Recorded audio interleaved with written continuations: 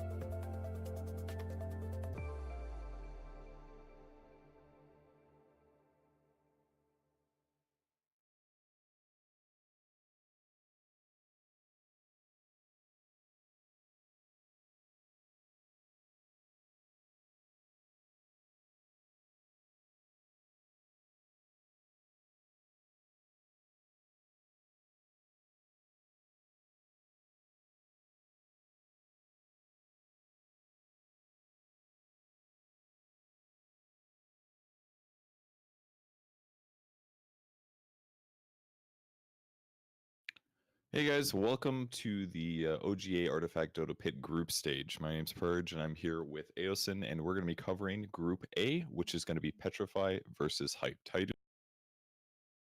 I am doing good. Not only is it going to be Petrified and Hyped, there's also going to be Pavel and Light. I can't remember Pavel's alias, actually. I don't think it's actually Pavel. Let me take a look really quickly. I'm sorry, did I say Pavel? I think, or we not watch. Oh, you're saying the other two in the group. The other two, yeah. Gotcha. What do you think about this game so far? We're looking at a draft here between the two guys. The opening heroes doesn't look very good for Petrify here, as he's opened with the Trainer Protector and an Enchantress, and he ended up hero versus hero against a Lich and a Timber. It's actually not the worst thing. I think it's actually something that you can recover from with these two heroes. I think when you run this this green lineup, you're just looking to build up a creep presence, and then after that, you're free to just like move around, build up presence wherever. I just feel a little unsure about opening things like Trainer Protector or Enchantress sometimes. Obviously, the creep buildup is really nice, and in this case, he ended up getting a duel off that protects his tree anyway, so it's going to be fine. But it often keeps me a little too worried about losing some of those early hero trades myself. I feel like it hurts your ability to really start a base in a nice way. It's kind of like the other way around, in my opinion, at least, because there's only a handful of heroes that will one-shot them, and those heroes are basically like Bounty Hunter that Janata proc or a PA, that kind of thing. And the reason why you want to flop with these heroes is because it makes it impossible for the enemy creeps to kill your creeps. And even if your hero dies, like just by having that creep advantage, it makes it really hard for your opponent to come back from when they aren't playing decks that have great AoE. And like you see here, red black, not gonna have a good time coming back from these boards. Like, look at this middle board. You're against a hero, right? But there's 6 creeps now, like, or 5 creeps. Yeah. He also has the armor on that lane as well, expecting to lose that one eventually due to his Enchantress dying. So I do kind of like the fact that the Petrify is considering throwing the Darkseer to left lane. That way he can be flexible based on where Hyped ends up pivoting to. And he could also save his Mazzy if he really needs to. What do you think about the deck so far? Do you have a chance to look over both of these guys' decks? I have not, actually. I'm going to take a look really quickly. It's been such a long time since I've been able to watch a draft tournament, because so many of them have been constructed recently. It's so like clean looking. All these decks have only like a really small list, and then you come back to draft, and it's just such a long list of cards. Yeah, it's really fun though. I played majority draft myself here, so I'm definitely excited to see how the groups play out here. going to equip a Keen Folk Musket here to give himself a trade advantage against the Winter Wyvern and force his opponent to move if needed. He can always drop a Cursed Satyr if the Winter Wyvern does move over, which would give him a really good trade. So I like this this move here by Petrify. Yeah, I think in Petrified's case, with the deck that he has right now, he is perfectly fine with constantly trading. I don't think he is actually afraid of going for these trades unless there's tracks coming out. I think if there's a track coming out, he will reconsider. The rare leather armor pickup here by Hyped. How do you feel about that item? I feel like in the early beta, it was almost entirely ignored by players. In fact, Hyped did not purchase. He didn't put that one in his item inventory. That was actually a random secret shop purchase. But over the course of the game, it can really add up in terms of how much damage it deals or saves you. That is. The item is actually pretty value because normally people only run triple cloak, right? And having only 3 cloaks as your source of like saving your heroes isn't exactly the most reliable. And leather armor is actually pretty effective when it comes to a lot of different matchups because all these different units from red especially, they all do 6 damage, right? So you don't have to exactly worry about a good example is Axe Berserker Call, right? Axe got nerfed to 6 damage, so leather armor actually keeps you alive now when you're in that matchup. And if you think about how much and how much health that saves you over the course of the game too, it really. Yeah, definitely. So now that the track comes out, he might actually consider surging him away because when you see this kind of play come out, you're pretty convinced that there's a payday. I think he's going to go for the. So he just trades it out. What do you think about that? I guess winning the lane and trading the heroes is more important to him. Okay, and he's going to send the timber. Yeah, I was going to say the Intimidate in hand is actually pretty big. This makes it so that Hype most likely has to just give up on this middle lane. I mean, it's definitely looking bad. I mean, he's got a Lich coming, right? We're only up to 6 mana, so he won't be able to Chain Frost deal with this. You could at best Winter's Curse, but considering that it's an Enchantress covered by that many creeps on both sides, that lane looks completely one to me. So the fact that he's also been able to kill the Bounty Hunter on the right side is just looking fantastic for Petrify, because now he can just potentially throw a lot of resources into the right lane. He can even search the tree over there too to diversify his mana a bit there. Is that what you're looking at right now? Like just ditch the left lane and mid looks semi one. I mean, if you can I don't even think you ditch anything. I think you just keep fighting on all fronts here. Like the thing about this red-green deck is there's no real rush to ending the game, because when you're playing against a red-black deck, in draft especially, you're not really that afraid of losing the late game, because it's not like they're going to have time of triumph or anything. Well, I don't necessarily agree, because yes, normally that's going to be the case, but his late game cards are Thunderhide Pack, Marrowfell, Brawler, Champion of the Ancient. Yes, Verdant Refuges stack up and stuff late game, but on the other side, he's got to deal with Chain Frost because Hyped was able to draft a Lich. He's got to deal with Primal Roars potentially. He's got to deal with Winter's Curses are good, but not incredible. But I feel like Chain Frost alone is going to be super scary, especially like if he didn't draw a Verdant Growth, or what's it called, Verdant Refuge yet, which is going to be the best Chain Frost solution, but he hasn't drawn one yet. So if he can't get that down turn 1 next turn and protect his mid lane, then he could actually just get cleared there potentially. Yeah, that is definitely possible. But like you said, Verdant Refuge, very good against the Chain Frost. In fact, he has 2 of the best green heroes to deal with Chain Frost. There's actually not a lot of ways for Chain Frost to be effective here, in my opinion. Obviously, if you're like not next to heroes or anything, you can clear out the creeps on the right side. But now that Enchantress is dead, this lane is now safe. No kidding. Did he lose initiation there, or initiative, by putting his cloak on and stuff like that? I didn't see who broke it originally, but if he could have, I guess it didn't matter. He actually could have saved him, right? Because he could have put a cloak on. He could have done Soul Spring afterwards. He could have stayed alive. That was actually a pretty big loss there, losing this Enchantress in the mid lane. It was like went from like a guaranteed lane win to now this. I guess it wouldn't have been guaranteed even if he lived, but it still would have kept the Satyr alive, would have put more heal into these creeps. It would have kept making things better, I guess.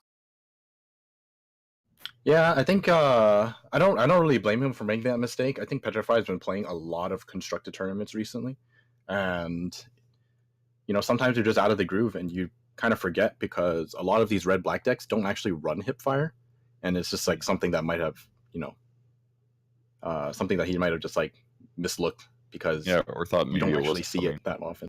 So the other crazy part is that with the Seraphim shield coming out, this is again was another item that wasn't in Hype's deck, but he ended up making a lot of money in the previous round. He got the track kill. He ended up doing a payday on lane 3, so he channeled a bunch of money into items. Most of it's pretty small things, other than the red miss small, but the shield actually making a huge impact on the mid lane in this match here.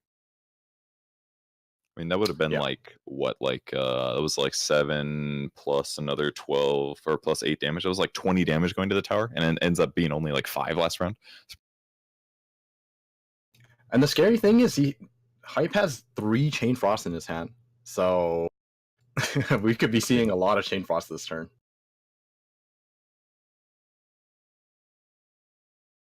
Well, it's not very good on the left lane, at least. Mazzy is going to make it a little bit worse. This could encourage them to use. Yeah, I think, like you said, not the greatest, but now definitely worth it. Okay, didn't get the Dark Seer, though. A few too many bounces to Mazzy, but he's not going to be super upset about that, I don't.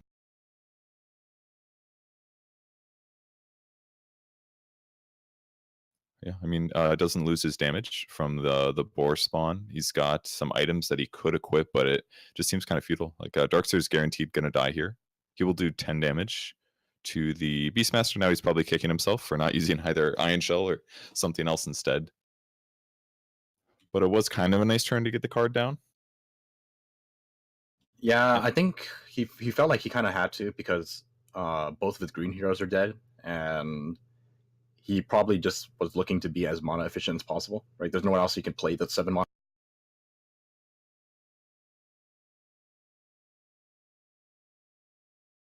And now that, oh, okay, he's just going to clear it. Yeah, that's pretty safe, I guess. I mean, he doesn't have a good way to deal with the Lich here is another issue, though. Like, he'd have to intimidate him out of the lane or something. Now the whole creep wave's clear. This lane's completely safe. That item randomness in the secret shop really saved Hype here, I think. Because if he takes another, like, 20 damage or so, his ability to actually defend this lane just becomes so much harder. Yeah, definitely. A little bit unlucky with the bounces. He's unable to clear the creep in front of him to use the demagicking. But I think we're going to see another Chain Frost here. Oh, just kidding. Went for the Reptile first. The old punish of playing Legion Commander is that now that he's not attacking, he's not taking an extra 2 damage, so he's going to live with quite a bit of health. But either way, still pretty useful. Prevents him from using spells, and at least he could do a potential duel next turn to open the. And he's going to play all 3 lanes still, playing it pretty safe. Whereas Hype's going to commit extra heroes to. Man, I must say, it feels very weird, like having the button there, looking like I can press it, but it's not actually me.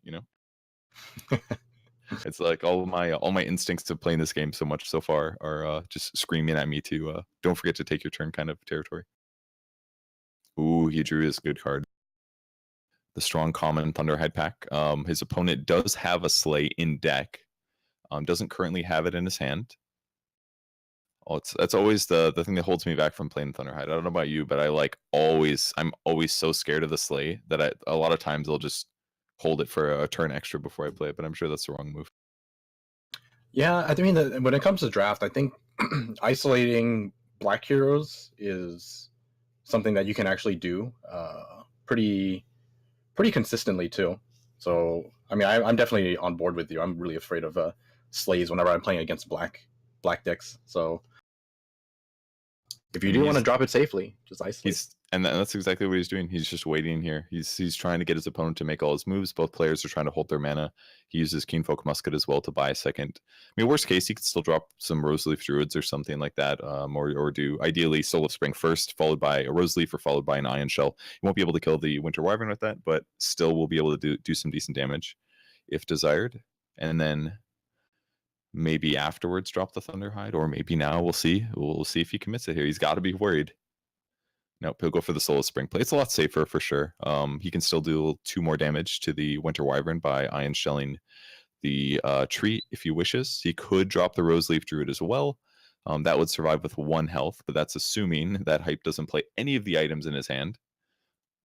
And he's just going to go for tower damage. Yeah, I think he opted for this play here because like you really have to think about where he actually wants the Thunderhide pack, and I think this isn't exactly a lane he wants to push. I think he's gonna feel like he can actually take this lane back without needing the Thunderhide pack, and then whereas you look at the middle lane, Mhm.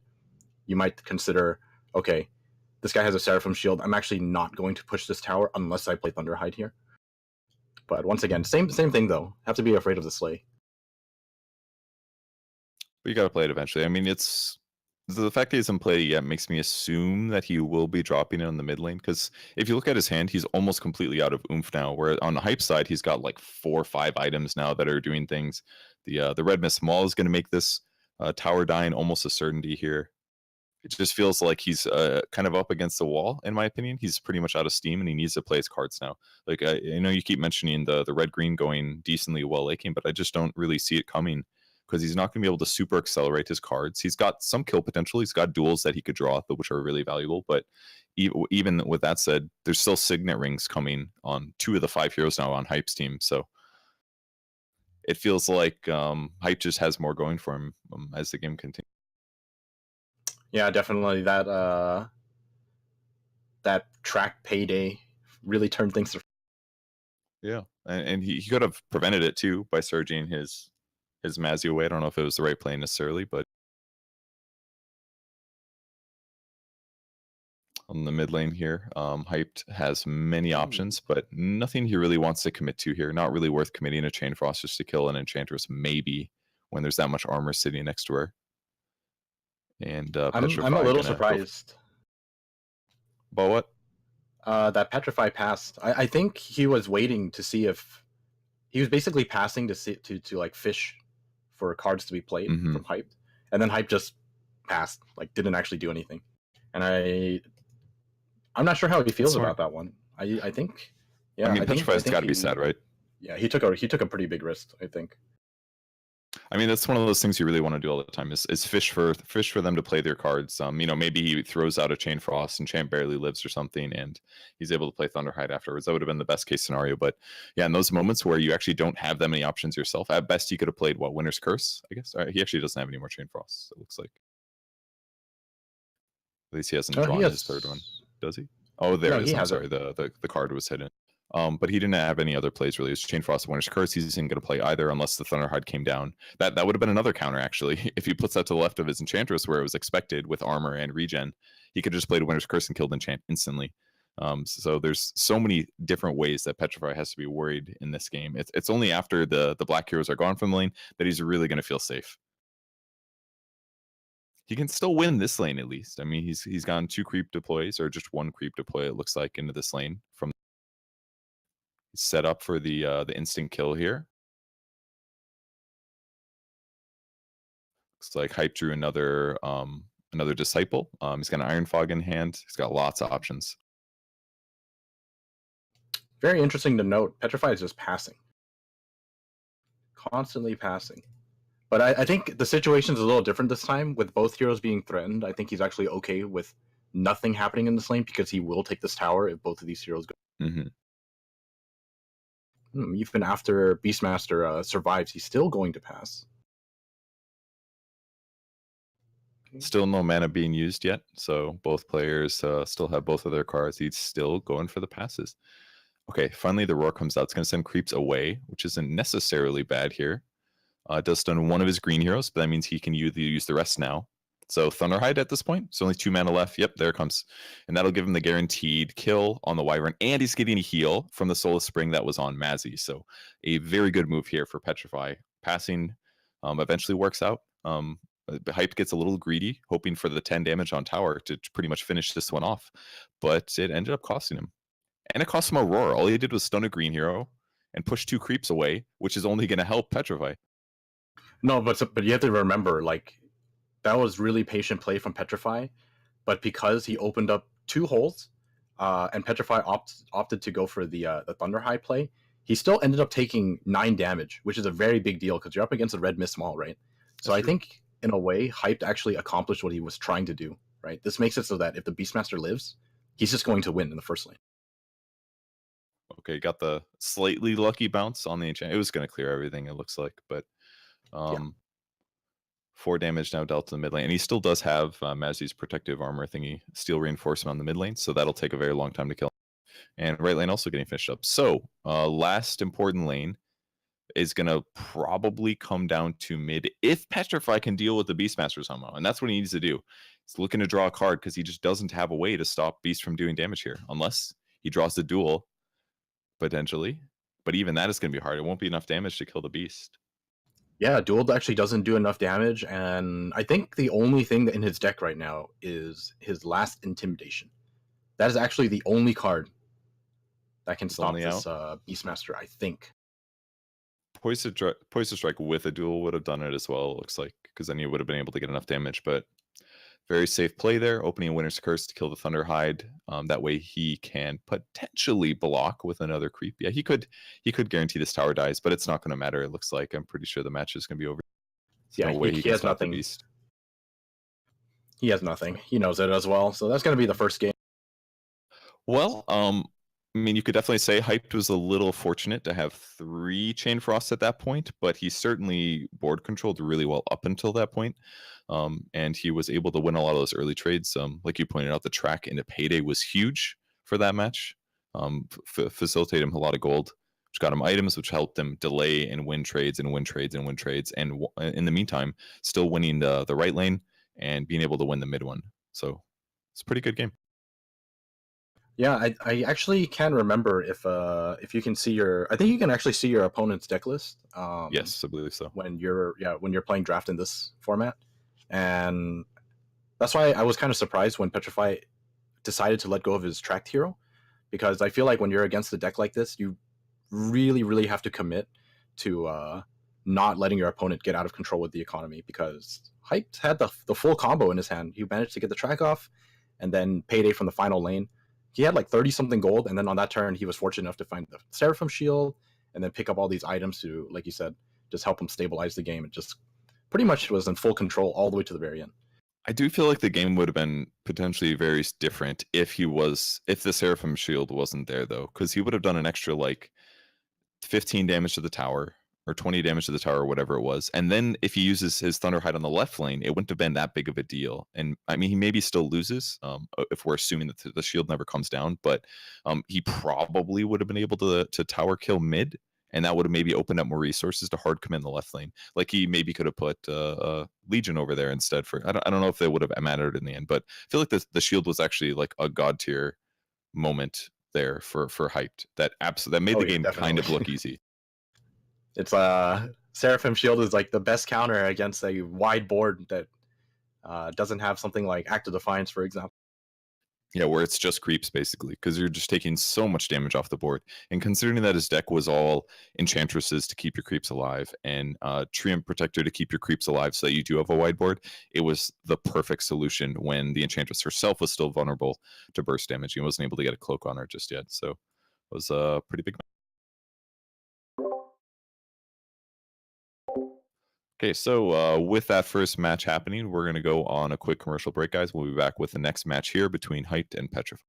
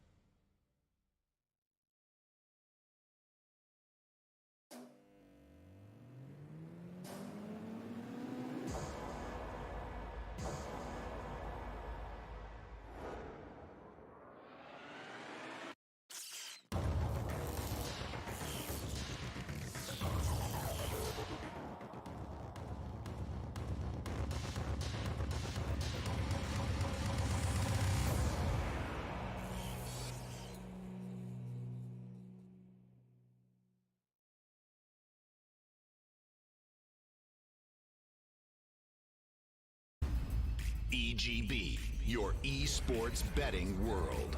The only place to find the widest choice of popular games and matches to win real money. Choose your bet on a single event or express of several matches with dizzy odds. Serving the market for 7 years with over 800,000 users. Join now to get your bonus for the first deposit up to $600. EGB, you know for sure who's gonna win.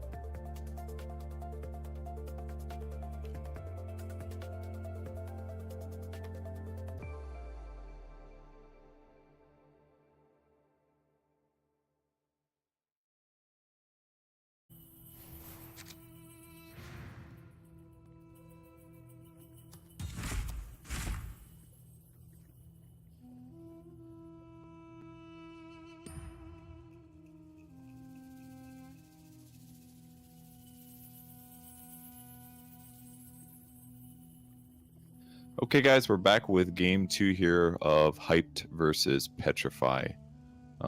Looks like the opener. Am I wrong? Oh, we're already pretty deep. This is already round 2. Okay. Yep.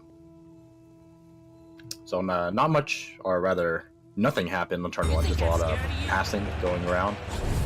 Something important to note on this turn was that Petrify was deciding on whether or not he would deploy into the third lane, because there were no creeps going there, and it would make it so that he's guaranteed to be in front of the bounty hunter, and he has a sucker punch in hand, but he opted not to go there. And I definitely agree with this choice, simply because he has the tools to secure the first lane, and the first lane, in my opinion, is going to be a lot more important than the last lane for him. What do you think about this move here? I guess he didn't proc Janata, so it's probably not worth dropping the creep. You just go for like an Iron Shell and then pass, I guess. Yeah, I'm okay with this. Just ramping enough for the possible trade later. I guess normally Iron Shell doesn't feel the best damage-wise, but against black and red, it's not terrible because a lot of those heroes don't have armor. Well, he's going everything on the left lane, I guess. Try to win the lane and then send stuff over as needed. Yeah, this play is only viable because of the fact that you have Darkseer here. How do you feel about Darkseer as a hero? I know his win rate is not the highest in typical drafts, but is that more so just because people don't use him correctly? Like, what does he give you? That's obviously it's great to be able to move lanes and stuff like that, but I've seen this play a lot where you deploy your Darkseer and you just do like an abundance of heroes on one lane, which normally is the wrong move because then you have 3 heroes in one lane, then your opponent will just ditch that lane and go somewhere else, go win the other 2 lanes. But it does really feel like it gives you so many options. It makes it hard for you to do exactly what you want. Like you can just get outmaneuvered, right? Yeah, definitely. I actually think the hero is decent. It's actually only played because of Surge. There's a couple of red-green ramp decks that actually run Darkseer. I think Swim was one of the first. I think it's Swim who was one of the first to make adjustments to the red-green ramp and then included Darkseer in his deck, just to have that extra mobility. You obviously don't really pick him for Ion Shell, right? But that Surge alone makes a very big difference when you're playing red-green ramp, because you always want to have both colors in one lane, and sometimes if you get picked off or something, Darkseer is there to make the adjustment. Alright, goes for the Whirling Death here to try to win out this lane, but that gave him the opportunity to use his Sucker Punch, which now guarantees his Winter Wyvern kill, so Hype's going to be a little sad about that one, I'm sure. It's just enough damage to get the kill. Yeah, it's also important, just so that he can't use the Arctic Breath, and basically locks him out of all of his black cards. So this first lane is super dead. Definitely a big play. Could have done a Slay potentially. I guess his other cards were not that useful here, but yeah, this definitely helps. And then here he'll take a little damage from Timbersaw. One lane that he can't lower armor in, I guess. I am kind of a fan of Iron Shell sometimes, though, because the shitty thing about Retaliate is that it's not very effective because any points of armor and your opponents start blocking a lot of the damage output that you're doing. Like 1 armor against a Legion is actually blocking 2 damage, for example. But once you start putting Iron Shells on Legion commanders, then shit gets awesome again. Because then if your opponents start doing cleave damage or little bits of damage here or there, all of a sudden your Retaliate damage becomes actually respectable. So I actually really like the Darkseer in this deck for Petrify. It does combo well in multiple ways. Yeah, I can definitely see that working out. It's just that, at least in my opinion, for 4 mana, there's just too many other better green cards, like, making a Satyr or making a Wolf if you have Lycan, that kind of thing. So it's really hard to justify just how good Ion Shell is as a signature card. Like, if you have it and you're in a lane, like, when is it really great to play it? And as you can see here, like, it's in the last lane. There's nothing else to play. That's the best time to play it. Now, he did miss another Janata proc, this time a little bit more important because it would have helped him kill the Enchantress, but the Soul Spring keeps him alive anyways. 2 creeps going mid. Looks like that's going to be a lane that Hypes tries to win, probably with a Disciple committed there, most likely. Might be a little scary if Petrify draws a duel. He does not, though. It's kind of looking like time to start surging heroes around to me. To me, old friend. But you don't want to leave too early. I think he's okay with sending a hero now. Like, there's just so many resources in this lane already that you don't really need your Treant here. You can just send them off. It would prevent him from getting the tower kill right now, though. That feels a little scary to me. There's no place left to hide. I think he's just going to drop the Hellbear here, and then if he really, really wants the tower right now, he could just play Poison Strike. Yeah. And he could do that with Verdant Refuge too, so this is kind of a decent turn. And you could also do Jasper Daggers, obviously better to save it, especially against a Roar later on in the game. If you get a hero matchup, get Roared, you could drop the Daggers to remove the stun. This lane belongs I'm definitely to thinking me. about Verdant. Yeah, Verdant with a Poison Strike just feels like the right move, and then you can search Treant away perhaps. Yeah, I can soup this It's bad boy slightly scary. He might now just. you're do looking the at 1 Treant, too. mana. There's nothing that could really come out. No, I just mean sending a hero away now. Like, for example, if the Crusader survives, like let's say surges the tree away, then his Bronze Legionnaire loses 1 damage. For example, the Satyr stays alive. Oh, he's going to spawn zombies, of course, but some ways might be better to board control first because he's doing well in the right lane. He's got a Verdant Refuge down there. He's going to go for it still, though. Oh, I'm surprised he went to the last lane. Really? That I was not expecting. Well, why is that? He's already winning that lane. Basically, the bounty has way less health than his enchant. His enchant has Soul of Spring. He had the Verdant Refuge in that lane. Mid lane is hard, man. Drop the steel reinforcement. Get what you can out of your Legion here. But there's no way that he's going to try to win this mid lane. That's crazy. Because if he gets a bounty kill right now, there's only 1 more black hero coming the next lane. If he gets lucky and draws an Intimidate, he could just keep black heroes out of that lane for another round. Get like 2 or 3 rounds of damage. It would be huge. Yeah, that's fair. I like that line of play. The other really sick thing is that now now they have an abundance of armor in this lane on the right lane too, which basically means like the game is over for Hyped even if he could get to Chain Frost. His enchant's already sitting at 3 armor in lane 3. Wasn't able to draw Chain Frost here. Gets an Ability Vandal though. So he could push this lane, but it's still really scary with the Legion being here. But that will guarantee the Legion's death. Not worth using the Jasper Daggers for this trade. I mean, he kills Lich anyways. He doesn't want to be in this lane. He just wants to stall it out. But at the same time, Hyped is very happy with this. Ooh, this is actually a kind of a problem. Seeing 2 Disciple is kind of scary because you're gonna lose this tower next turn, but then there's always that possibility of getting 80. That is a very scary part. I mean, they're going to do a lot of damage this turn as well, though. Oh, look at the power of green. Look at this creep. 0 damage from a bounty hunter. He's actually not proc Janata at all this game, by the way. He's unfortunate. That's pretty unlucky. Because if he did proc it, he'd only deal 3 to the creep. But, still, it would be nice. He could play 1... Actually, if he did proc it, he could play 1 black card and have enough damage to kill the creature. So he could both save himself and kill the creature if he had procced Janata, but he has not. He's got Winter's Curse. That could save him. I mean, the creatures, I'm looking at those, and I feel like all that matters for a hype tier is just not dying rapidly in this lane, and then winning in the mid lane. But he's had to commit the Oglodi Vandal here, unfortunately for him a bit. It's going to do 6 damage. Does it matter? Nope. It doesn't matter at all. Nope, does not. Yeah, like you said, he just needs to stall out this lane. So playing the Oglodi there,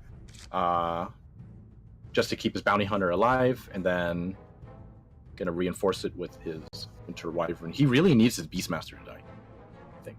Oh, did you see the double creeps on the mid lane? That's actually pretty dangerous, because that means these 2 damage creeps could one-shot Disciples or even regular creeps. If he kills the Disciples with these creeps, I think that 80 That's possibility is actually out. Yeah.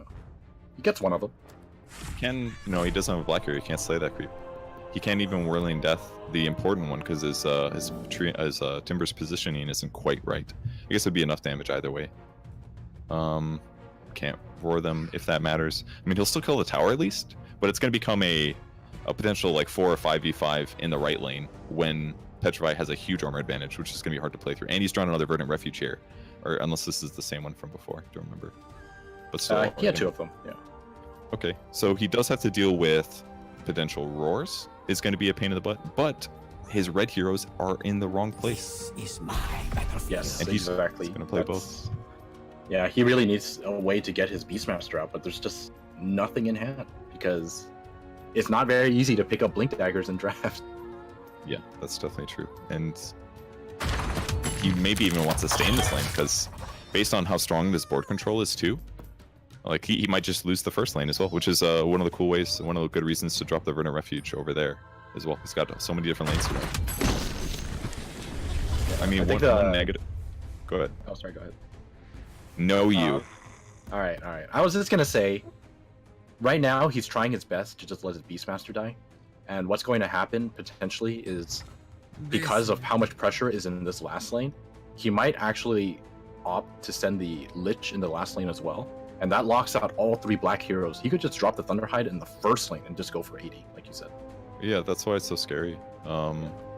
And this way, by playing both lanes, it's even less dangerous to have to worry about Roar, because now that he's got 2 lanes going, it's not as much of a game win to just push a couple heroes out of a lane that might seem like a big deal. So I do like how Petrify's playing this. He is down 1 game, by the way, so not in the best circumstance. Ends up using Winter's Curse for some damage and some disarm to delay this tower dying at least. And I'm guessing we're gonna he'll probably Arctic Burn, yep, to possibly kill the tree here. Yeah, and it looks like that Here will. comes the Jasper daggers. That's gonna. You would just give up a demagicking maul just like that, man. It will be enough damage though. It would kill him. He'll deal a total of 8 with his attack and then 3 retaliates. So, But once 11. again, I think he might be considering 80 in the first lane, and if he's considering that, you just hold the Jasper daggers and you don't use them here, because it keeps all the heroes locked here, and then he might be considering putting Lich here as well. it's a hard decision. Yeah. Okay, he goes on and holds it. Huh. I think I actually agree with this play. The reason why I agree with this play is because his Thunderhide play is actually probably the best line to victory, because it's so hard for Hype to break this this gigantic wall in the last lane. It's actually just so enormous. I'm not quite sure what you mean by last lane, because both of his lanes are just so strong right now.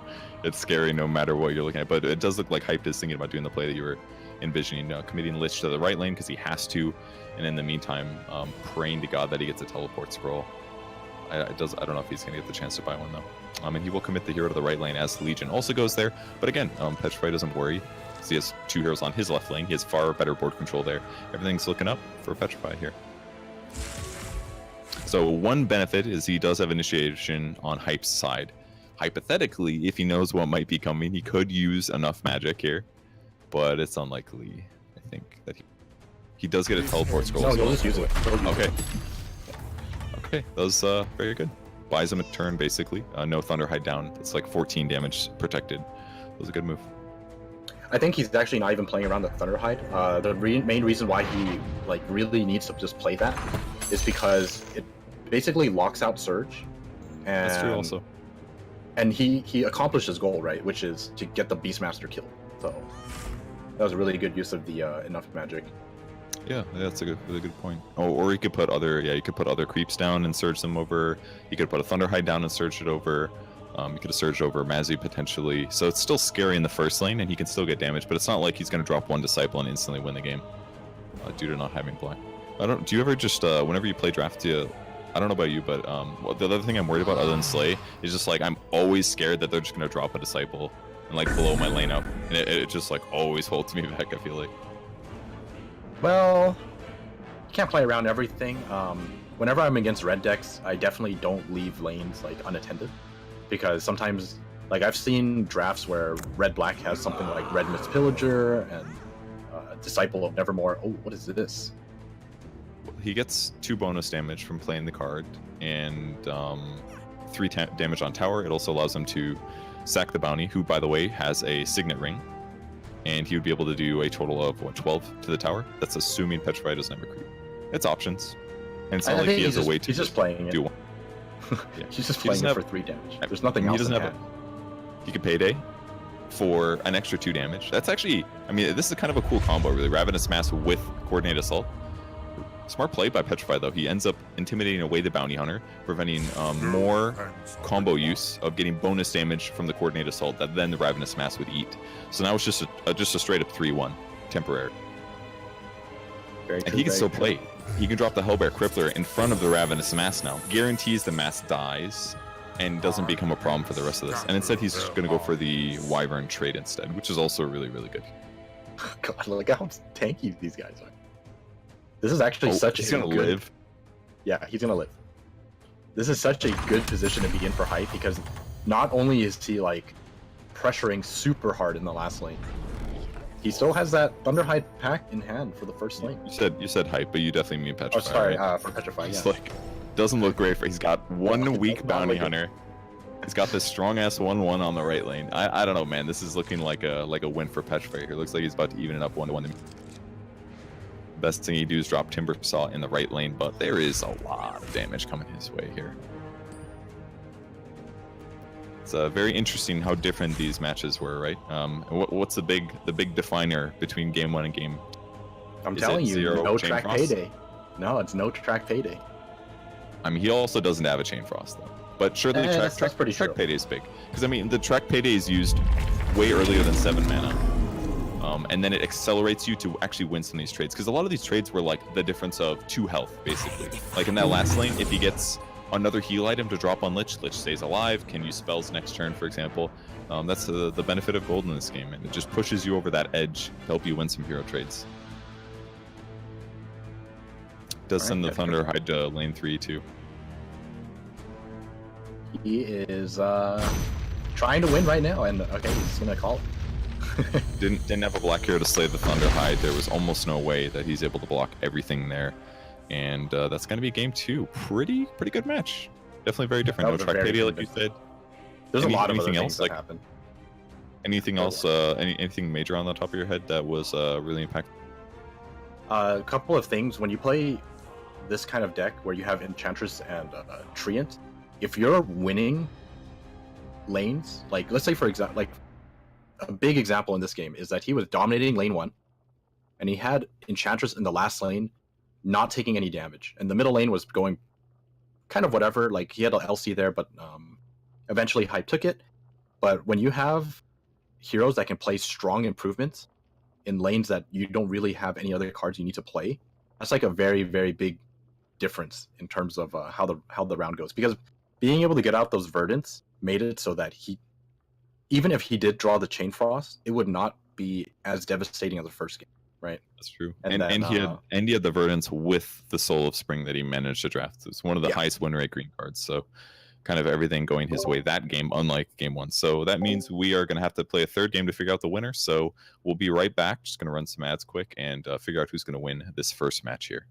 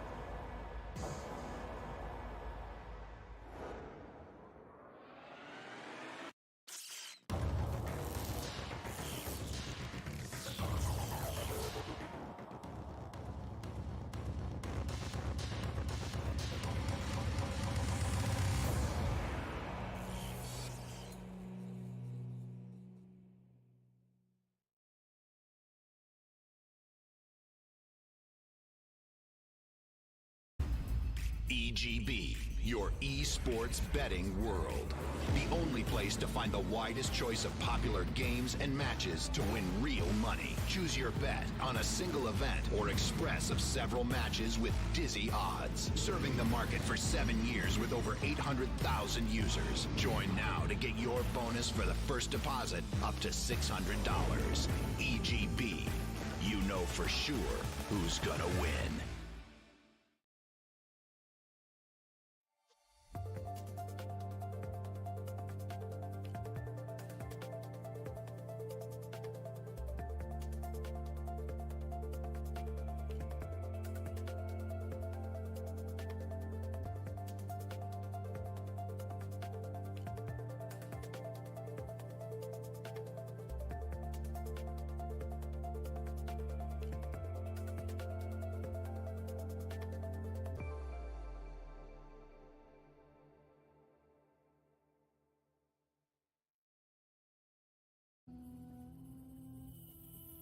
Hey guys, we're back for the OGA Artifact Pit group stage. We're into round 3 between Hyped and Petrify. My name's Purge, and I'm here with Aosin. We're starting off with a quick hero trade. To serve, Commander. Yeah, I think both of these teams don't actually, or I say teams, been watching Dota recently, but yeah, both of these players don't really have any like turn 1 interactions to prevent that. It's just going to be trades. Whatever is dealt to you is going to be what you're going to have to deal with. So. Going to see double deploy in the first lane.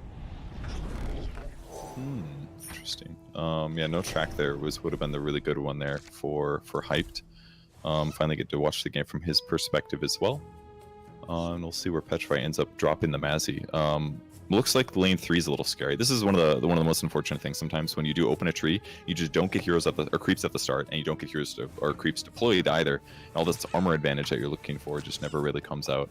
Can be a pain in the butt. So they're going to match up red versus red to make sure that they can have play cards in all lanes. Yeah, definitely. Playing green without friends is actually the worst feeling. This treant is not accomplishing much in the last lane, except for the fact that. I'm sorry, what was that? You can kill creeps. Like that's one good thing. Oh. Yeah, sure. But more importantly is that he actually has like a Verdant Refuge in hand, so next turn he does have plays at the start of the next turn. He's clear the deck here to clear out the Bronze Legionnaire plus 1 extra creep. How do you feel about that card? I'm kind of a big fan of it usually when I do draft, but it doesn't always get the most value, but you can make little plays, right? Like clearing a Bronze Legionnaire is amazing. Clearing a creep is also really good. Do you end up running the card often when you play? If I play a draft and I run red, if I run red with any color other than blue, I always try to include at least 2 in my deck, simply because there's no AoE, there's no answer to a wide board if you do not take that card. So I really like that card in draft. Obviously in constructed it's kind of garbage, but yeah, that's probably true. I guess the only other clear is like Bronze Legionnaires. It's usually what I rely on red wise. Just make sure that I draft a lot of those if possible. That way I can at least open them up and just naturally clear creeps themselves. But it's not as reliable, I suppose. Yeah. And it's also not as instant. If you don't draw them, you can just be in a disadvantage anyway. So hero matchup wise, similar plays from Petrify to dump all of his heroes with surge potential into the same lane. And Hyped is anticipating matching that as needed. Well, we'll see how this goes. The Timber is currently in trouble mid, but he does have a healing salve ready to heal him. He's going to instead drop a black hero mid to give him more up. So I think this turn is going to be extremely important in determining how these lanes end up going after this. Because if Petrify manages to solidify his first and second lane, and this Verdant Refuge just comes out, it's going to be really hard for Hype to take these back, I feel, with this type of deck. Yeah, that's probably true. He does have good late game cards, but like you said, if the Verdant Refuge comes out, then Chain Frost becomes heavily limited in what it can do anyway. So unless he ends up drawing a D-Magic in Wall, that's also the big card that could really change a lot this game if he does make a gap somehow. And he can with things like Winter's Curse and Chain Frost, potentially. If he can cut a hole in the right place and then start destroying Verdant Refuges, it's absolutely going to change his late game potential if he can offset those cards. Winter Wyvern going to fly right in front of Darkseer. I actually really like this play because he knows how much he relies on this Darkseer. And pick a fight, gonna go out, trying to clear and take control of this board. He also knows that his opponent already used an Iron Shell on lane 3 on the Treant Protector, so it's less likely that he would have another Iron Shell to be able to buff up Darkseer's damage. And he also spent, there's limited gold still so far. He doesn't know what item Petrify has, but he does know that he has an item. And in fact, it's the one that actually doesn't do anything in this circumstance to be able to keep Darkseer alive. No sword to kill the Wyvern, no cloak to keep the Darkseer alive. Drops a Curse Satyr in response as well to guarantee a Legion kill and keep the Beastmaster alive. So that was a nice play there by Hype. He could actually save the LC again if he picks a fight again. Yeah, there you go. Oh no, he doesn't. No, he doesn't save. Okay, never mind. He wants to kill the Beastmaster. I mean, Mazzy would have taken 2 and 3 damage, so Mazzy also would have died. No, well, he could have. So yeah, but then he would lose his maybe his Enchantress for sure. I guess not. I mean, if he has Whirling Death on the mid lane, there would still be options, I guess. So maybe you're right. Maybe that was a bit weird. Well, here's the thing. Curse Satyr, if it lives, it makes a zombie for you every single turn. That's why, at least in my opinion, I think this card is pretty bad. Because once you play it, if you're not getting value out of it immediately, like, you're killing the LC here, sure, but... Oh, he's just going to leave. So Beastmaster isn't going to go down. I mean, as soon as he healing sobbed him, he was already going to be completely fine there, which is why he ended up ditching the lane. Okay, so loses the Darkseer, but he does get a surge away of the Mazzy, who's now in lane 3, which is already a little hard to defend being low, but it looks doable since the mana. And this just looks like a bit of a Timber Saw in trouble. I mean, he's already used his heal now, so Timber is going to die. Ready to smash things. And that's just going to be the trade, I guess. But they do also get a Verdant Refuge or potential Satyr Duelist. I assume he'll refuge. This is one of those hard questions. Okay, he'll refuge this lane. I was like, do you refuge lane 3? Do you refuge lane? He'll go for lane 2 with a Soul of Spring to keep Enchant alive. He's been kind of lucky drawing his 1 Soul of Spring, like what, 2 out of 3 games, and early too. Yeah, it feels good when you have that card. It's it feels really nice to see a bounty hunter hit your creep for 0 with that card. It's definitely one of the best in the game for sure. When I first started playing, I played against bots for a long time, but I ran Soul Spring so often because it just gives you those early trade wins. The only time it's iffy is if like there's less than 4 damage being the difference between whether you live or not. But in which case something like Siphon Strength can be better. But Soul Spring is so value for winning those early trades. Really makes green heroes feel stronger than red in some cases, if you can make that work. Lucky for Hype Tier, he ends up getting a Demagicking Maul in his secret shop, so he gets a chance to buy one. So this could be the card that he needs to win this game. Lots to break with the Mazzy and the Enchantress. Yeah, definitely. It's a very nice pickup here for the first lane, especially because he's not exactly doing that much damage. But this will make it a little easier on him. He could make a boar, and if it's on the right side, he could play Coordinated Assault, and then actually push quite a bit of damage here. Yeah, that'd be pretty good. He could even Red Mist Maul if he really wants to. At this point, it looks to me like Hype just ditches mid lane. Mid lane looks really tough with those 2 new creep spawns. It was already a difficult lane, but feels almost impossible for him to win that one now. And he's likely to could continue committing to the right lane, so feels like left and right are Hype's plays this game. Or ended up going on the left side. Yeah, he's going to be a left and right. He's also going to save the Maul for the right side because that's where he's being contested. And having a Maul in a lane where they're trying to fight back is such a big deal, especially since it's at 18 health. It means that obviously he's going to have some more damage elsewhere. But if this Lich manages to hit, twice, that's already 10 damage. You just got to find 8 elsewhere. Yeah, it could be big. So does he commit the Demagicking Maul right now? It might as well, right? Because you get the free Steel Reinforcement kill, or is it more important that you hold it for the right lane? Looks like he will hold it right lane because this lane is already kind of won. It's definitely one of those things you have to keep in mind is that even if it does give you the better advantage there, kind of, that you're still committing cards to a lane that your opponent's less likely to defend. So probably just safer to save it for With lane you 3. by my side, I know I will reach my full Another potential. Satyr duelist.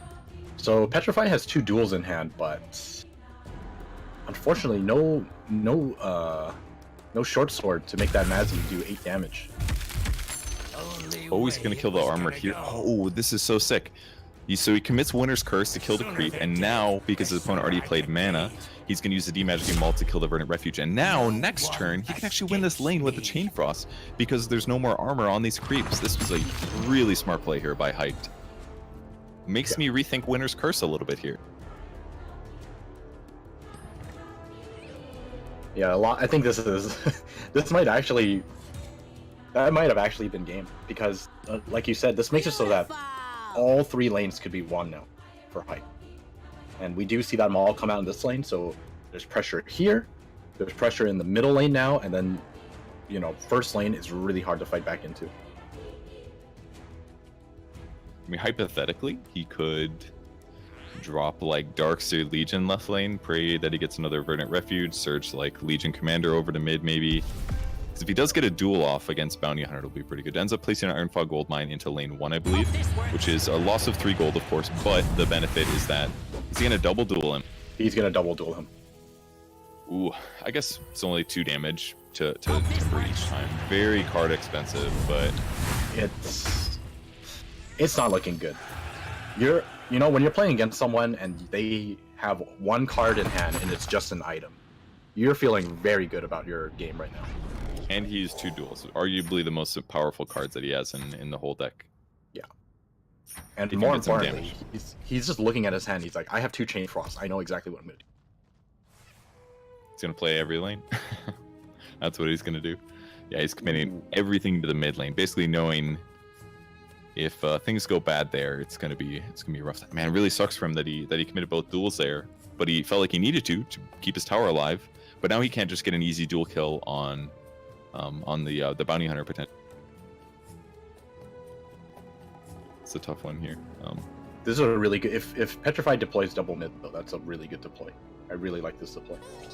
For what reason? Just to guarantee that he wins it, and then he can start sending creeps stuff other places.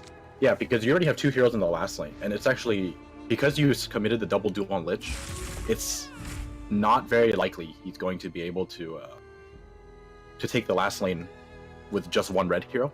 And because you have the Darkseer and a Town Portal in hand, you can double deploy mid first to ensure that you take it, and then you can make adjustments afterwards. Okay. Yeah, I suppose with Surge. And that 1 item he has been holding on to was a teleport scroll, so he definitely has ways to get out if needed. And this way he can for sure cast spells in the mid lane, even if his 1 remaining hero, the Enchantress, ended up getting. So Chain Frost. Winter's Curse is not really ideal here. I don't even know where you would Chain Frost. I don't think you Chain Frost here. I guess you kind of have to, but it's such an awkward Chain Frost. Oh, is it gonna go left? Left. Oh, he does get it. Payday. Okay, that's pretty big. So because the Darkseer was all the way to the left side of 1 board, that means the first Chain Frost would only bounce to the right, and therefore there was again a 50-50. It goes back the other way. So there's a good chance that he was able to kill the Darkseer with that play. And by killing the Darkseer, that means he doesn't have to deal with Surge stuff. He's going to still lose this lane because every creep has spawned here. It's like he has a Kana. But it's going to give him more control over winning potentially lane 3. He put the Vol in hopes of Trading it out, right? yeah, But it got trading it killed. out, and this guy has 8 regen. Whoops. Unless maybe he did want that. Ever seen a Vol kill a giant 2/10 ogre before? I haven't. I have never seen. Takes 5 turns. We'll get him down. That's no problem. So Roar is a big possibility here as well, because your opponent has nothing in hand. Is it worth it though? Is it worth sending the Mazzy away just to win your trade a little bit better? I'm not sure. We've drawn another Red Mist Maul potentially for Hyped over the Secret Shop. Could be a good use considering he's already got 1 on the Lich. His opponent would have to deal with both of them, and it just doesn't look super likely. Hey, he does end up.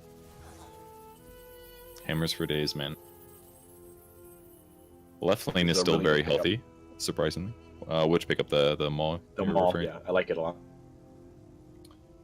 It's trying to decide between Legion left and mid. This is like one of my most painful moments is when I TP a hero out of the lane and then I realize I actually need to go back in that lane. That shit makes it go on the right. Makes it hurt. The Legion's on the right. Oh my god, it's on the right. Well, what's the huge benefit there? Just having extra armor. No, the from Roar is going to shoot both of the heroes out. Both red are going to Oh. get knocked out of the last lane. This actually might be. Actually, I think this is game. He's got initiative right now. His opponent has Intimidate. But yeah, if he pushes both out, Lich instantly does 6 damage after tower reduction. He doesn't have a way to protect his heroes if he loses the initiation.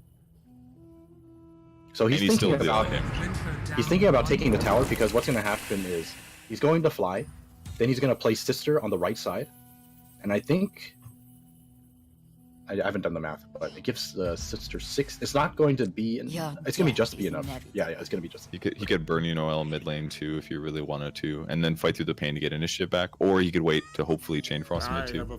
He's got lots of ways to initiative here. Yeah. He doesn't need to play anything here. He doesn't even need to. Well, actually, if he really wanted to, he could fight through the pain. But Yeah, it's basically, does he want to guarantee that he has initiative or gamble? Because hypothetically, I guess if he intimidates the bounty hunter, then he gets initiative back anyway. he So gets it back. Yeah, so it really doesn't matter. Because when you're playing against green, like there's nothing to interact with except for intimidation, and if he plays it here, then he doesn't really care. So yeah, here we're gonna see the chain frost, and then pass, and then we're gonna see a big roar. Mess with a professional. and keeps his tower alive, just winning every lane. Yeah, this was actually pretty brutal. Petrify actually wasn't able to draw any cards. Like, he actually just had no cards to play for the longest I time. bring wisdom and power. I mean, he just played a lot, right? We didn't see that many card draws going on. It's just he committed a lot of... When you have something like Soul of Spring, for example, you kind of throw stuff out really rapidly. And one other thing, he had 2 steel reinforcements drawn early game. Those Yeah, were consistently down. He had one in lane 1, he had one in lane 3. So 2 of his early cards were cards that don't actually help that much. Oh. He actually doesn't have enough to end the game here. It's short one, by a little. By Oh 2. wow. 2 damage. The armor paying off after all. But it doesn't look good. I mean, I'm sure he'll play this out. This will But work out nicely. extremely likely that he's not going to be able to hold out. With just a Darkseer dropping in the lane, he'll have an Intimidation, I guess. But he needs 2. I actually don't see any line of play where he can come back from this, because all he has right now is a Darkseer. And if Sucker the Darkseer Punch? goes in the last Yeah. lane, no one can move. Yeah. That's basically all that they could do is Sucker Punch and intimidate the other guy. He could... No, it's a wrong set of cards. Yeah, I mean, he's putting heroes left lane. I don't know what this accomplishes. I guess it's Well, he basically wants to surge the LC and okay. draw a duel. I don't And a actually Sucker know Punch what or else something. it is. You have Sure. to duel and Sucker Punch to kill one, and then. And I think after the other. seeing these 2 cards, I think he's just gonna leave. Yeah. And that's Okay, gonna so, be it. so it'll be Hype taking the win, 2-1. I think the really crucial moment was definitely saving the D-Magic Maul, committing the Winner's Curse to kill the creep, and then after his opponent played a card, and then he ends up using the Maul to kill the Verdant Refuge, which then opened up the mid lane to being scary and vulnerable, because then he could Chain Frost it later, which he did multiple times. He Chain Frosted a Darkseer to get a kill there, and they also Chain Frosted later to clear the board and get initiation, kind of for fun. And that was the big move. So congrats to Hype there for winning match 1. Now this is a round robin GSL, or not round robin. It's a GSL match. So that means you need to get 2 wins to advance to the next stage. So that means Hyped is going to be grabbing 1 win, and Petrify is going to go down 1, but he still can win by beating his next 2 opponents. So we're going to jump to a break here for about 5 to 10 minutes, and then we'll be back with the next match, which should be Life Coach versus Pavel.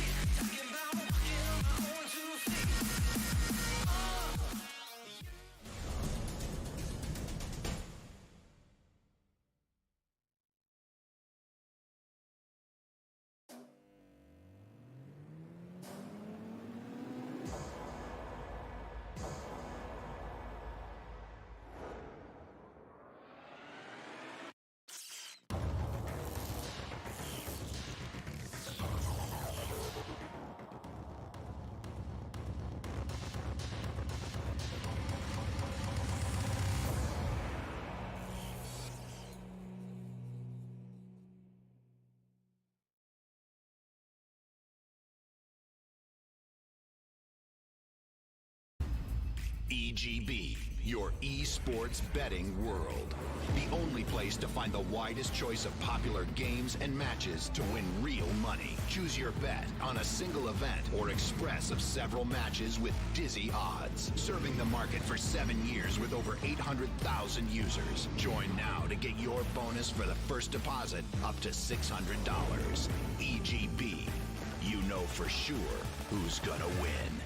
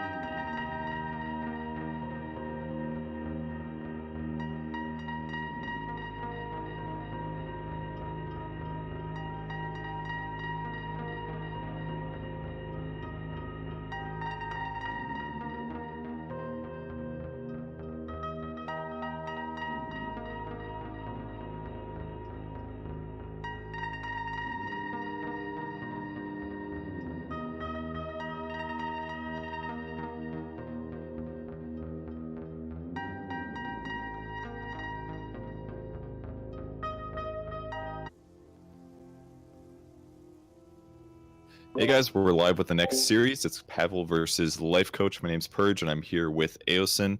Aosin, what do you think about these two decks? Did you get a chance to look them over yet? Yeah, I've taken a quick look at them.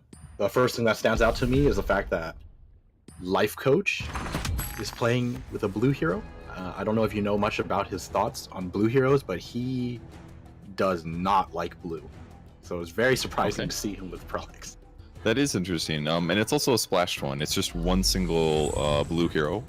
In terms of his other cards, he has one-dimensional portal, one foresight, and like a cunning plan or something like that. Yeah, and then the barracks is. Although I'd say that if you are going to splash blue, Prolix can be really good for it, because if you can't put her into a safe lane and keep her alive, and then also get barracks down, it can completely change your game. And in fact, looking at his hand, he's almost entirely blue right now. He's got 2 barracks in his hand. He needs to stay alive here, and that's what he's going to do with his cunning plan. It looks like. I think he's going to cunning plan the Farvin and make the trade happen. This is actually an insane hand to open with, actually, for Life Coach. He's played the Mist in the first lane, and he has 2 barracks in hand. So, okay, well, yeah, can you imagine barracks in this lane? It would be pretty bonkers, actually. The downside is, though, he did not spawn next to his Farvin, which is in some ways good. He's going to lose Farvin for sure, but he won't lose his Prelix at least, and he can still swap and kill the Debbie either way. So this is, I guess, in some ways better. Prelix is just safe. Ooh, there's a sucker punch in hand though. This is going to make it very difficult. Yeah. Well, it's either that or does he kill Prelix? He can either no accident to kill Prelix right now, guarantee the board gets cleared, or he can Sucker Punch to keep his W alive, and that's the safer move, because he can always use Sucker Punch or no accident next turn. So still not great for Life Coach. Yeah, I think he's just going to be playing around the initiative for the next turn. You know, he's gonna, like you said, no accident the Prelix on the next turn, right from the beginning, and it's very important that Pavel is able to take back initiative. Like, if I were him, I would probably just pass all the way to the very end. Yeah, it's not a bad idea. There's also ganks available here for Life Coach. Unfortunately, it wasn't able to one-shot the Farvin in the previous round due to the Ramuske blessing. I think, is that how you say it? I have a lot of I trouble. just call it Ramus. I just call it. I think you're supposed to say K at the end. At least there's one voice line where one of the voice actors said that, so I'm a bit confused. But kept him alive, which ends up meaning he trades out with the PA, which is incredible value actually, if you think about it, pairing those two cards together. So it's not looking great for Life Coach right now. He doesn't have initiative either, so his Prelix is just gonna die instantly, and he's forced to drop a Debbie somewhere on the map. We'll see where he ends up coming. He will go left lane to give him some advantage, and he'll have ganks available at least. And he can also cloak his Debbie first, which means he can probably gank. He could gank Sven. He could possibly gank the Mazzy as well. I like ganking Sven here. Just I like opens ganking up the Sven board, here right? just because just because like you might actually have a bit of trouble on this first lane.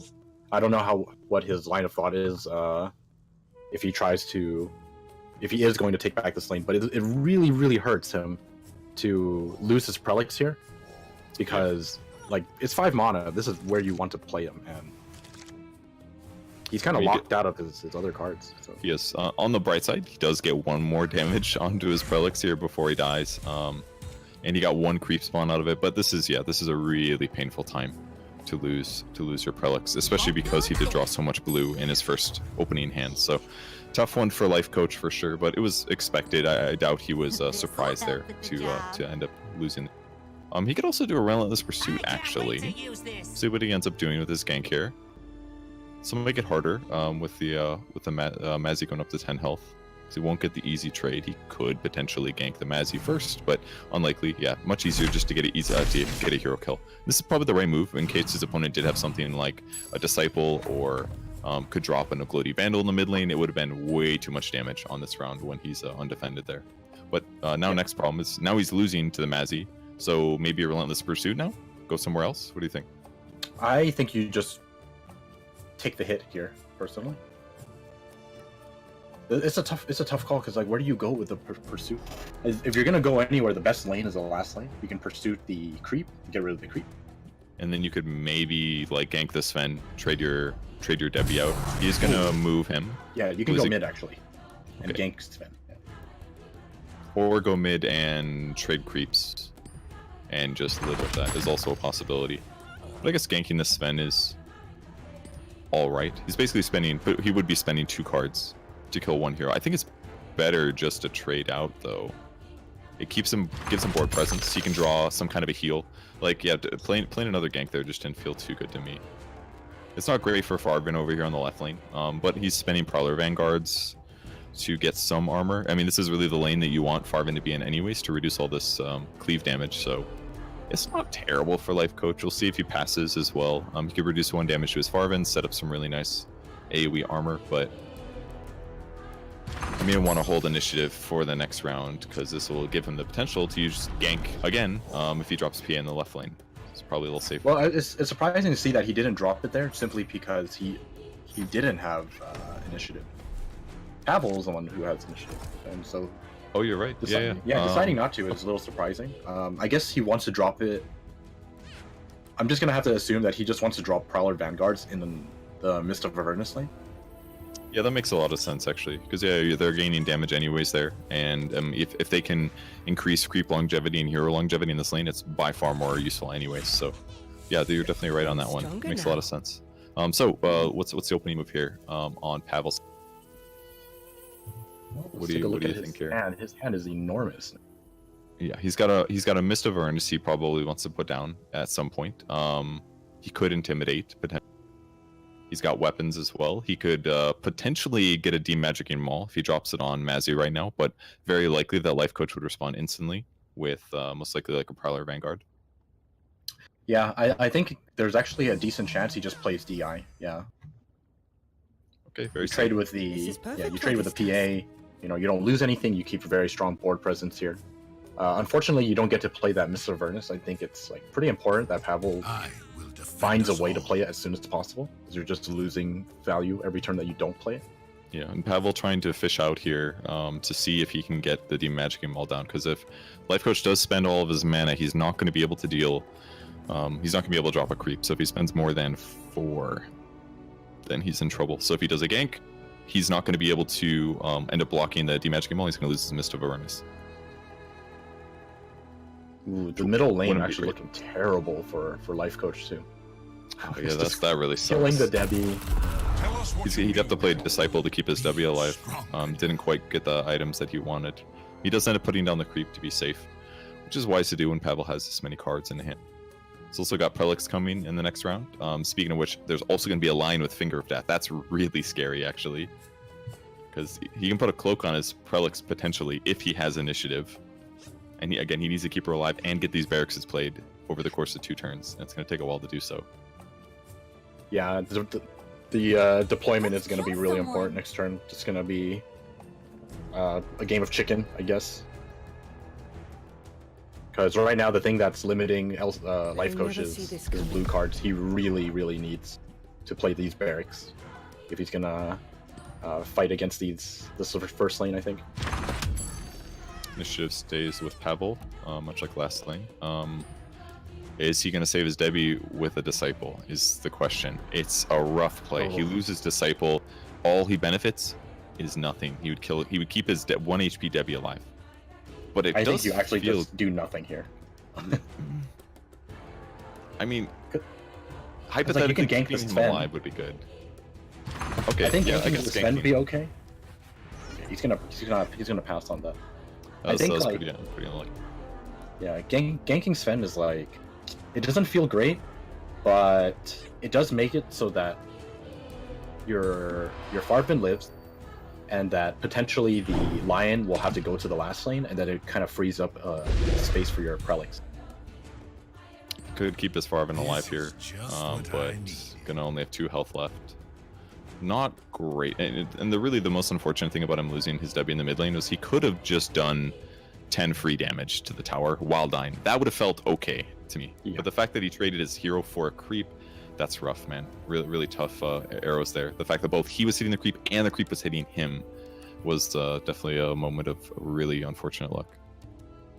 So not worth equipping the short sword here. It's basically just all on whether or not Pavel wants to play potentially a demagicking maul to deal 1 more damage cleave. It's probably not worth it.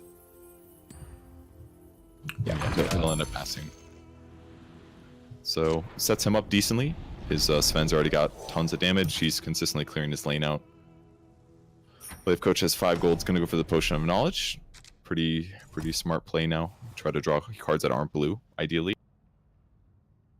And looking like he's going to drop Prelix mid, which is where the Lion wants to go. So again, it's all about initiation. Is Life Coach going to burn and lose initiation in lane 1, which then leads into Prelix not being able to cast barracks? In some ways, I feel like the move is pray to God that Pavel doesn't get a no accident, and then you just gank the Lion. What do you think? If the Lion gets killed, I like ganking the you got Lion. barracks. I just feel like it'll set a lot more My tempo. You know. prey doesn't have a chance. Yeah, this is why like ganking the Sven last turn might have been a decent play. Is because it basically makes it so that this situation isn't as likely.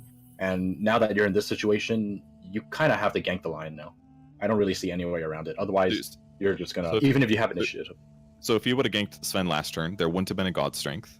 But Farvin would have 2 creeps alive on his lane. Farvin would have an extra, like, I don't know how much, 4 more health with the cloak.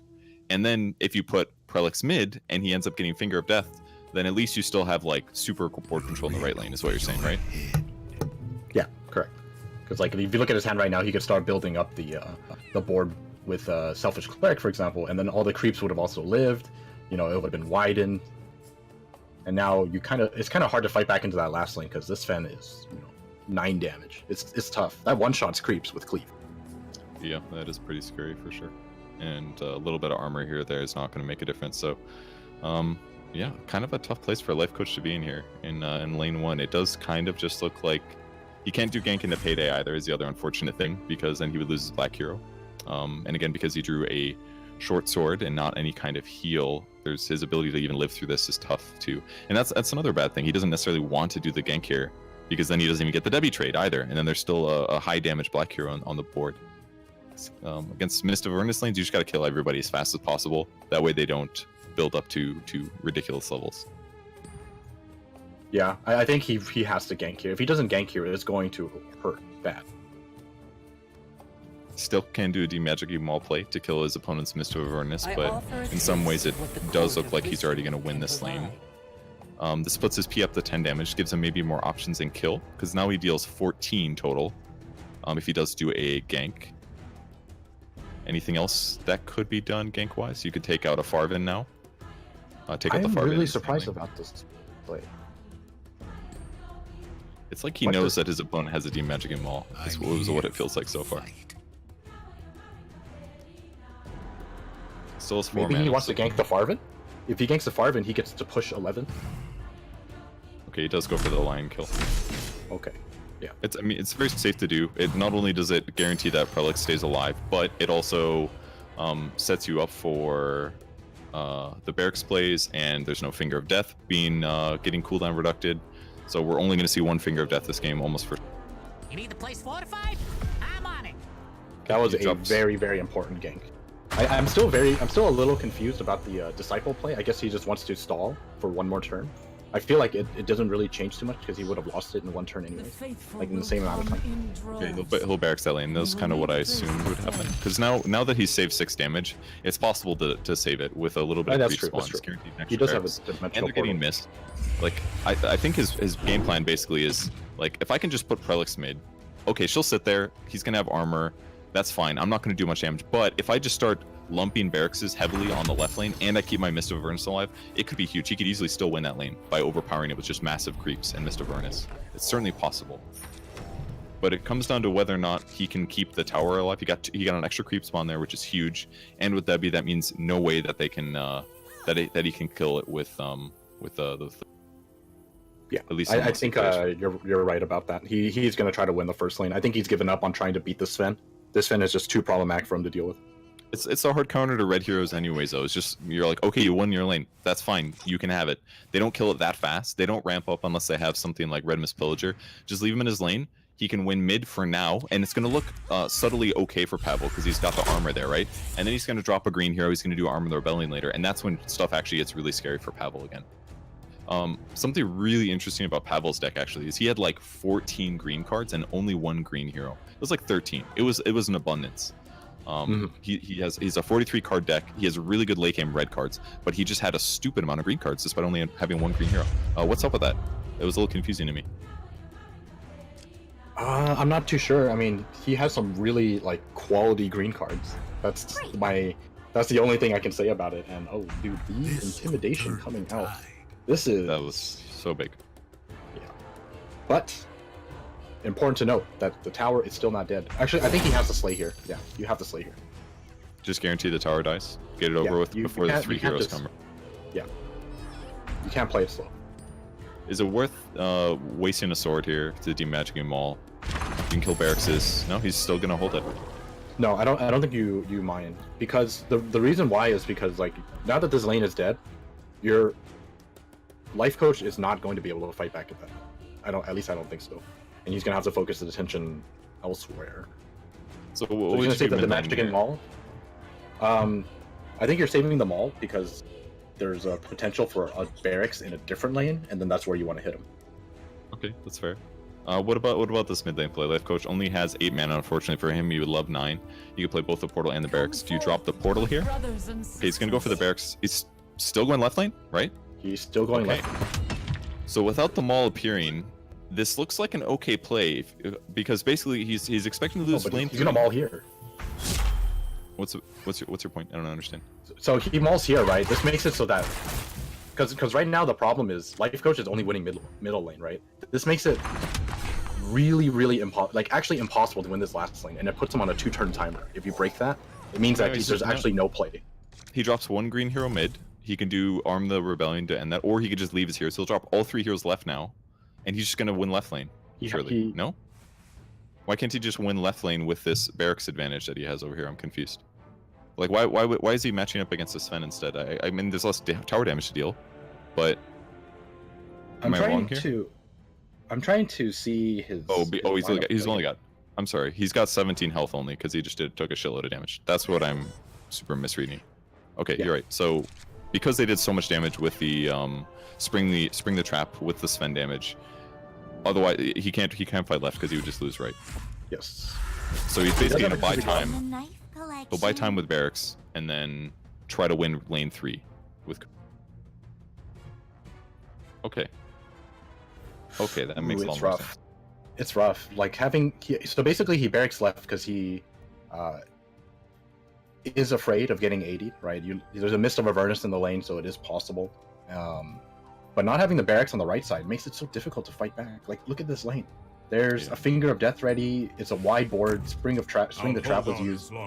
And not only that, his first lane could just play Ramusk into the last lane to make it even harder for Life Coach to fight into. What it feels like to me, like Life Coach did not anticipate 8 extra creep damage being dropped on this Spring the Trap on lane 3. Like, he didn't anticipate that, and as a result, it's put him in this weird spot where he was expecting to be able to possibly go left lane, maybe, or be able to win enough right, but now he's just been put in a bad spot.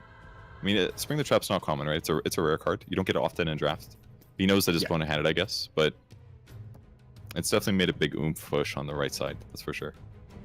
Yeah, very, very strong card. But yeah, I honestly don't see, like, an easy way for Life Coach to fight back into this last lane. Coup de Grace is the strongest tool, I suppose. But is it going to be enough? He has 2 coups in hand, so he can coup twice. Unless get rid of this man. Has to pass here, not able to go for the any card play, so this will give him coup de grace. He does do the Sven, right? I actually think he coups the. It's actually a tough.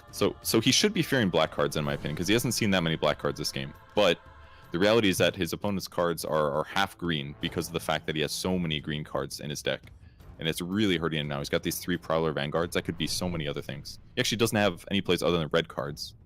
Omex Arena would be amazing for Pavel if he can get it down. So from our perspective, it looks like the right play is to cut the Sven, but Line is still going to do damage here. He actually can't play Coup and a creature. So if he doesn't cut Line, he's going to take at least 8 damage, guaranteed. I'll make this quick. He's gonna coup the Line. It's really hard to, like, look at a Lion with Finger and be like, I'm gonna leave him. Ooh, he's just gonna pass. Okay, interesting. Held initiation, I guess, for lane 1. No, I think he passed because he ran out of time.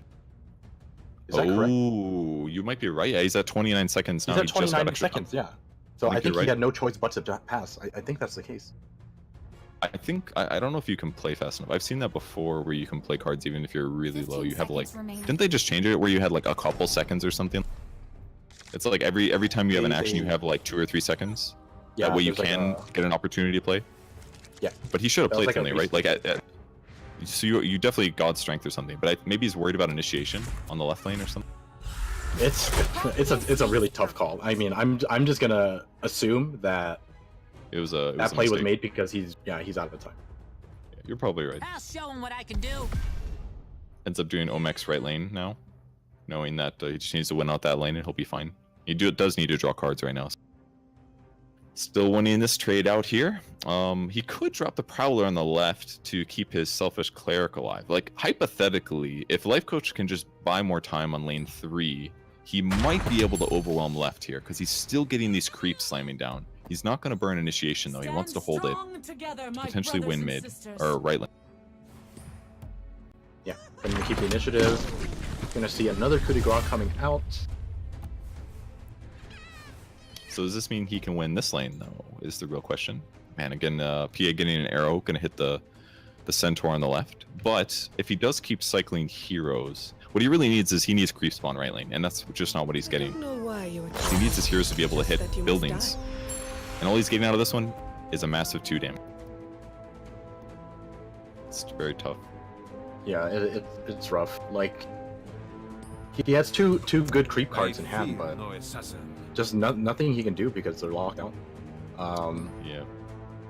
His splash is also stuck. Dimensional Portal would be great here, but unable to move her in any way.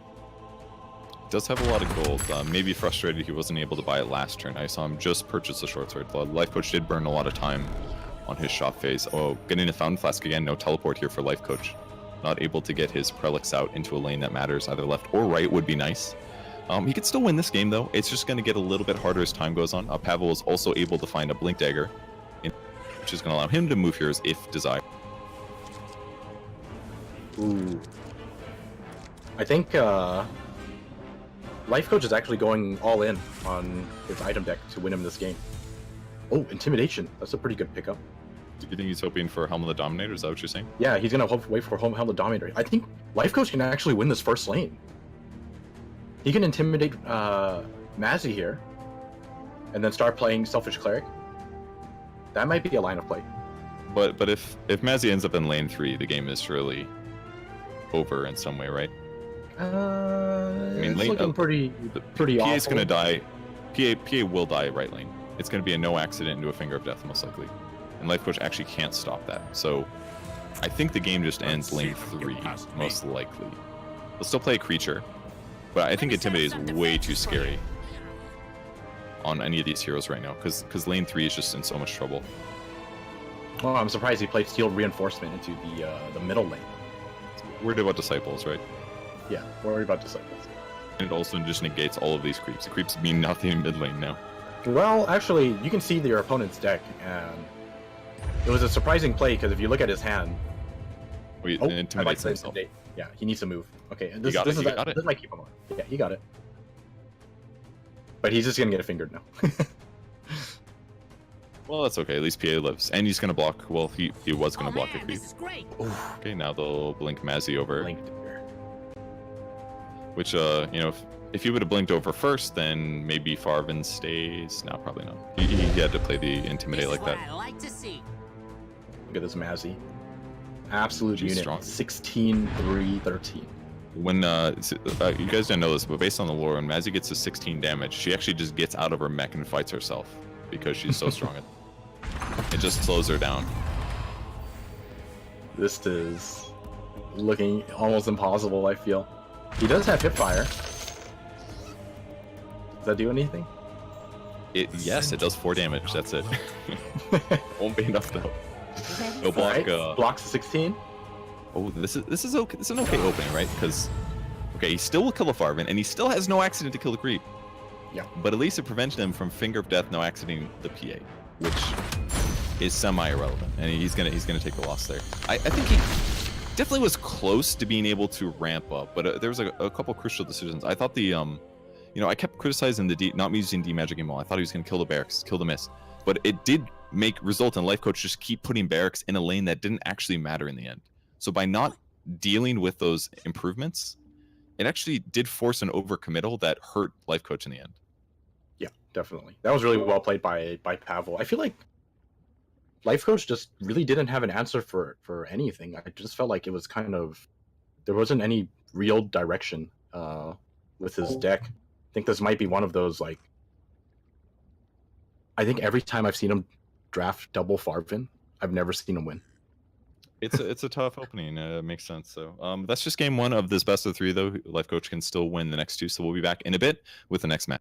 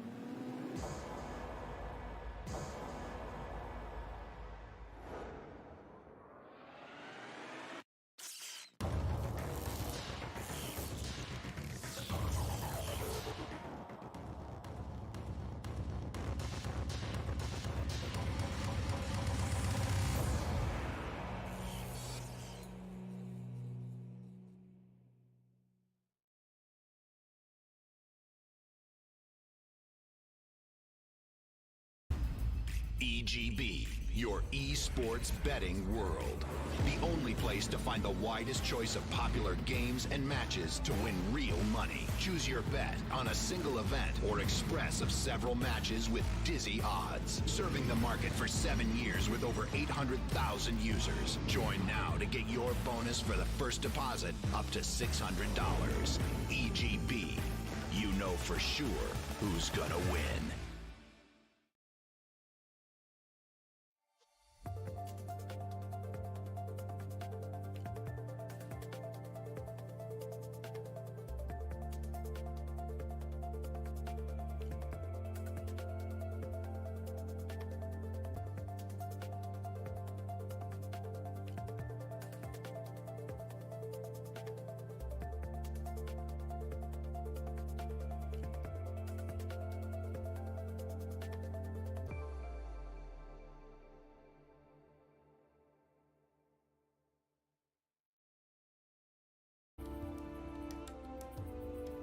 Welcome back to the OGA Artifact Pit group stage. We're into Group A still. This is the second set of teams with Game 2 of Life Coach versus Pavel. My name's Purge, and I'm here with Aosin.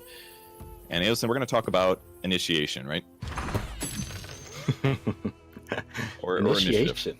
Either way. Similar concepts, but different words for different games here. What do you think about the matchup so far for the heroes here? I do notice Pavel has a Time of Triumph in hand, so he's going to be able to play that late game. That could be good. Yeah, I mean, just after watching the first game, I am not convinced that Life Coach has a very strong deck. I just feel like it's just very lacking. It didn't feel like it was able to fight back. Like, his two strongest tools were gank, and he managed to snipe 2 heroes with them, right? Both ganks killed the heroes that they needed to kill. And normally when you use a gank, right, like, there's a lot of force behind it. But Yep. I just did not see it from his deck. So Well, I'm not too sure. I think what's huge is that cards like Gank and Coup de Grace, what they are is a get farther ahead card usually, and that if you're already winning the lane, they become like broken. Because if you have board control, you're just blasting away enemy heroes, and you just get more board control and more board control. So I think it's all about, can Prelix stay alive, basically? Can they keep Prelix alive to play Barracks earlier? Can she spawn creeps? Like, that's what's going to matter, more so than is his deck weak? Because it's not like he has bad heroes or creatures in his deck. He has 1 Satyr Duelist, he has 3 Selfish Clicks, he's got 2 Arm the Rebellions. There's a lot of good benefits to what his deck does, but he didn't quite get it off to the right start last game, and I feel like that's what really hurt him. Well, he does have a Stonehall Cloak. That actually helps so much in this matchup, being able to pick up that cloak early on. I'm sure he's a little sad he didn't get to put it on Prelix instead. That's the hero that usually desires him more, but if you're up against his Sven, you've got to trade hits here. Oh, very surprising, Pavel did not drop the Rebel Instigator in front of the Prowler Vanguard. Why would he not do that? I'm confused. I'm a little surprised about that too. That's like just the a gimme dream. play, right? Tell us what you Yeah. need. That's the dream for Rebel. Because when I looked at Pavel's deck originally, I was like, he's got 2 Rebel Instigators, which is more than normal. I guess he wanted to place it lane 3 is why. But it's really, really good against Vanguards, though, because it just sits there forever, and it will always trade out. By the way, Pavel's been spending gold here to hold this Blink Dagger, but not able to get the gold. Just, yeah, that's 2 turns now they spent holding Blink. But committing the Rebel Instigator's right lane, yes, he's going to trade out these creeps or whatever, but his opponent spawned no creeps here. So now with the Rebel Instigator that could be just multiplying constantly every single lane is no longer going to do that. And if you're against a Prelix, surely you want it in that lane matchup, right? Like, this just feels like a huge mistake. Even if he gets a creep spawned here, it still doesn't feel that good to me. I just feel like the Rebel Instigator guaranteed on the left lane is just going to be better until his opponent gets a no accident, I guess. Maybe that's why, because he could kill it with a no accident next turn. That's very possible. Maybe he just wants to take over the final lane without really putting in any resources. But Because it looks like right now the way he's playing is he's just leaving this Sven to do his own thing in the first lane, and he's going to win the other 2 lanes. That's actually what it looks like he's going for. Okay, maybe just thinking that I can't kill the Prelix probably with her 1 armor, so there's just nothing I can do. Maybe just ditch. Oh, he still does put the Debbie here though. Oh, I'm sorry, I'm thinking the other way around. Life Coach commits to the Debbie too. He's got a barracks ready. Could drop that down. He's got a hipfire too. We will not stop until our victory is secured. Okay, goes for the mid one. Oh, when did the Mist of Avernus get placed? It must have been last round. Yeah, last round. Capo placed it in from the middle lane to the middle lane. Gotcha. Okay, Divine Intervention looks pretty good here. Really does. He's got 2 of these in deck. Lots of green cards to play as well. I mean, he basically just needs to buy time, right? It's actually so good with Mist of Avernus. I think maybe one of the reasons he has 2, but because he knows he just needs to get to some of the late game cards in his deck will be very solid. So this is quite bad for Life Coach. It's just a solid card overall, honestly. He doesn't want to put a creep down because it doesn't accomplish anything. If you put the Prowler Vanguard in front of the Debbie, it dies anyways, and you're only just losing a creep for nothing. I know the PA would live, if I'm not mistaken. Oh, that is true. It would leave PA with 3 HP. I mean, it's not incredible. That's also a scary thing. That is a scary thing. And on the other side, Farvin's played Defend the Weak, which does buy his creeps potentially 2 extra rounds to stay alive, which is kind of nice, I guess. But that's the trade-off, right? He either barely keeps his PA alive, which is not that beneficial. He can also use Relentless Pursuit, I guess is what he's really looking at. Does he move the PA away? Okay, and he gets the hero matchup he wants, probably. But that was such a good Divine Intervention. What a good turn. And Pavel can't do anything. Okay. And with that, Life Coach has taken control of this last lane. Yeah, that's good. And so basically, even if he does lose mid lane, he can still win the left lane too. Is he gonna again hold the Blink Dagger? No, he's given up on it. The poor Blink Dagger. Banished back to the secret shop box. I think I don't even think he had 1 goal to hold it actually. Yeah, I guess you're right, huh? It's just gone. Life Coach purchasing a little short sword. I can see that thing. Creep spawns. Getting looks like 1 left lane, and then 1 in the right lane for Life Coach. I mean, the game's looking really good for him. Could potentially lose his Prelix. Ends up drawing Traveler's Cloak, though, so should be able to stay alive. Only 1 of them, though, will live, though. He could... Yeah, he's got a Hipfire. Can clean up the Sven if wanted. I need your aid.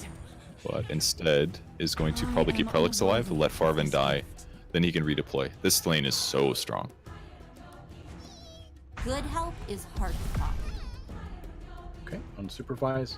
I'm a little surprised that he committed Dimensional Portal here and saved the Prelix. I actually would have preferred it if he just let the Prelix die.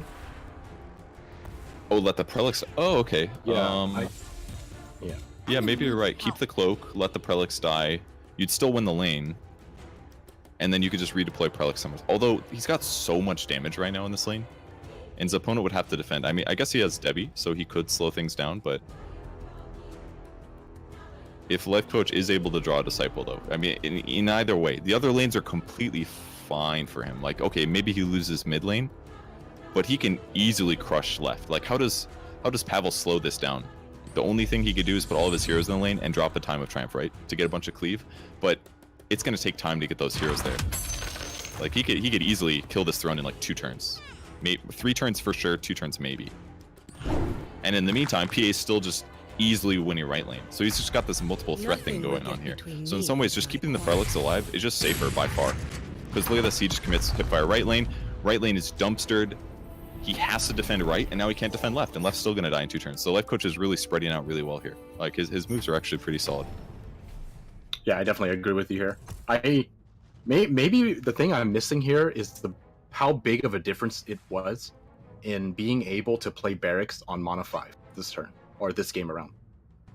Like when he just had his Prelix killed on Mana 5 and couldn't play barracks, the game was just like, it just went a completely different direction. And then this time around, Prelix not dying seems to have made the biggest difference in this matchup.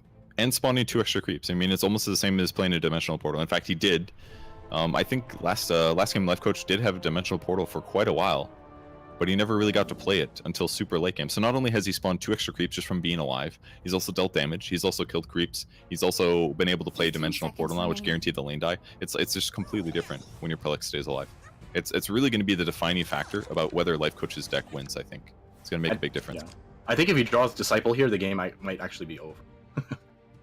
I'm not so good at the math. Do you usually count when you play stuff like that? I just sure, and I drop it.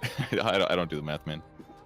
It depends, but for the most part, you should be doing the math. I'll do what I Yeah, he's gonna equip both of his swords. You want to be as close as possible to a 2-turn timer. Yep, makes sense. So he's only 2 short right now. He's gonna spawn guaranteed 1 extra creep there. Show you what I can do. Can these 3 heroes beat these creeps? I don't know, man. Okay, so he has this lane. He's got Intimidate or something. Oh, he's got a Blink Dagger, sorry. No, he's got a Blink. So I think he wants to... No, I think he has one in his deck. No, he doesn't. It came back, dude. The Blink Dagger was like, I think he held it. I think he did hold it. Is that what he did? Okay. Maybe you're right. Yeah. Maybe he did have 1 gold. It's actually hard to tell because you can't actually see on the inner. You can only see his gold deplete, and the moment you don't pay attention. So I think he might actually have to blink left. It's not looking good, man. There's not a lot of options here. None of these look solid. I guess it's because it's about to die. It's one of those like lose everywhere moments, kind of. I mean, he'll get a Finger of Death, but a lot of creeps to kill. I mean, killing Debbie is definitely a huge amount of damage. He does have a Steel Reinforcement as well, so you can play that from lane 3 if he doesn't get Coup de Grace, by the way. Okay. That will stop a stupid amount of damage, though. A Steel Reinforcement on lane 1. But I feel like Life Coach is going to foresee this. He's going to look at the enemy's deck. He's going to think about Steel Reinforcement, reducing the damage by like 15 or something. Yeah, it's legitimately 15 damage. But that will only buy him 1 turn. So basically, Pavel would have to win this third lane while reducing left enough. If he gets a double Steel Reinforcement, like if he deploys Sven next round, lane 1, and draws another Steel Reinforcement, he could potentially buy himself an extra turn or 2, for sure. I think he's just going to play Steel Reinforcement next turn from the first lane. I think what he's going to do here is he's going to try to finger PA. If he manages to kill PA, which I don't know if Life Coach is going to go for the coup de grace here. I think he might just pass. And then play Spring the Trap from this lane to the first lane, and then play Steel Reinforcement the next turn. Because like, he's going to have initiative anyways, right? But I mean, looking at their cards, I feel like the slightly dangerous thing is Steel Reinforcement, in my opinion. He ends up cutting the line. He can heal at least with... He lost his color band. I actually don't like this coup, by the way. For what reason? Well, because, okay, so like you said, the only way Pavel is going to win is if he takes his last lane, right? And Life Coach is sitting at 40 health. Are you really that afraid of losing your tower here? I think it's more important for him to save his coup for the Sven that's going to be deployed there. Then you actually just cut out everything, right? Then you're just free to do whatever you want.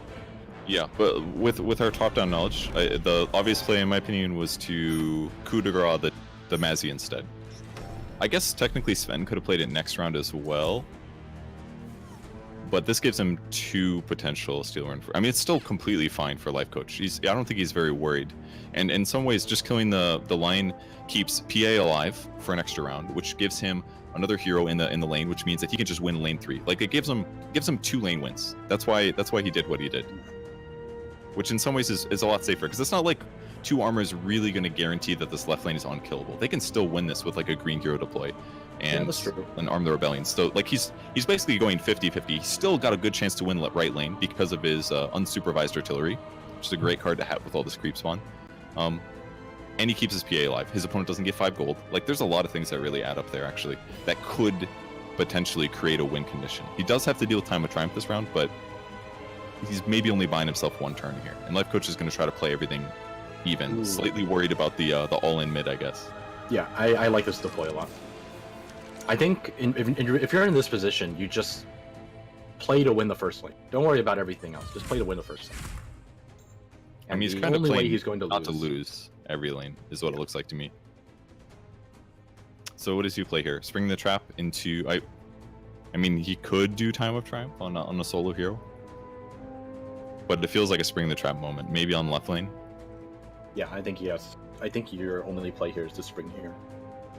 He needs clear creeps, basically, and then hopefully draw another Steel Reinforcement. I feel like the only way that he can hold on a bit here. I mean, he could God Strength or something, but... Or maybe Time of Triumph, but... No, I think you have to start cutting as much damage as possible. Oh, he's gonna pass. Okay, he's probably giving his opponent a chance. No? Okay. Surely play something here. I mean, if you play God's Strength, your opponent is gonna... You'll burn your mana, your opponent will react. So maybe he's just thinking it's safer just not to... Well, if you're passing here, right, you're looking at having initiative for something. And the only thing I can think of is Intimidation in the middle. That's the only thing I can see. And even if you intimidate... Nah, initiative. Did you? I'm not sure. Maybe I just thought it because it's seared into my... Okay, he does make the play, and he's going to go lane 3, actually. This will keep his Mazzy alive, for sure. Okay. He's got a lot of work to do on lane 1 to keep that tower alive. I am not... I don't quite see what he's doing here just yet. The only play I can see happening here is Intimidation, and then Disciple, and then going for as much damage as possible. Tell us what So that's you need. maybe what he's doing, so what you're thinking. I mean, Debbie does do, what, 13 damage here, if she hits tower? Yeah, but it's not even close. It's not even close. I think your best play here is to just intimidate your own hero out. And he will do just that. Oh, this is the best scenario he could have asked for. This is actually the best thing he could have asked for. I mean, the other one would have been garbage, too. Like, there's no way that he would be able to keep his tower alive if he went left. This is definitely his plan here, right? Yeah. If he Spring the Trap's left lane, he would reduce the damage taken by 2. He'd be at 17, there'd be 2 more dead creeps. He probably still loses there. So, whereas this one gives him a tiny chance. And he can double Time of Triumph now, I guess, if he really wants to. No, Time of Triumph will just lose you the game, because you're going to lose the first lane. So I think the first thing you have to do... Yeah. I think you have to... You might as well Mana Drain first. Okay, he just gets... I can't wait to cut somebody. It was still hard. He still had a creep to block here. Oglity Vandal would have been, what, 8 damage, and then Disciple would have been like an extra, like 8 or something. I wasn't counting. So he could have got his opponent to like 12 there or something like that, maybe. Well, let's not count him out, actually. There's a Finger Line coming out. There's a creep. If he top decks Steel Reinforcement, he might be able to hold. Well, unfortunately for him, he has an abundance of cards in his deck of 43, so it's a lower chance. Can he draw it? No. He didn't get it. Okay, but okay, he's got a lot of creatures. He can block. Okay, so he actually doesn't die. He doesn't die here yet. If he fingers a Debbie, he cuts out 11 damage, so he doesn't die. Okay. He has creeps to block with.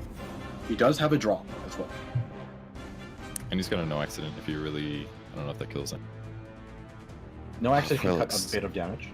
Prolix just a little too tanky.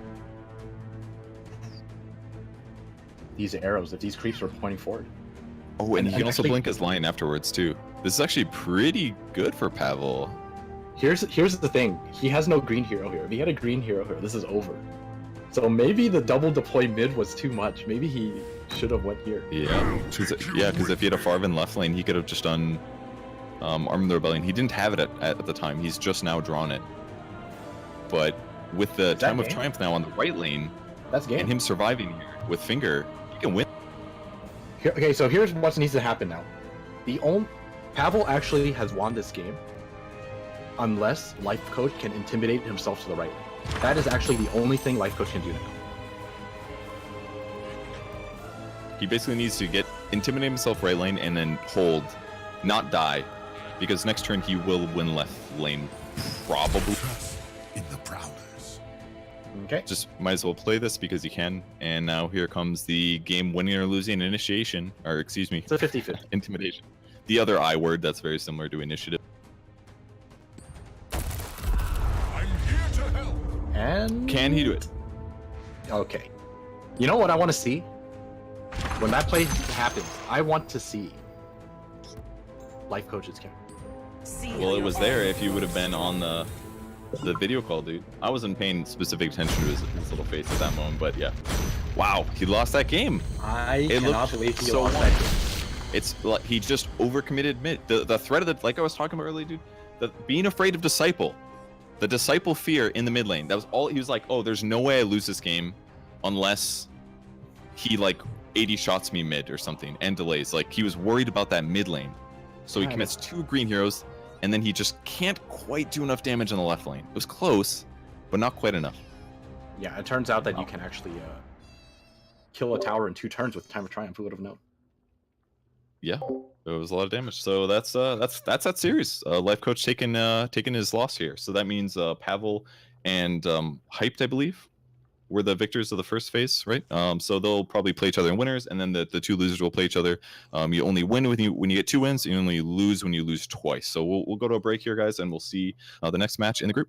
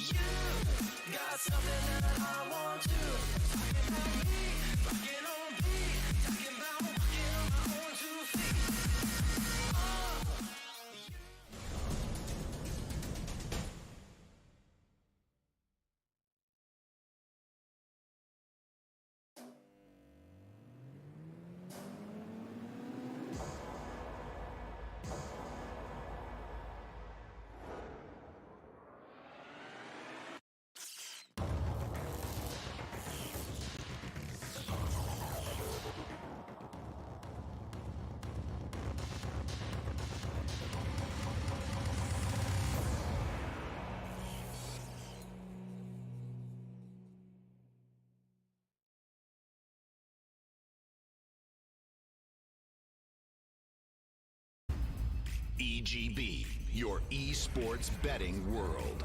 The only place to find the widest choice of popular games and matches to win real money. Choose your bet on a single event or express of several matches with dizzy odds. Serving the market for 7 years with over 800,000 users. Join now to get your bonus for the first deposit up to $600. EGB, you know for sure who's gonna win.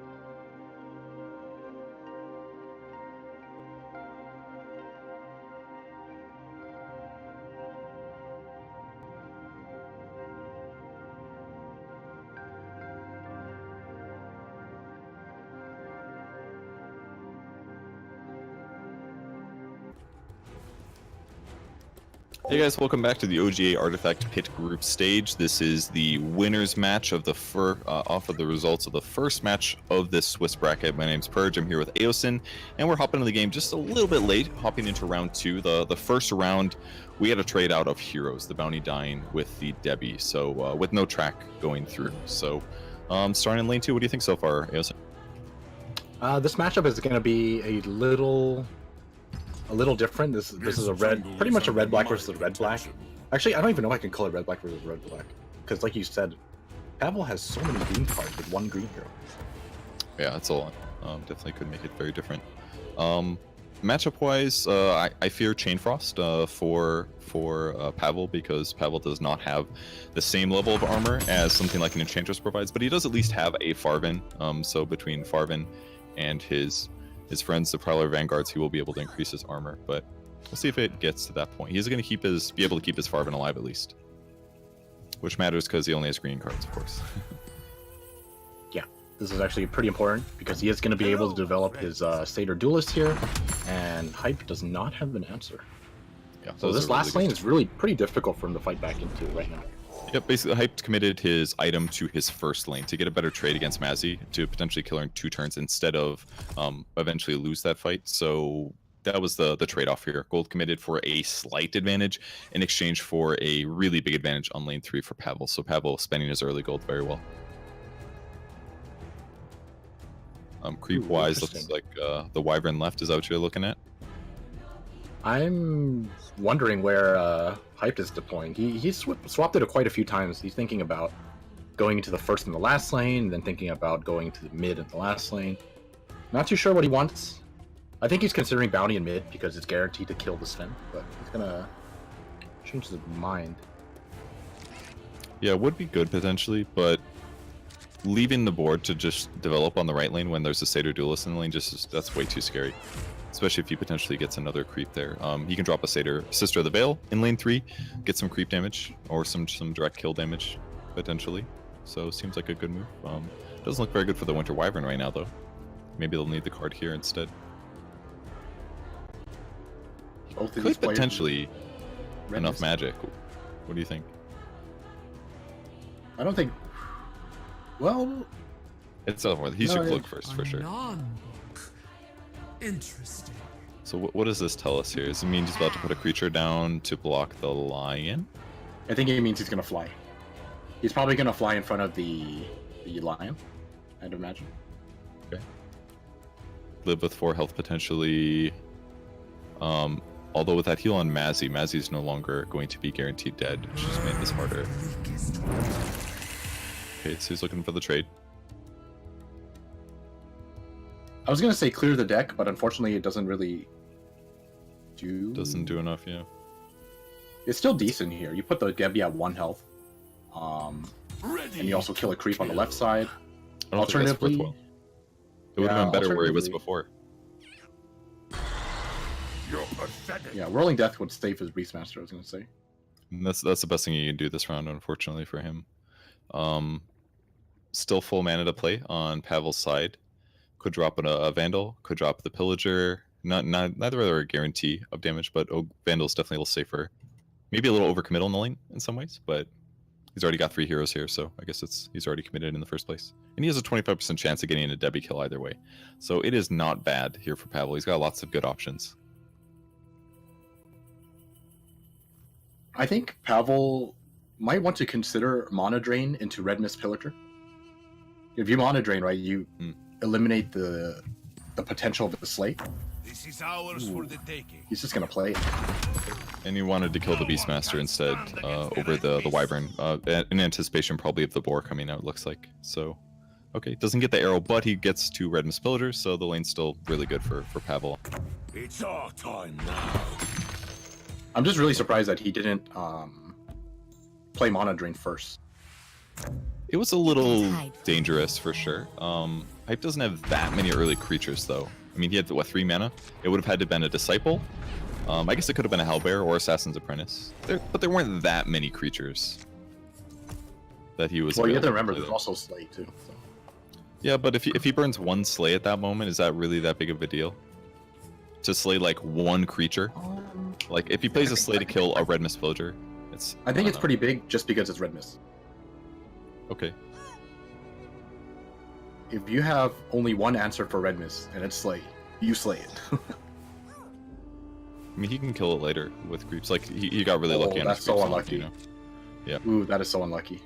But hypothetically, Hyped could have drawn another creature now, or gotten his Call of the Wildly in front of it. Like there was going to be options basically, because one of the red mists is going to go in front of his Wyvern. I don't think it was like the most dangerous thing. Oh, that's a big kill right there. That is a very big kill.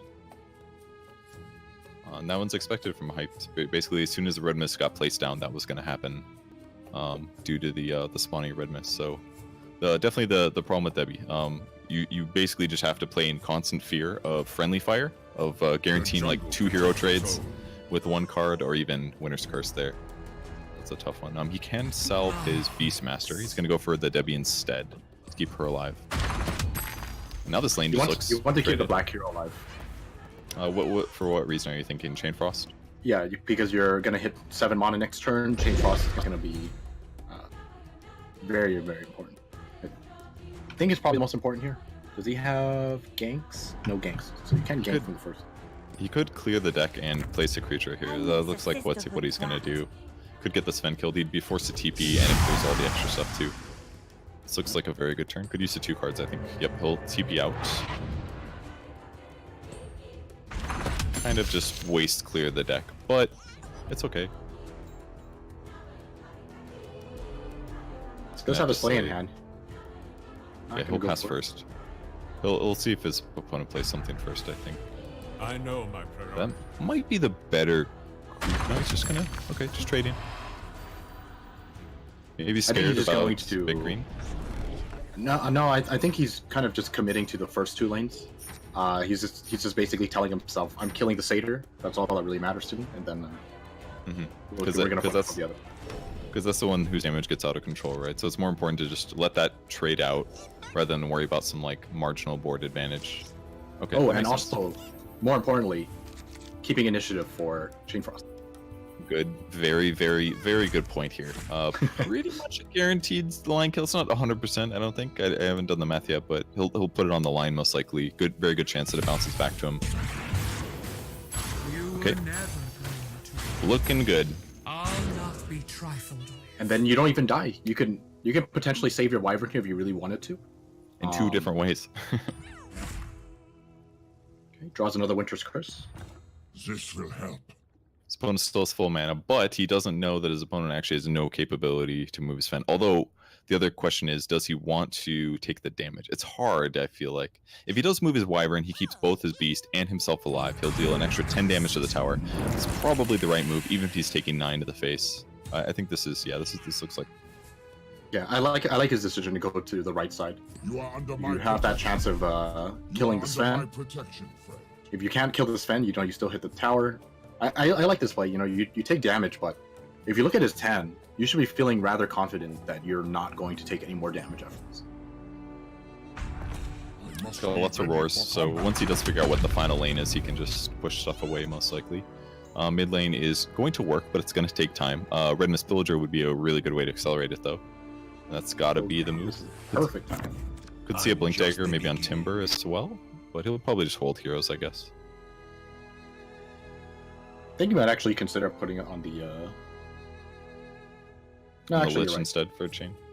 I I just mean that the Timber's wasting. No, actually, he's not wasting damage because Timber leaves and that creep doesn't die. He could also potentially sacrifice his Assassin's Apprentice if he wants a gold.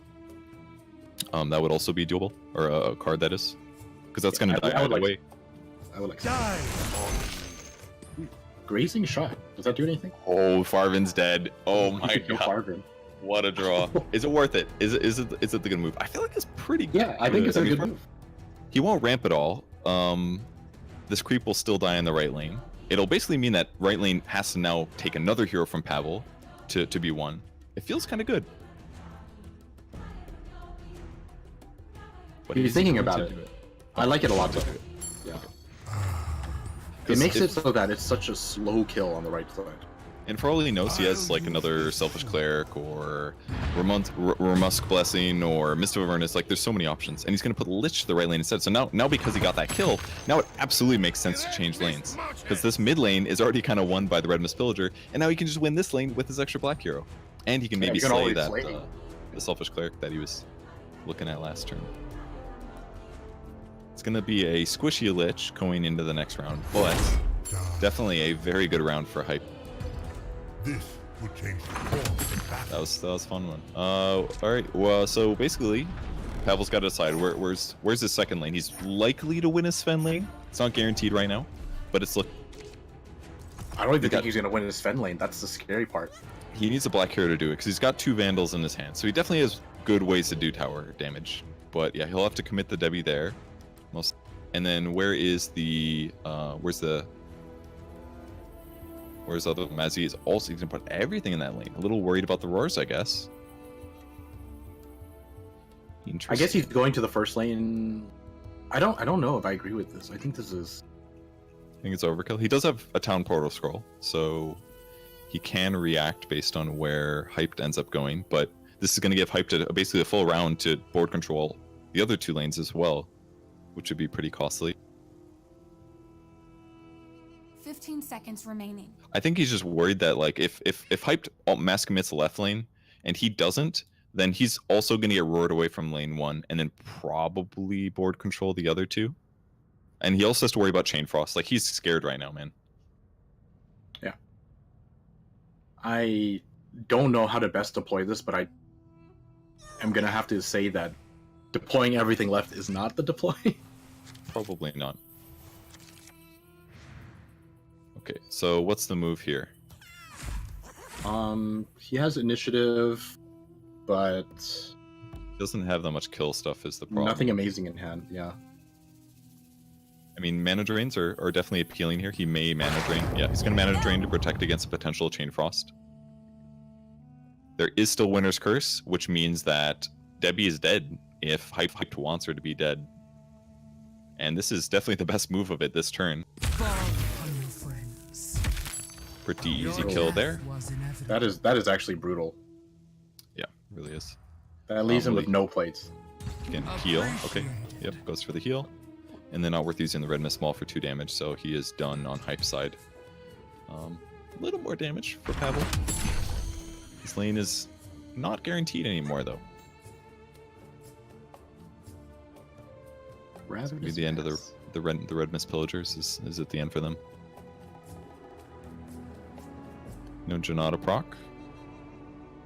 Potential murder plot. He's got perfect mana to play a lot of different cards. Could curse Satyr. He's got a lot of solutions here. So Pavel just has to decide where is he spending these Vandals, really. Well, He's also got here's the issue. His hand is nothing but black and green cards. He only has one card he could play. That's Sucker Punch. He is a bit limited, I guess, on his decisions this turn. I think limited is an understatement.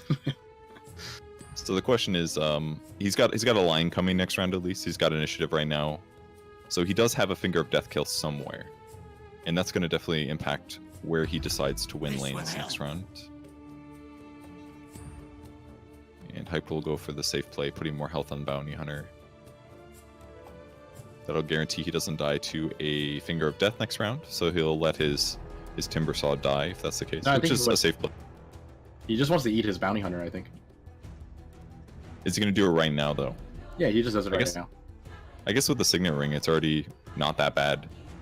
He was hoping for Janata, I'm sure. Could have gotten an extra 4 damage, but his opponent gets 2 gold. He loses the ability to play black cards mid, but mid's already kind of doing well. Okay, and he'll murder plot first. Also very smart. Go.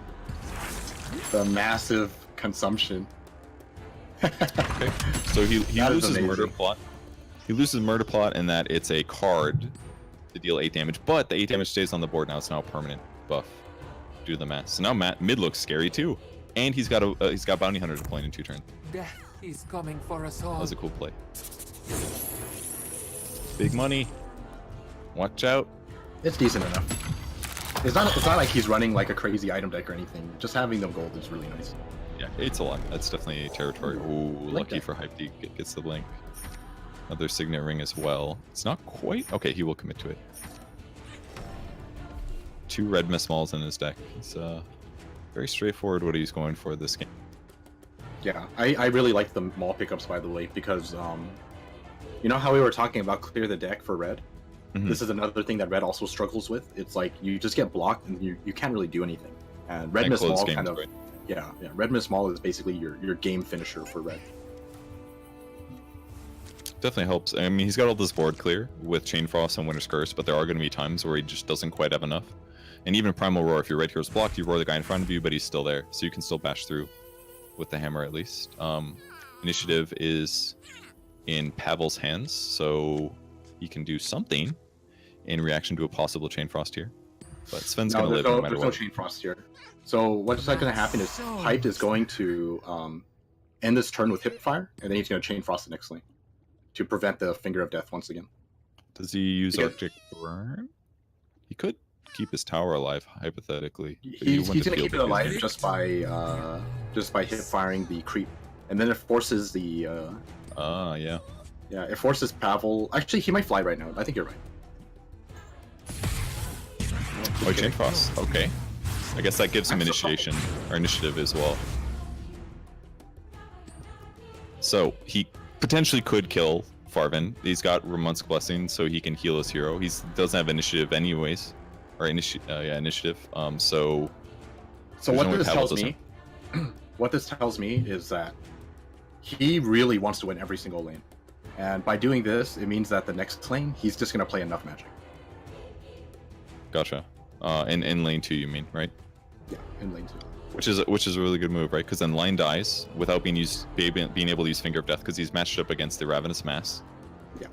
And Timber kills a creep too, so basically he just gets this crazy trade where his opponent still doesn't get to play black creatures. And by the way, there's a Slay in Pavel's hand, so if he didn't have initiative here and he wasn't able to play enough magic, this would actually be a god tier turn for Pavel.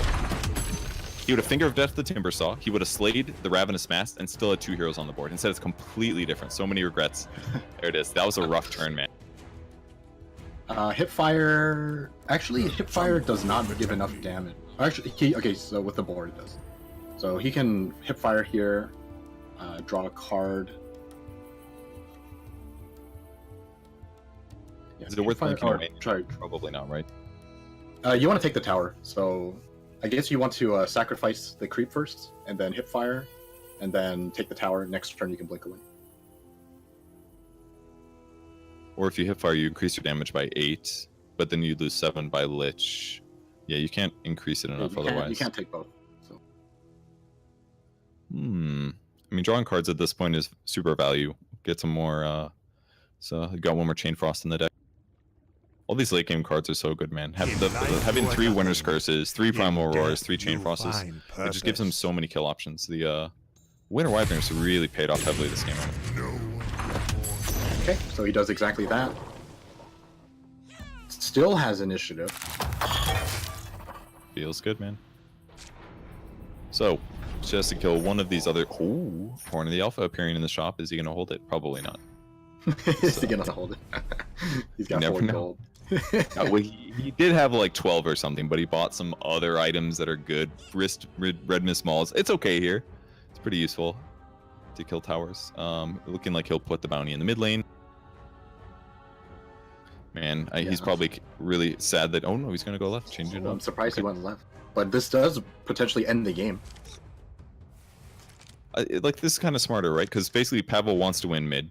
He's not going to win, right? So he was very likely to put his heroes mid, and in this way, by having both lanes be semi-even, Hyped is like guaranteed the outmaneuver, basically. By putting bounty left lane, he knows for sure that he's going to have the hero advantage in the moment where he could potentially win. All he needs to do is hope that he doesn't get sucker punched by the Sven here, because if he gets sucker punched, that's going to reduce the damage. But Hyped can probably still guarantee the kill. He's just going to play Disciple first. Basically, you play Disciple, and then it gives you lethal, and then you just keep passing until he's forced to block, and then you just fly over. So, yep. That was like honestly perfectly played by Hype. That was really well done. Yeah, it just felt like he was kind of always in control. It definitely helps have Chain Frost and Initiate. That's what's so crazy about Chain Frost, actually. It clears the board, or at least does a lot of damage, and you get Initiative to the next lane. Yeah, It's that just card bonkers is good insane. if you have something to follow it up with. Like the enough magic play there just completely sealed the.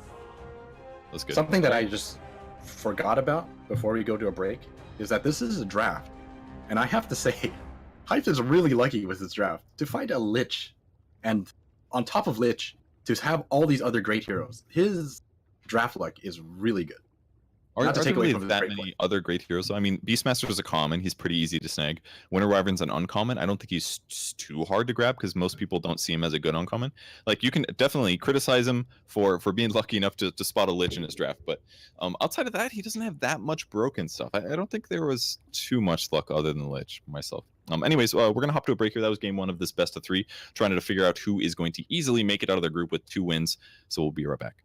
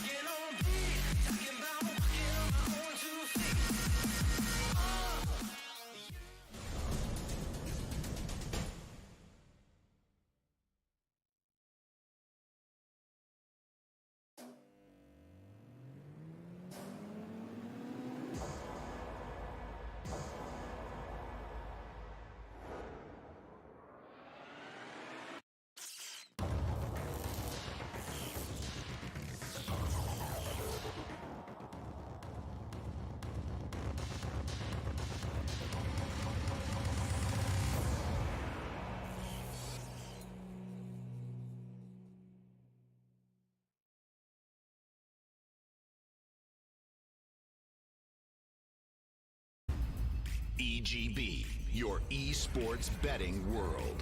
The only place to find the widest choice of popular games and matches to win real money. Choose your bet on a single event or express of several matches with dizzy odds. Serving the market for 7 years with over 800,000 users. Join now to get your bonus for the first deposit up to $600.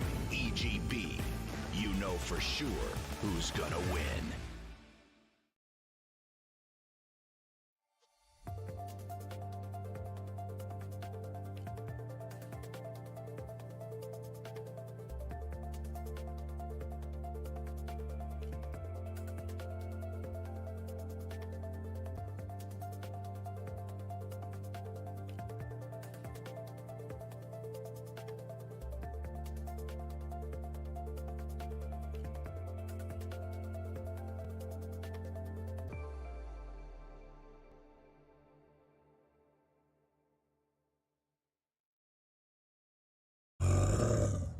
Welcome back to OGA Artifact Pit Group Stage. We're into Game 2 of Pavel versus Hyped. Hyped taking out Pavel in Game 1 with some pretty sick play. My name's Purge, and I'm here with Aosin. We're into round 1 here.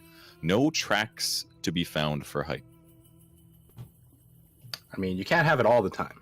When you do, it's amazing, but you I mean, should you be got the happy Janata. that you got Janata. play, Oh, right? He got the free poison strike, basically. It's not too Definitely gonna bad. be happy So, with that trade. yes, it's not bad. One little card advantage won't hurt at all. So, on the bright side, didn't have any creeps in his lane to get blown up either. Actually, everything's dead mostly though. He did get Iron Fog Gold Mine lane 1 on turn 1 as well, which is super solid. Don't think Pavel has no smash or defenses. And no hammer index, so he'd have to get a little bit lucky with his draw to be able to kill that. So just guarantee gold anyway, so we'll call that one the track. Yeah, it's a pretty decent alternative to the track. It's drawn pretty late here. Double Chain Frost, a little bit unfortunate for Hyped, whereas on Pavel's side, he's got lots of options that are available right now. Only big negative is maybe 2 mana drains early, but with this thing. doesn't quite...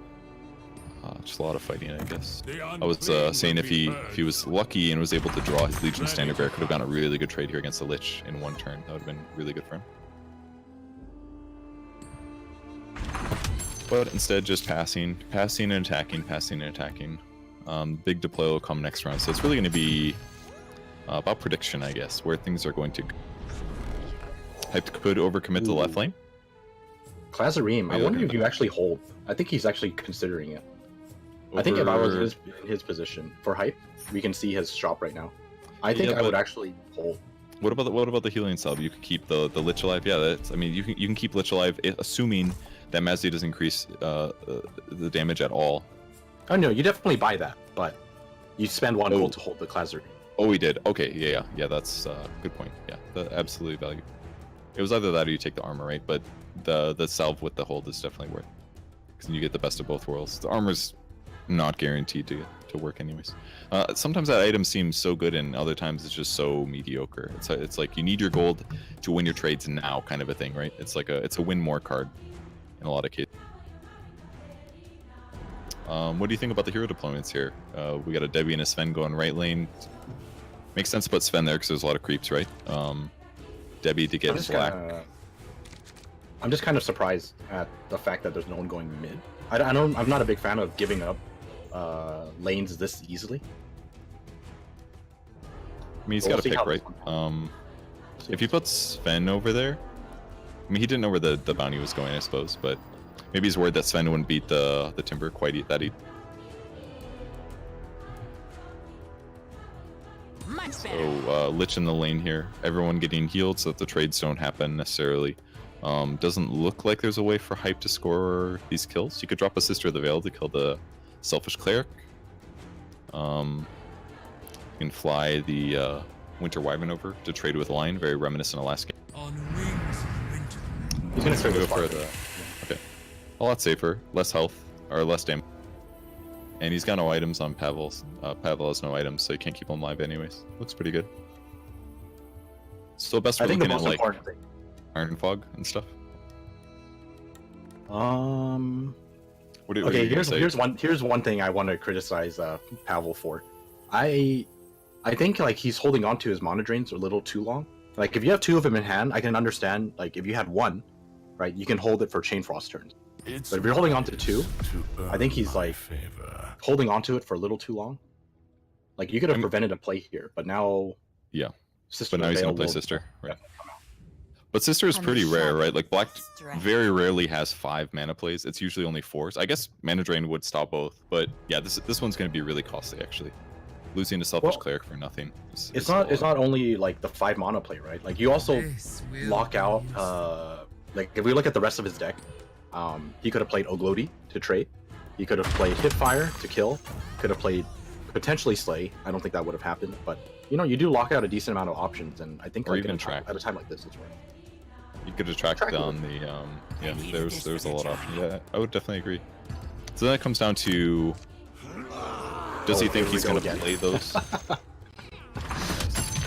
I actually love this. Did you put the health item? He did. Wow, that's actually so value. Because you're only giving them 2 gold. You're losing your hero's turn and ability to play cards, but then you just get to redeploy. That's actually such a cool combo. Makes him look really value. The fact that you got 2 Signet Rings with the guy made that seem really value. And this is a great game to have the Corpse Tosser in against this. The animation is so goofy. Yeah. He's like chucking cards. I don't know if Bodies. you've seen the. I don't know if you've seen the. Oh, the creeps are going into the last lane too. Yeah, I don't know if you've seen the lore for that card, but it's also very hilarious. You should take a look. Everyone should take a look if they get a chance. All right, what do we got? Shirley, he'll do the mana drain this time, being afraid of the. Well, I guess the Winter's Curse wouldn't matter. Everyone's too. Yeah, I think if you're gonna save your mana drain up till this point, you basically hold it for mana 7 because of how top heavy Hype's deck is. You're blocking out Primal Roar, you're blocking out Chain Frost, and since you're at 6 mana, just go for that. Okay, Sucker Punch. Sucker Punch, guarantee the easy kill. Mazzy can hit tower now. Klazarim probably saved to mid lane, I guess. Or maybe right lane, we'll see. Can be good Chain Frost though. On Pavel's side, he's still got Steel Reinforcement available. He's kind of running out of cards. Like having 2 mana drain. Like his hand looks so garbage compared to what Hype's working with right now. His opening hand is, or sorry, his hand right now is not good. And now Hype can just commit Red Mist Pillager here. Oh man, it's looking bad. Lane's guaranteed loss. Almost. I'm a real big fan of this Ravenous Mass play, by the way. I'm actually also getting real excited about it, I must say. I see that card a lot when I draft. A lot of people don't bother with it, but pairing it with the Bounty Hunter is pretty cool because you're getting ridiculous damage very easily, and pairing it on top of that with the Signet Ring is ridiculously good. And things like the Murder Plot card that sometimes is mediocre in my experience, but in this case, amazing with the Mass. Yeah, because it's so difficult to get mobility in draft, and this is like a very cheap way of getting mobility. Like you're only giving up 2 gold, and you can just get out of the lane and come back in 1 turn, and you also get full value of killing your hero. Yeah, you're basically creating a hero. It's threat presence, damage wise, easily. You're creating a hero onto the board, and that is already super valuable. Like having an 8/12 is insane. It's basically what a Satyr wants to be in the first place. A Satyr duelist, you want to like become some hero level threat damage, and he can do that while accomplishing everything else. So now he's basically got 2 heroes mid, and now he has a 6th hero. He can now put his bounty somewhere else. It's so cool actually. Only limitation is your ability to play spells and equip items. Okay, playing around initiative, not gonna have the Chain Frost. That's actually a huge deal. Wow, yeah, that's big. Yeah. Feels like the first time he didn't get his way. Yep. Indeed. But well, I mean, you know, we say that, but now it means that he gets to play a big Chain Frost in the last lane. So this is, you know how you said earlier it was like kind of unfortunate that he had 2 super late game cards in his hand. Yes. I think having these 2 Chain Frost early on is actually such a nice thing to have for a deck like this. Are you just saying because he knows that by turn 7 that he's gonna be able to start dumpstering lanes? Because if you look at your draft, right, you have Beastmaster and you have Lich. Like most of your game plan revolves around 7 mana. So the more that you have in your hand, like as long as you don't have like all 6 of them at turn 1, yeah, then this is actually a really comfortable position to be. So he can actually eat his Timbersaw here too if he really wanted to. Looks like he thought about it, but okay, he could have a really strong Ravenous Mass. Yeah, he wants to multiply. The multiplication power is so broken. It gives him a real threat of getting a throne kill.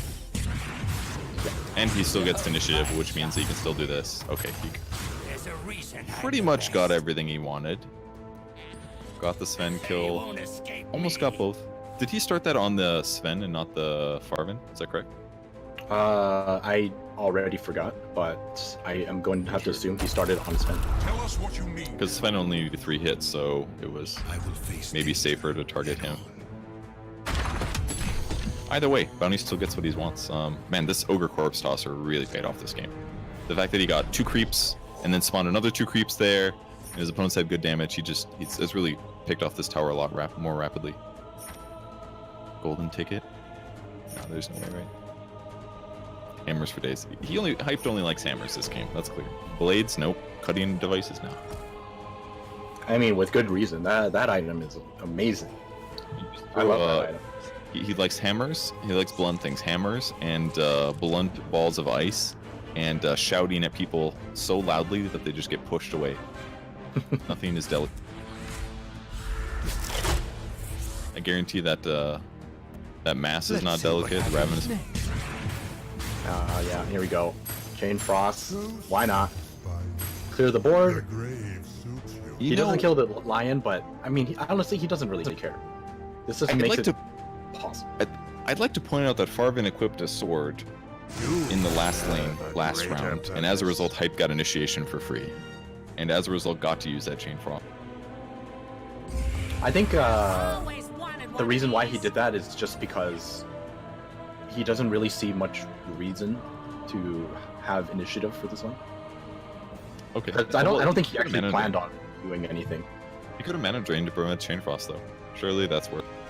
Well, my point is like, even if he gets chain frosted here, he's not going to go for 80. Like he knows he's not going for 80. So if he loses heroes, he gets a free way out of the lane. Okay. That's basically what And I'm and thinking. -1 Chain Frost for your opponent, right? Yeah. Okay, 1 TP out. So he's going to Okay. keep the Klazarim. Don't play your Curse Leader. Another hard decision to make here.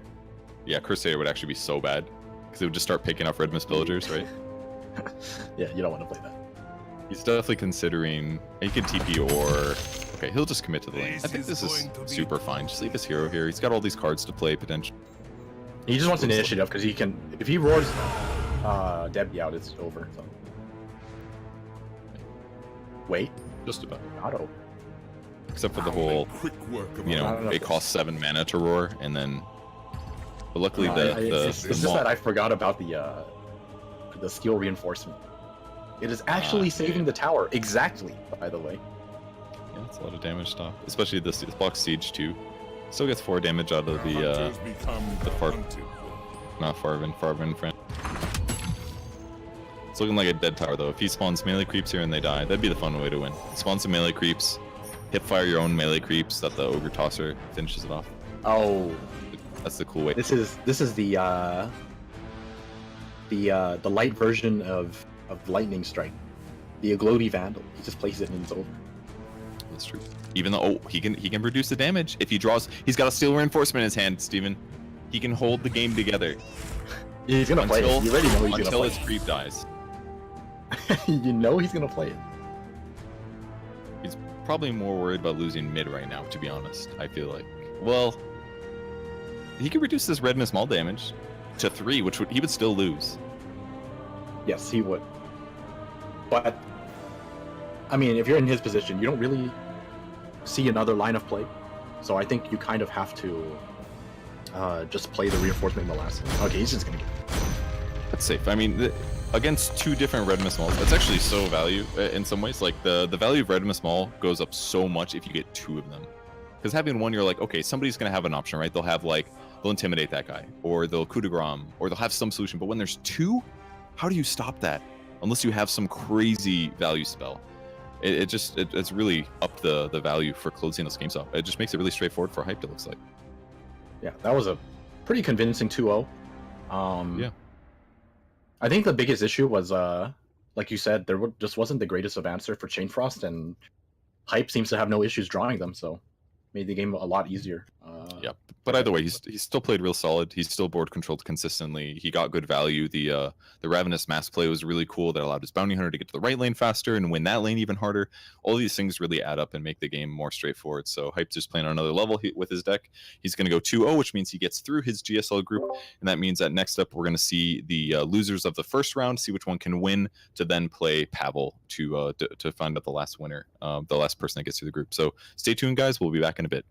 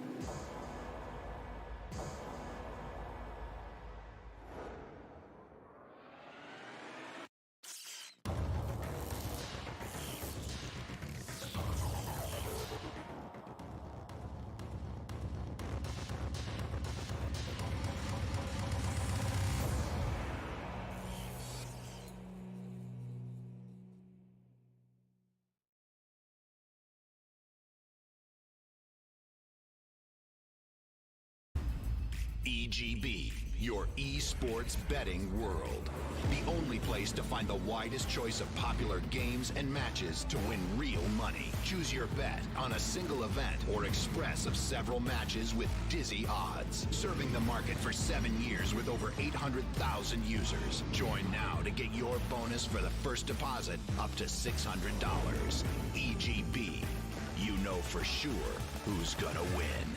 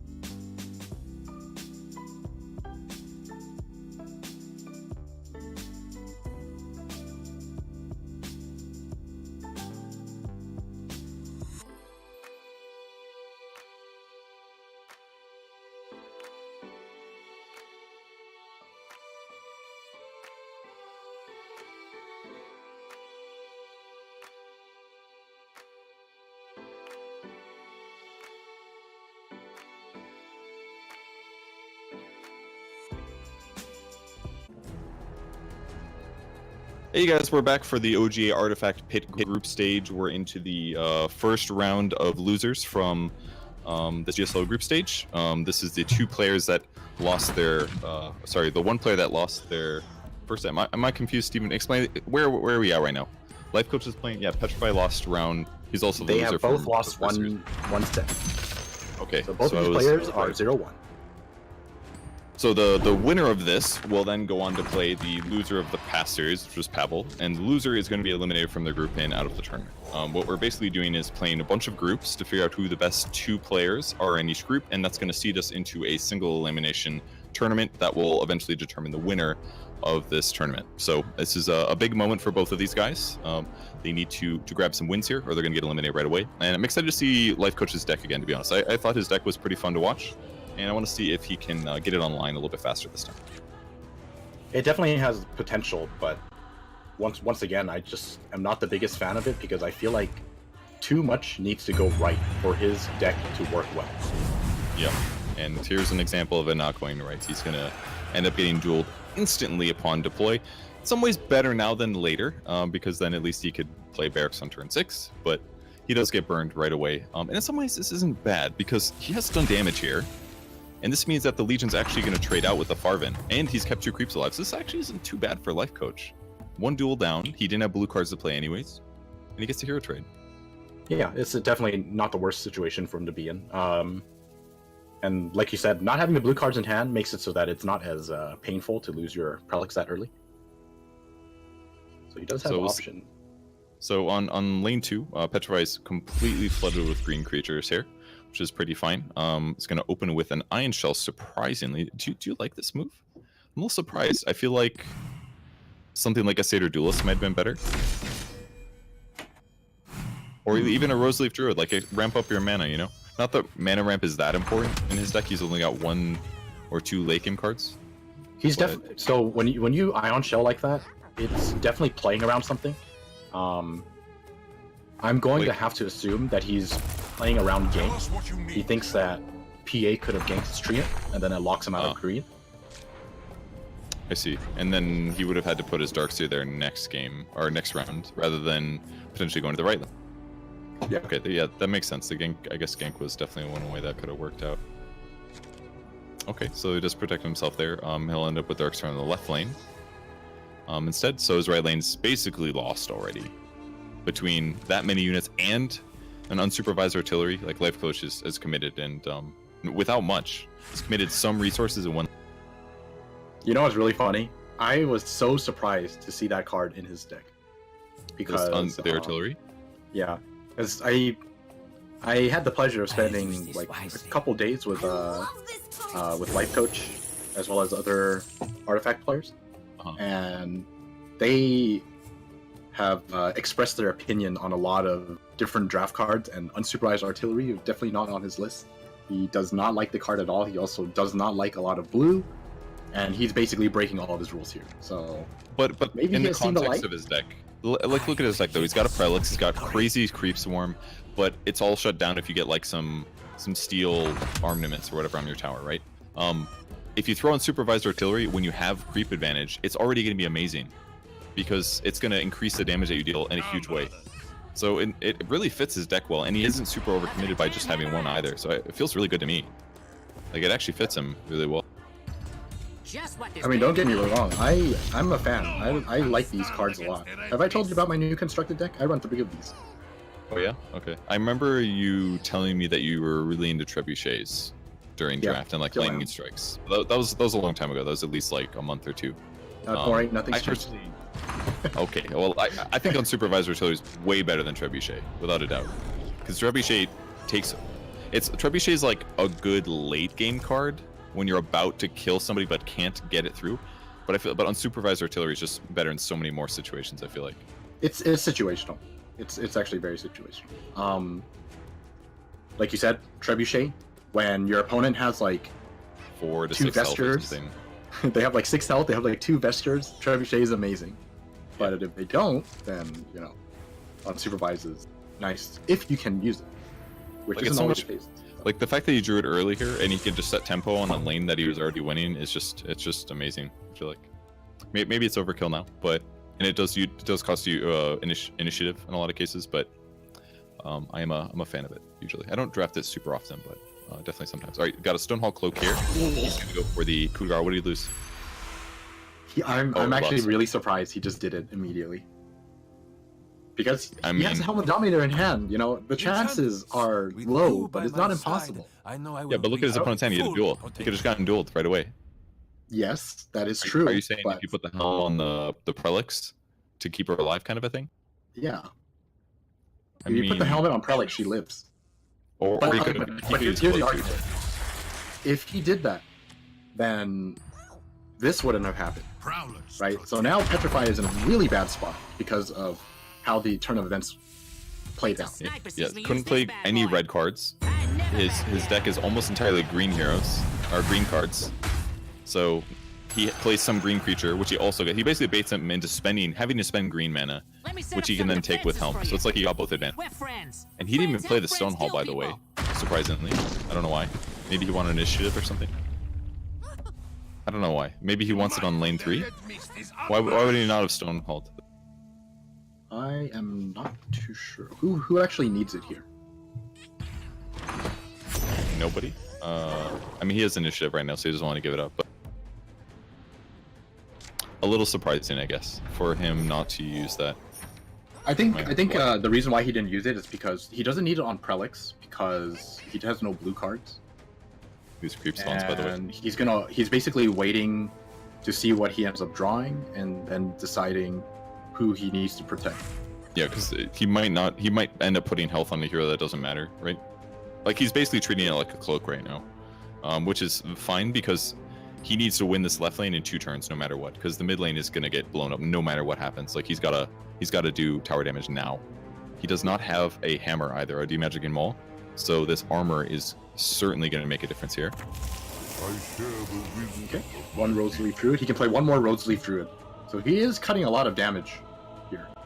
He could double no accident to clear that out is one thing though.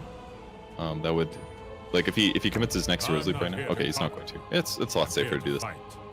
Double no accident is far too risky because it takes 2 moves and your opponent's holding 2 items. Like what if he just has Healing Self? Then you're just super boned. That's a good point. Yeah, healing sub would absolutely ruin it. This I'm will gonna help put the me cloak stay on the on front. Prelix. No surprise there. He's got 1 more Rose Leaf Druid to place if he wants, and he will block the Satyr for 2 turns. So definitely reducing the damage a I lot. didn't see you there. Okay, and then no accident to nail the second Rose Leaf Druid. So Rose Leaf Druids will all clear out. Life Coach will have a pretty clear board, and it's going to be spawning at least 1 creep here due to Prelix. We'll see if he gets lucky again with the double spawn. I'll show him lethal. And he's kind of just all in here on the mid lane. This Interesting. Doesn't have to play anything. Could have played Verdant Refuge, arguably, but probably It- doesn't make it. It's one of those. Yeah, it's one of those moments where it doesn't really change much, and even though you have nothing in hand, it's still probably worth keeping initiative in case you do need it. In the first You lane, draw if you draw something. duel and intimidation. There's lots of options. I think he Sucker has. Punch. Oh, he doesn't have enough magic. So this is the lane. Who's gonna take the win here? It'll come down to can he kill the tower right now? See what the card draws are. It's gonna be huge. Sucker Punch is drawn. Furnace's Blessing. Ooh, And no Life Coach creep. got what? Got like a Iron Fog and something else. Ready to lead. So is that he's got one Rebel Decoy? That's it, right? Yeah, I think there's no way The Petrify deadbeat. can do it. Yeah. Basically, what happens is Rebel Decoy will come out, and then it's gonna get no access in it, and then the game's just over. Yeah, that's true. Or he could put 2 Selfish Clerics on the sides, even if he didn't have no accident, Yeah, and he very has a likely lot of win off that. options. That's definitely the safest counter right there. Actually, alternatively, he could have just Helm of the Dominator too. That's true. He did The have. life coach just has so many options. It was such a difficult hold for. Where did he get all the gold from? He got a payday at some point, right? With his early hero kills. It was something like that accelerated him into Helm. Yeah. Because that had, was like, pretty early. 27 gold at the end of the turn. Okay, He had an and- Ironfall gold mine as well. I forgot which turn he played it at. Gotcha. So that was a really, really quick game. Life Coach completely dismantling Petrify there, possibly as a result of getting slightly lucky with the helm being at the top of his item stack. So he's able to grab that and have that crazy powerful turn that more or less closed the game out. So good for him. Good for Life Coach. He's going to take one win in this best of 3, and we'll be back in just a minute to finish out this best of 3.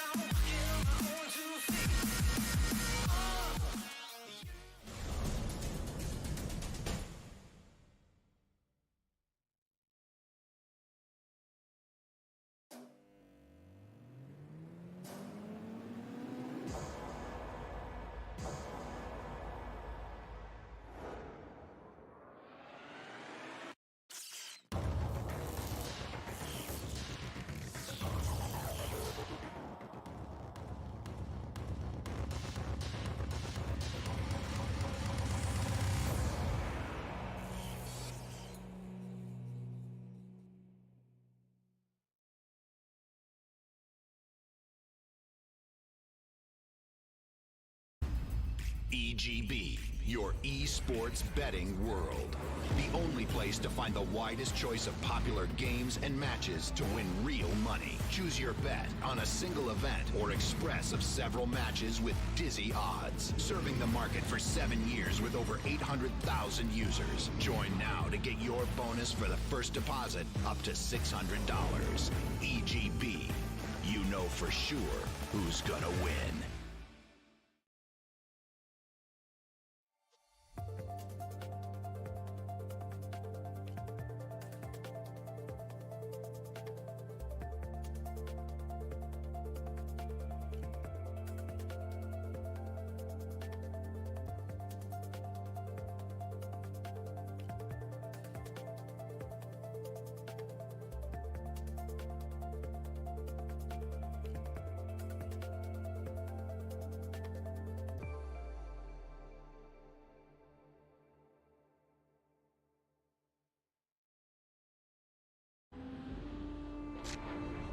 Welcome back to the OGA Artifact Pit Group stage. We're into Game 2 here between Life Coach and Petrify. The loser of this series is knocked out of their group and thus the tournament. And the winner is going to get to go on to play their third match of the day to try to see if they can make it out of their groups. My name's Purge. I'm here with Aosin, and we are already through the first phase, which has gone pretty normal. Lots of dead creeps. Yeah, only one card played between both players. It was the Hellbear Crippler. You know, that creep is... I don't actually like that creep that much, but it's actually a pretty big deal if it hits the PA, because it basically makes it so that she can't one-shot your Treant. Yeah, or any... I mean, once you build up some health levels, it could be a big difference maker in a lot of other cases. It does end up getting the arrow. Yeah, I'm usually not the biggest fan of it either. The fact that it doesn't do 4 damage makes it significantly worse, because it doesn't one-shot creeps and ends up getting cleared out itself, so...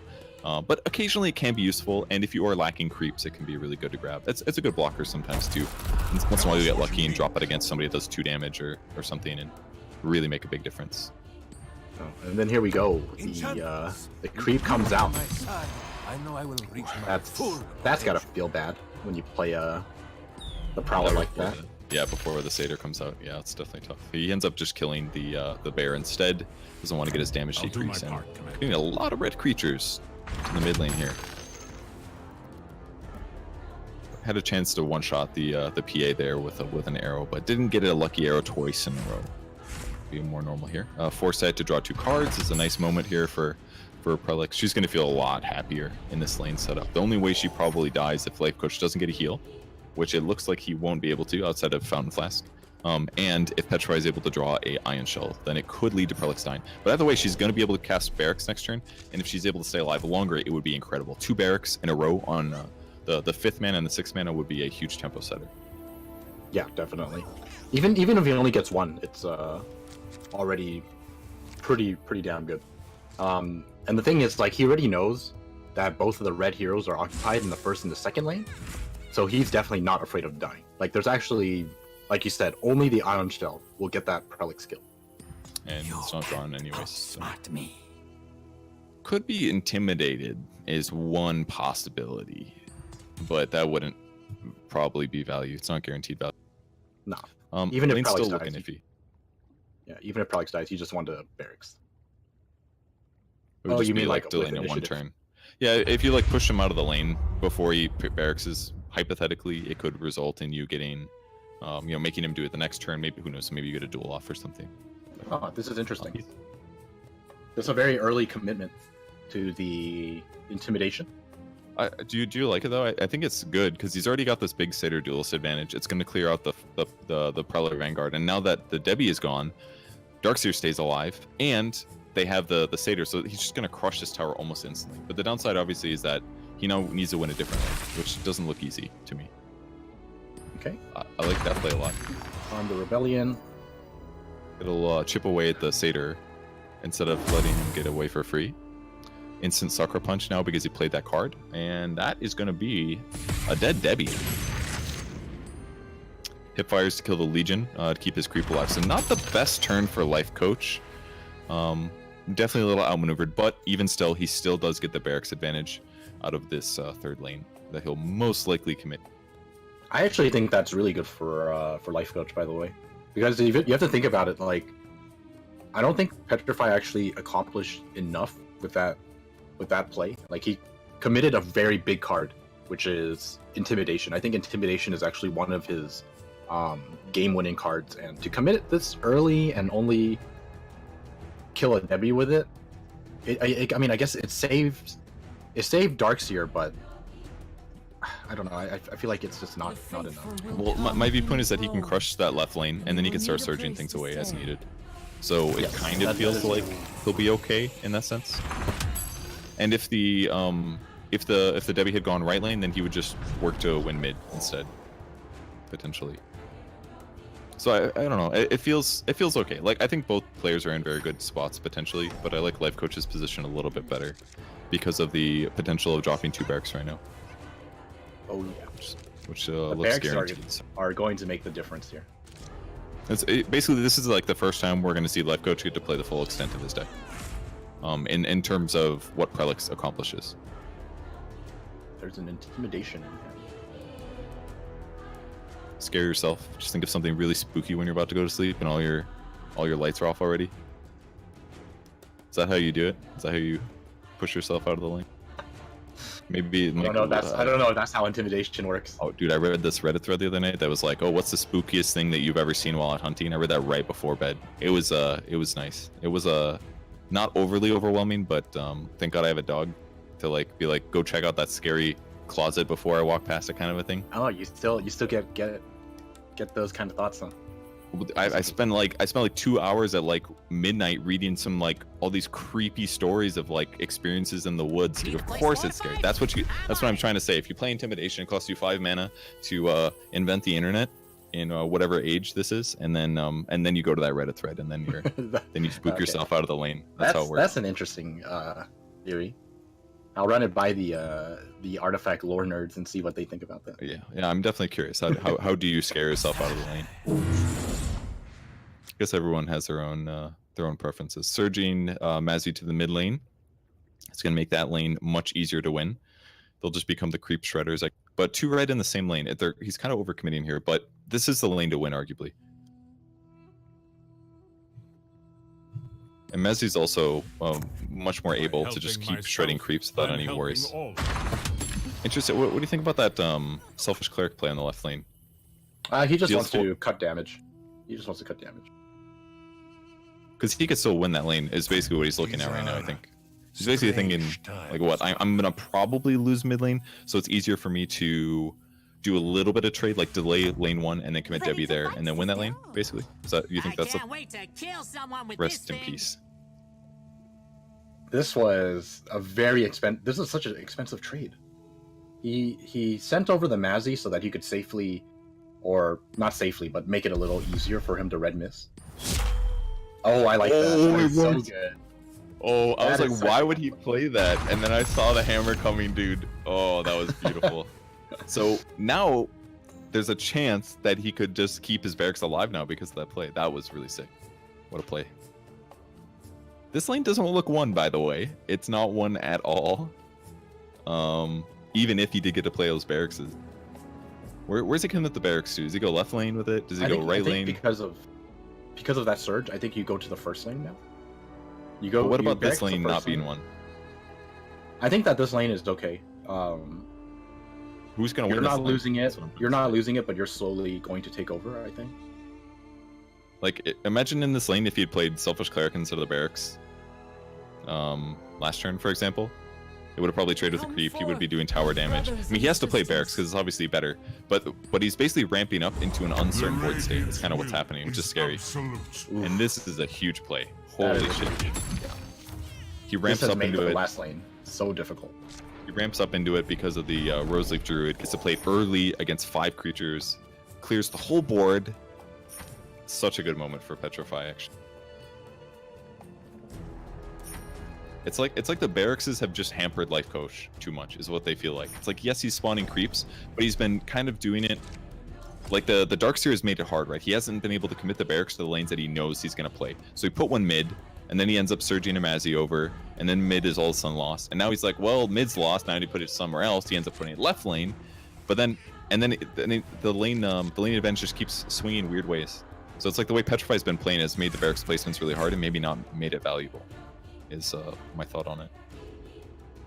Yeah, the thing is, like, barracks is really powerful, but there needs to be a driving force behind it, and right now it's just creeps popping down, and then there's nothing else going into these lanes that take advantage of having a wide board. He only had one Act of Defiance, and Armed Rebellion. He played it earlier. There's still one more, but no Missile of Avernus, no Arm. Creeps are kind of weak. Yeah, and it's hard to guarantee that you get those combos out in draft, of course. Anytime soon. He's still doing damage over here at least. Like, he's gonna lose 2 creeps per turn, but with a barracks. I bring wisdom and power. But this is kind of the issue, right? There's just creeps coming in here, but I mean, to be fair, this time around it's okay. Right? He's pushing 10 damage. That's pretty good. Well, might as well play the payday, right? That's all you can do. Can I take a look at your gear? You definitely don't. Yeah, 0 gold. Ooh, he's got the support. Oh, he passed. Let me help. Surely. Oh, life coast patch. I think he made a mistake there. I don't know if he meant to pass so fast. He almost lost pass that without trade. playing the sword. Yeah, I'm pretty sure he just did. But luckily for him, the Legion equipped. It did, maybe not lucky, but he used Poison Strike, so maybe that's why he did afterwards. I'm not sure, but it seemed a little wacky. Unfortunately, his Farvin is going to die now, and he also wasted his Stonehall Cloak now because he put it on Debbie. It died. It didn't build up, whereas it would have been really valuable on Farvin now. And there's a Mist of Avernus now. This lane looks so tough. I think he has to play the selfish. Yeah, you got to start clearing out some of the creeps. Just a few, whatever you can. And it's a really good placement too, because it has a 25% chance of taking the champion and the ancient arrow, and he also has a chance to kill the tree as well if he gets a lucky arrow.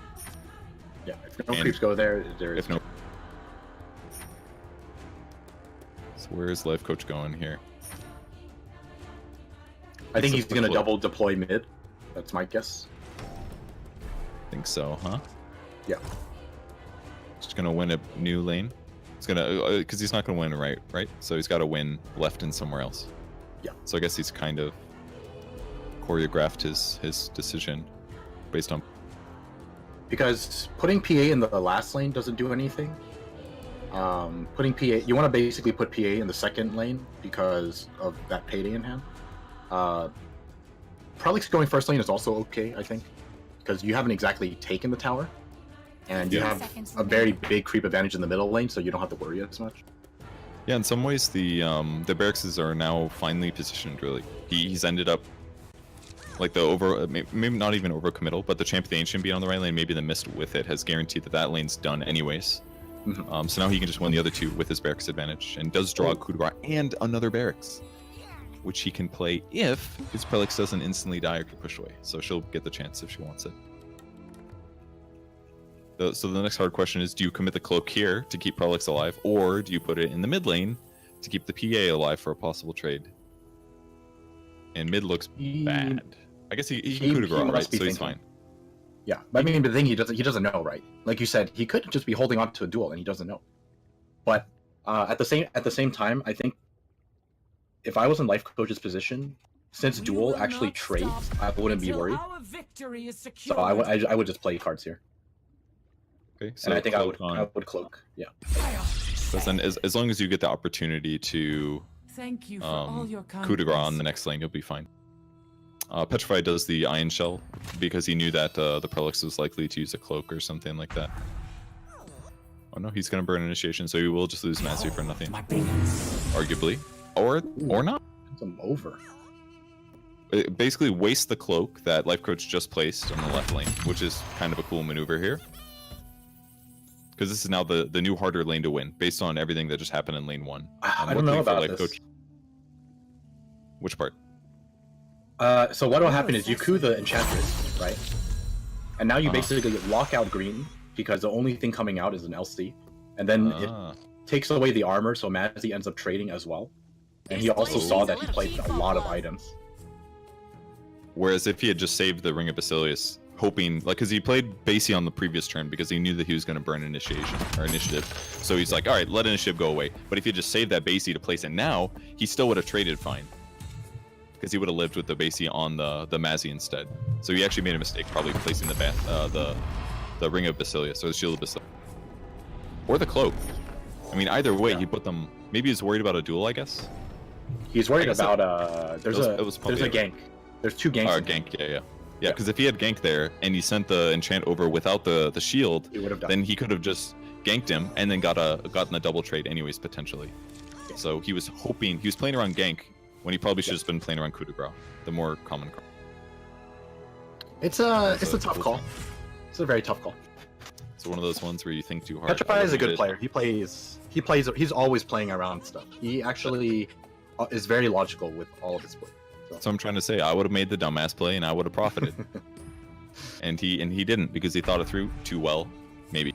Unless we're not thinking it through well enough to what was really the bigger threat over coup de grace, which is also very possible. The thinking things through next level? Okay, yeah, I'll stop. So he's got to win the mid lane now, or at least slow things down. He's got plenty of time to slow things down. He's got armor on the tower, armor on the creeps. Everybody's got armor. And this is why you run Lodestar Demolition. Am I wrong? It's good to have friends in Rev. Lodestar Demolition. Yeah, I love that card. Yeah. It's really good against enchant when she starts dropping these verdants late game. Yeah. But I pretty much only put it in if I'm like really low on a black cards and I'm running black heroes. But I do I put it in if I have coordinated. As in like the one that deals 2 damage increase for you and your allies. Is that what that one? Whenever you play a black card. Yeah. What's the mana cost of Lodestone? Oh, Lodestone is 3. Okay, so it's pretty inexpensive. Is that why you're saying you play with coordinated? Well, I like playing it with coordinated because if you do get the opportunity, right, then Lodestone will do damage. If it doesn't, at least there's still some value in the card. I'll make the Jasper Circle Gotcha. take notice. That's basically it. Goodbye, Satyr. Or Selfish Cleric. The tree will trade out on purpose here. Well, he couldn't technically save him, but this is good for him anyways. More gold for life coach. He's sitting at a 642, and there's the item he wanted. But let's be real, it didn't matter. He was going to get the item he wanted here. Yeah, he has enough gold to buy everything. And, straightforward game. In the earlier stages, the barracks weren't as effective, but once you reach this stage, like, Petrify clearly ran out of steam, and this is where it gets insane.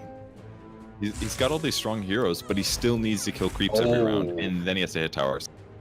There's that Miss of Avernus. This is... Well, he might as well, right? He doesn't have any other thing that's going to be initiative relevant, so drop the mist.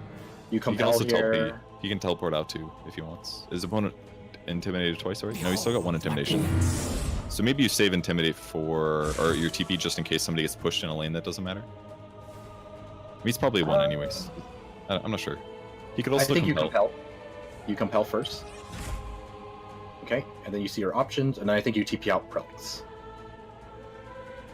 Doesn't have very many blue cards left. He's only got 1-dimensional portal, 1 cunning plan. Is his only blues remaining, but he would get the creep spawn, of course. Yeah. You just want it for the creep spawn. And yeah. The Prowlers lend their In case he didn't have enough creeps on the mid lane. You do the same for me. So yeah, he basically got to do what he wanted with his deck. It looked a little bit hairy in some of those early deployment stages, but he ended up getting to play the lanes that mattered. So his barracks did pay off, even if it was real iffy. And just imagine that if he didn't play that the unsupervised artillery, and if he didn't eat the demagic wall that one round, I wonder how different the game would be. It's not over yet, by the way. He does still have to kill this tower. Yes. But it looks straightforward, basically. Like, Life Coach has the lane setups that he wants now.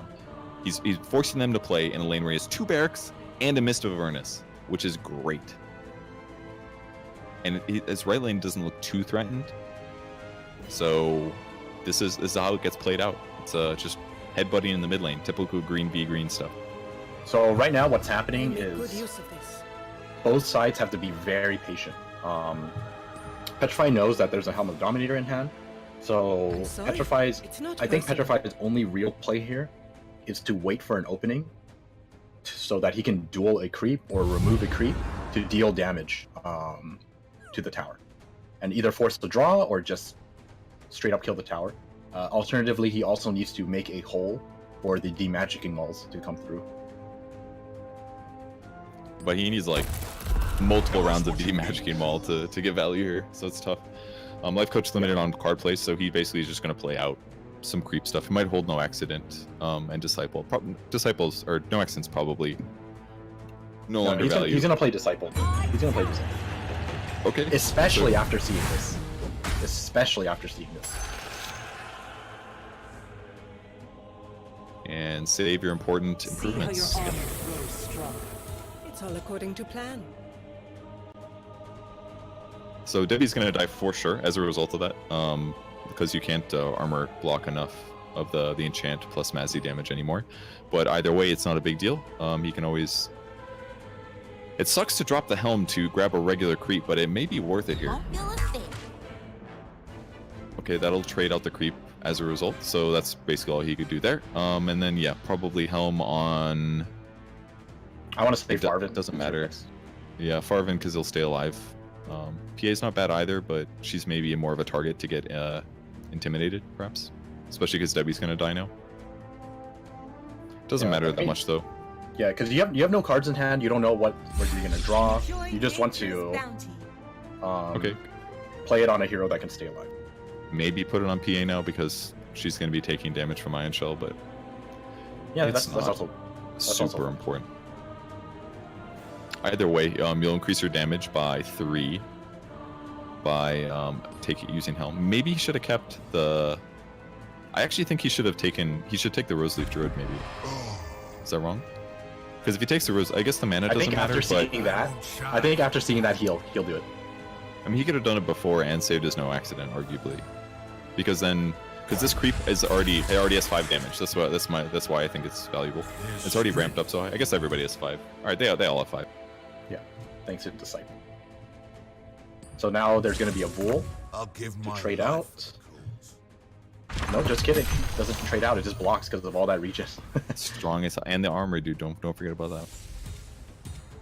That's why you should always buy Ring of Basilius in your Dota games, guys. It helps your team, even if you don't notice it. Ooh, the shot. Life Coach. Tempting. No, you didn't hold it. Of course not. The game's almost over, dude. He's gonna spend 22 gold to get like a short sword next round. That ain't. Or a secret shop item could show up like another helm. That'd be You're right. It could be like a Apotheosis Blade. That would be the best draw, I think, for sure. Just kill all of his improvements. Yeah, because you kill all of his armor for his tower, which would mean that your creeps now become godly again. It would increase your creep damage. I guess. Steel reinforcement. But again, Mist of Avernus counters Steel Reinforcement. It is like literally the solution to this Mazzy crap. You're just like, oh, I don't have to worry about that. Cool. But speaking of which, he can do a gank man, look at this first, hand. and then coup de grace. But can he get a kill? He can do 14 with PA, so he can kill Tree and possibly. No, you want to? Oh, he actually discarded the gank. I mean, I don't. Obviously, we know like the situation he's in. So. It's 33% chance. It was still pretty high. It was the safer play for sure, rather than losing his PA potentially for nothing. So No, it's definitely the right play. play. There. It's definitely right. Yeah. Just make it easier, right? Get the one hero that could potentially pick off your heroes. You're gonna win.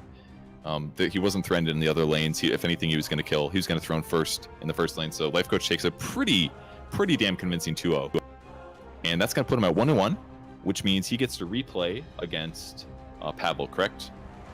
Who he lost to 0-2 originally in the beginning of the day, but he made some misplays. A little bit worried about winning or losing to like Disciple Surge stuff. So I'm excited for this rematch. We'll see if he can take the win here. We'll be back in a bit. This is the OGA artifact pick group stage, and by the way, we're going to a redraft apparently for that matchup. So it won't be the same decks. It'll be something entirely new. So we'll be back in a bit.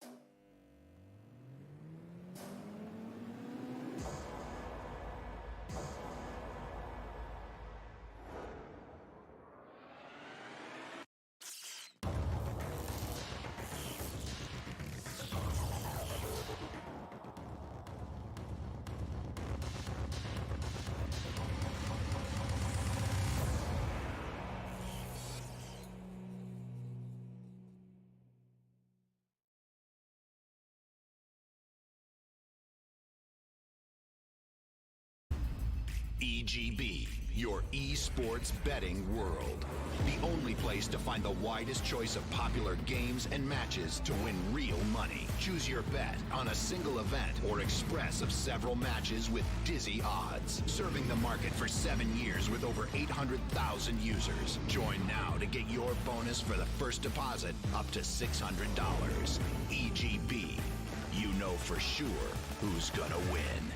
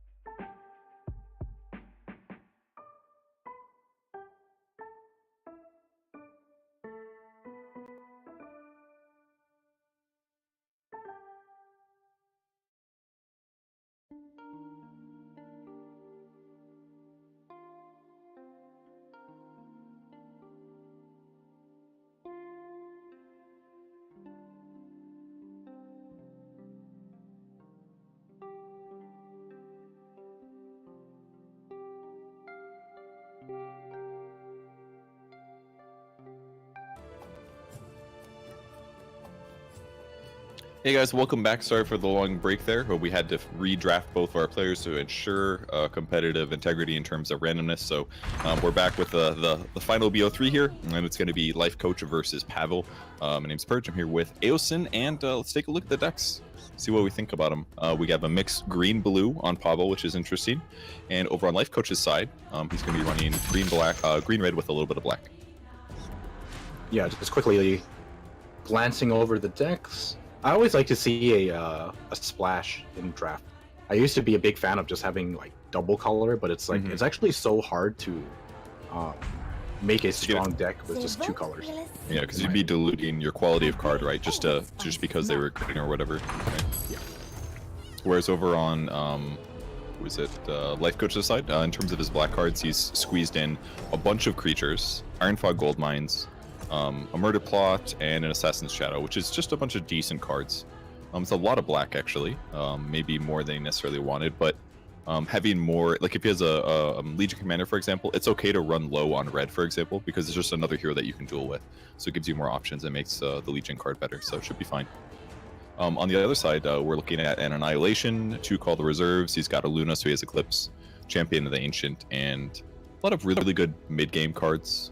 He's got a Lycan, of course. Empower looks pretty potentially good when he has weak damage from blue heroes. So it looks pretty solid. Mist of Avernus as well. Anything else stand out to you? I mean, not too much. I think the big thing to take away from this is, I think Pavel's deck is actually better. It's okay. I like tricolor and everything, but if someone has 2 colors, it can either be really kind of whatever, or they're 2 color because they have that many good cards, and I think his deck is actually good enough to justify the 2 color. And Life Coach is running a Debbie splash. That's like one of the I think it's one of the weaker splashes, because Debbie only has 5 health. If Debbie dies and you're basically running a bunch of black cards, you can't do anything if you get picked off. And you have a Luna. Luna could, once it hits mana 6, Debbie could be in a lot of trouble. Yeah, it definitely makes it harder, especially if you get into that cycle where you kind of just keep dying as you respawn. That can be really scary sometimes, and leave you in a bad place. But as long as the Debbie gets in a good spot, it should be okay. Unfortunately, though, actually he's got good spacing from Magnus here, and he's also used Ramon's Blessing on the 3rd lane. That'll keep the Debbie even more healthy, which is maybe him playing around basically what you're saying. He could have used it on his tree to keep his tree alive, but instead he's used it on his 3rd lane to instantly guarantee that Debbie has 8 health starting for the rest of the game and should be able to get black cards on the board. Yeah, I actually like that play a lot. Like you said, the heroes in the mid don't really need it that badly, although I guess like looking at this, he's probably like kind of wishing that I had it, but yeah, the double this power state is brutal.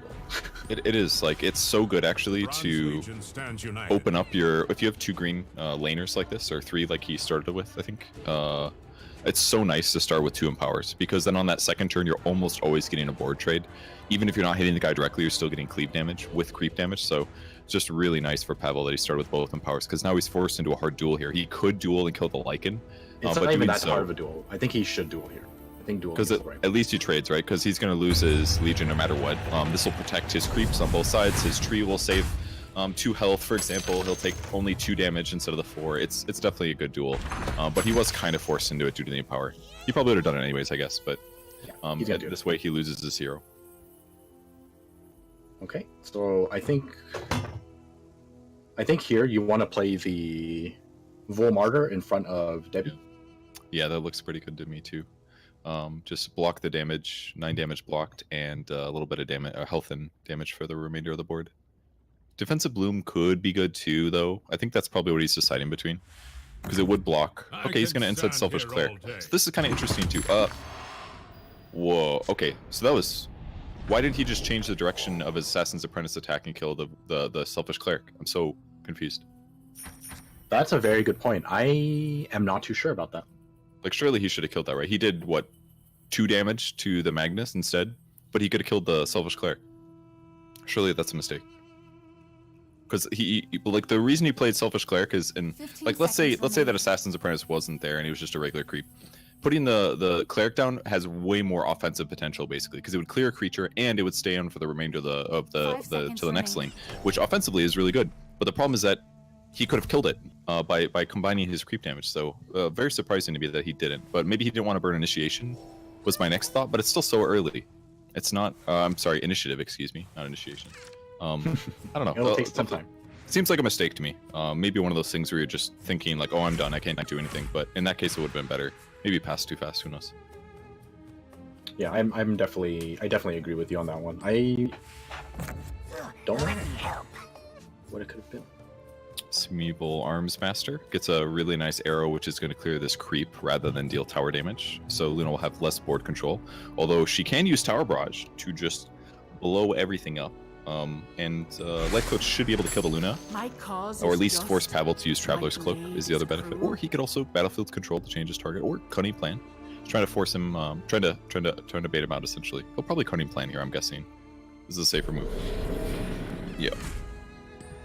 Oh, I thought he had mana left over. I was like, surely he can play that Messenger Rookery. No, played everything. So what do you think about this? He get 2 Messenger Rookeries, and he also has 3 Battlefield Controls due to having Jamoy in the deck. Is that overkill? I feel like it's a lot of attack directional things. I think feel like I'm not a big fan of 2. 1, I'm okay with. I think 2 might be a little overkill, but we don't know what they drafted, right? He could have just not have enough cards, or who knows. I mean, he is going to have a lot of creep spawn. He's got two-dimensional portals. This will also give him 2 lanes where he can do this for free repeatedly, is the other benefit. Like, he can kill Debbie, unless Debbie blinks away right now, for example. And also, this can also happen. You could use Battlefield Control for the defensive move, which he's now done, and then he's going to use Messenger Rookie to change the creep to the Debbie instead. So this is the benefit he's seen here. It like gives him these, like, even though he has weak hero matchups, it essentially becomes a huge swing. He basically used Battlefield Control to save 7 damage there. Now he's forced to blink out. That was cool. That was very cool. Yeah, so I think we're gonna see Debbie go into, I want to say, the first lane. I don't mean this board state is ridiculous from Life Coach's side. My life He's still doing very well. Absolutely. The cause is all that matters. Because he's not going to go mid. It'd be a little bit overkill. That lane's pretty much dead already. He could potentially try to defend it with the green heroes and defensive balloon, but it's... I mean, he actually could. He's got 2 heroes respawning. Dude, he's got 2 heroes respawning, both with Empower. He could drop a defensive balloon to fill in the gaps. Like, he can actually deal... I mean, he's got armor by all means. So he still does end up going mid. Because this will guarantee no matter what that his tower dies. That his tower, that he can kill this tower. Yeah, that's true. Keep in mind, he does have Annihilation in hand, so if he can move his blue hero over, I mean, you can just drop an Annihilation, but he doesn't have a way out. Oh, did pick up a TP, though. So TP into Annihilation is also a thing. I think that's what we're going to see, actually. I mean, if he draws it. I mean, if that Debbie wasn't mid, and there weren't also 2 creep spawns there, I would definitely consider going there with double Empower. But it's certainly still an iffy lane. But now it's absolutely not worth it. There's just way too many creeps. Your cleave is going to be limited in how many of the creeps it can kill. It's just better to fight left lane. So it's basically a bit of decided lane-wise so far. Feels like left lane is certainly going to be the contested lane. We're just going to bat heads until we got a winner. And who do you think this favors here in this match? It depends on what cards he's going to draw right now. Okay, he didn't draw any big mana 6 cards, so... I'm going to have to say that Life Coach is going to pull ahead here because of what he has in his hand.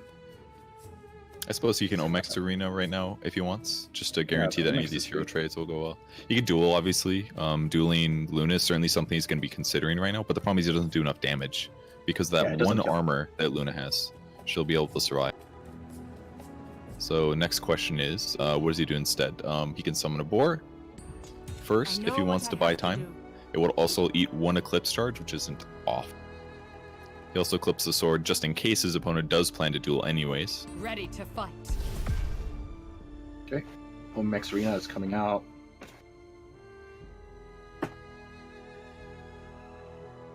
I think you just dimensional... Actually, no. Maybe you bloom here. He might even Tower Barrage to guarantee the tree kill too. Well, I guess he has a cloak, I mean. That was a really, really lucky arrow. That's going to guarantee that Farvan dies without a creep play. So yeah, if he didn't do Dimensional Portal or Bloom there, then his Farvan would certainly still die. But Dimensional Portal is still really valuable, get more board control. Neither player has any more mana to play, so... he could still Bellow, I guess. I don't know if he'll bother. It's really unfortunate that the creep didn't go right. Could have gotten 2 more damage from Lycan. Yeah, that's a good point. Yeah, it's actually kind of unlucky. Well, okay, it was a 50-50 chance that hit heads twice in a row. So it's not super low chance. 25% chance of that happening. Perfect. It's no different than getting a lucky arrow on placing a creep. But yeah, it definitely would have been helpful. Little more damage. So I think he is actually considering the bellow right now. But for what reason? Just to get an extra 2 damage? Just or to get something? some extra damage. Yeah. His creep would eventually die too if he leaves him here. There's already enough damage mid, so going mid would be no threat really. Going right lane would be a bit of an issue. This is one thing that Pavel doesn't have going for him. Certainly, that even though this lane looks kind of good right now, the right lane, he doesn't have very much damage there. It's still going to take time to kill those towers. Yeah, the biggest problem right now for Pavel is that he doesn't have any cards. He doesn't have any cards, and he doesn't have a way to cycle right now. He has 1 foresight, but that's it. And Even that trade was costly. And the life coach is, as all these heroes start dying, even if they are traded, life coach is going to pull ahead super fast enough. Aha, now we can't play Annihilation this turn.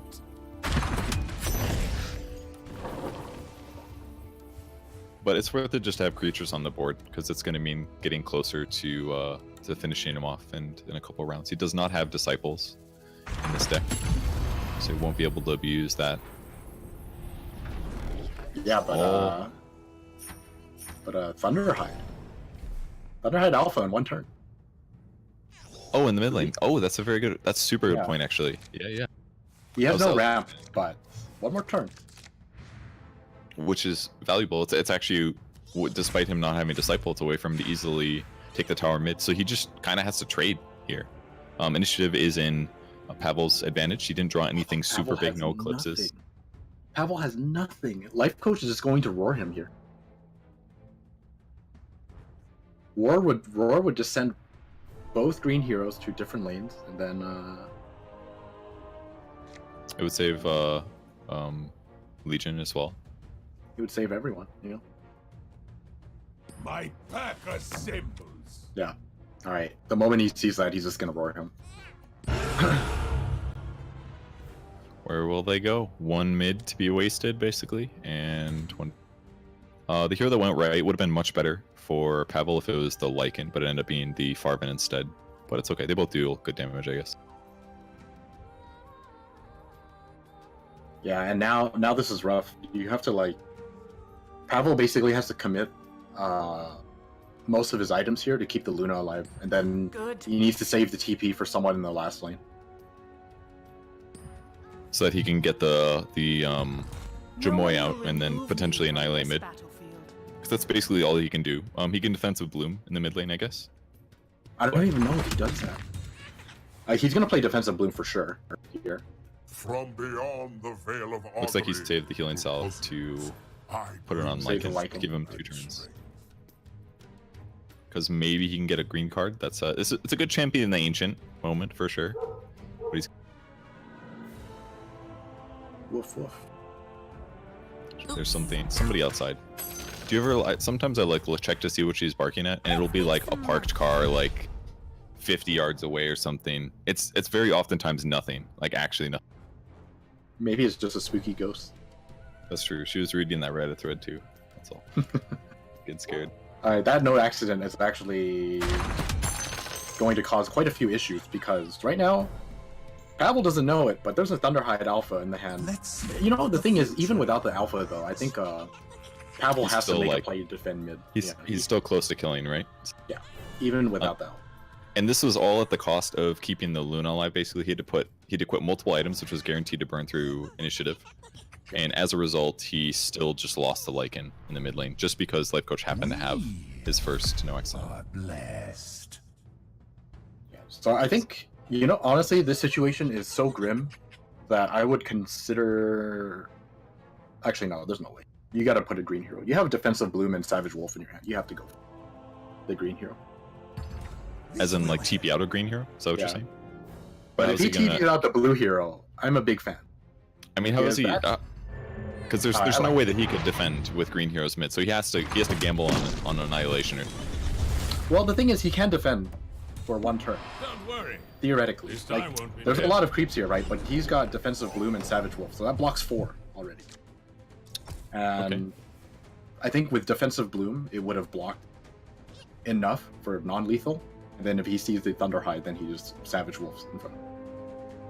But I like this play a lot. Because this is the believing in the heart of the cards play. If he does not draw Annihilation, he will lose. By the way, it's a 2 out of 25. He's got 2 cards to draw, and it's 1 out of 25, and then it's 1 out of 24 is his chances, which is real bad. That's like less than 5% with each draw. So that chance is... No, his chances are a little better. All right, His chances are still a little better, because if he draws Foresight, oh, he you're has right. a chance to draw more. So I mean, And someone can calculate the hypothetically- numbers, but it's low. He could draw a Dimensional Portal too. That would be another really good way to block potentially a lot of damage. It's not enough. Maybe not all. I guess blocking 25 damage is really hard. It's Like living through not blocking 25 damage is well. Let's see what he because doesn't basically have what'll initiative either. What'll happen is if he gets deportaled, which he did, That's just a taste of what's to come.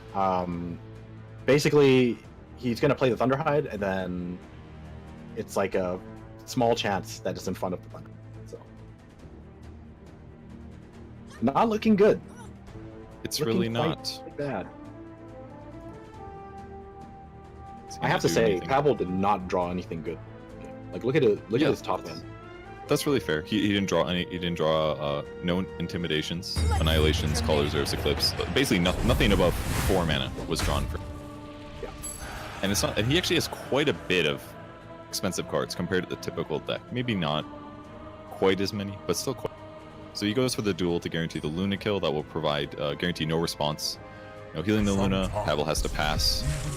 And yeah, he's just setting up potentially for if he doesn't win in the mid lane next turn. It's a good. So good I think he's probably thinking about short sorting here, but he's also thinking There's he no might need it. weapon in a minute. I Okay, he's have just gonna use it here. I think it's safe because he knows that his opponent has initiative, right? He knows his opponent has an Annihilation in his deck. He's playing it super safe. Say like, I've already lost an initiative anyways. Just maximize that I can win this lane because mid lane is already super dumpstered. Even if he annihilates there, he's still probably We have another feeling win condition.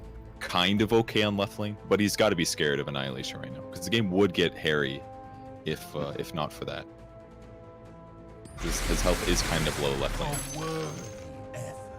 Okay, it killed something. Killed a creep. There was one creep at 2 health from what I remember, so he's prepping stuff. Well, so that basically after seeing that, he knows Annihilation is impossible. So he's just gonna play the Thunderhide. At least I assume he will play it.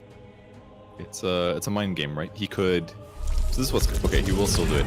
He could have potentially passed, and then if his opponent let him fight, Oh, he got it. Oh, he got it. He got it. So what does a creep look like after fighting a Thunderhide? Is Nothing. It's just it flat. nothing? Just like maybe some color on the ground. Yeah. Because that thing is enormous. Just enormous. I mean, interesting he included it. Maybe he didn't get access to a Thunderhide pack, so he decided to run the alpha. Because typically the alpha is not ran for reasons like this, because it is sometimes hard to deal enough. Oh, he's gonna go for the no accident to kill Farvin here, most likely, or I mean, no accident then TP out, perhaps is the move. Hey, he's just trying to trade the heroes. Okay, he does that instead. Maybe he just plays this lane genuinely. Like, is that the move here? He's gonna lose. I think what you want Shadow. to do. I think I would like to see him TP out Beastmaster. Okay. I would have liked to see him move Beastmaster so that he could set up a roar in the first lane. I just kind of like this because it does put board presence down. That's really scary, actually. That if like he didn't spawn creeps on the right lane now, and now he's got all this damage just wailing on tower. He can potentially win in multiple lanes now. Like he either, even if he gets outplayed left lane potentially by some crazy card that Lycan can play, it still is looking good for him in all 3 lanes. Ooh, enough magic. Okay, so is there a way for Pavel to win here? Let's think about this. He'd have to intimidate the Lycan to go to the right lane because he can't play creatures there or otherwise, and he can't draw cards. So unless he gets a hero in the mid lane now to block, like the big boy, the game ends almost instantly. Because even if he intimidates to get his Lycan over there, he still won't have a chance to play. Oh, I'm sorry, there's no red hero mid, so he can't enough magic. All right, never mind. Can't enough magic. Yeah. Almost all Pavel my theory basically crafting has to was win here. worthless. Pavel You're basically has to going win here. die. Okay. He's here to So draw some cards. no roar. Okay, he's gonna go for it. Oh, he got Okay, it. you got it. He got it. Oh my goodness, he got it. And he will still trade with the Okay, tree. Tree and cloak. No. Okay, tree's dead. I'm so surprised. That life coach just passed. Would you think you would do TP out or blink I- over or something? I would have blinked over LC, and if Pavel did not play a card, I would enough magic and end it. But now because, well, I mean, he was gonna get he doesn't- initiative he doesn't to know be what's in able his to hand. block it. Yeah, but I mean, he's only 2-color, and he's got both colors. It means he can play everything, you know.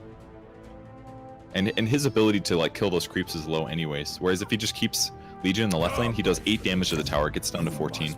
Like he doesn't need to win this lane, you know. Like even if Pavel can completely defend here, which it looks like he's going to be able to keep slowing it down, it doesn't matter. There's his contribution is what, a 4/2 green hero right now. Who gives a shit? Just leave him. Like he can just TP out with tree or blink him away, and just go win some other lane. Like he still does have to deal with like Eclipse stuff potentially and Magnus deploying, but it's not the biggest threat. And even this lane is looking good. he's gonna win here.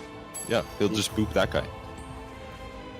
Trespassers will be punished. Oh, that's it. Yeah. I didn't even realize how much damage was coming through.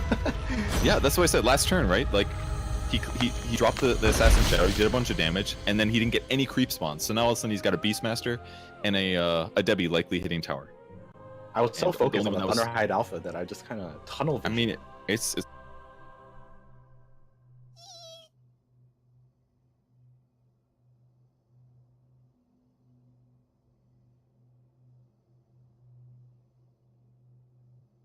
remember my sense of time in the last hour has completely gone out the window. But that was game 1, correct?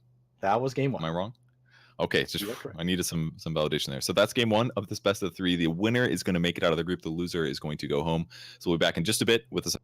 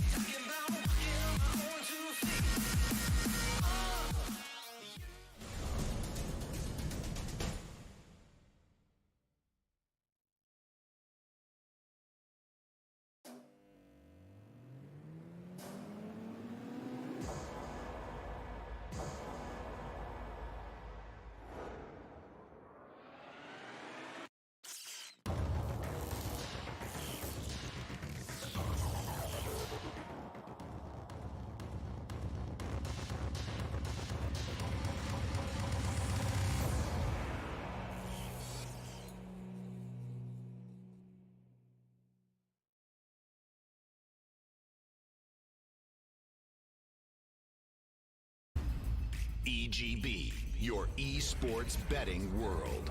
The only place to find the widest choice of popular games and matches to win real money. Choose your bet on a single event or express of several matches with dizzy odds. Serving the market for 7 years with over 800,000 users. Join now to get your bonus for the first deposit up to $600.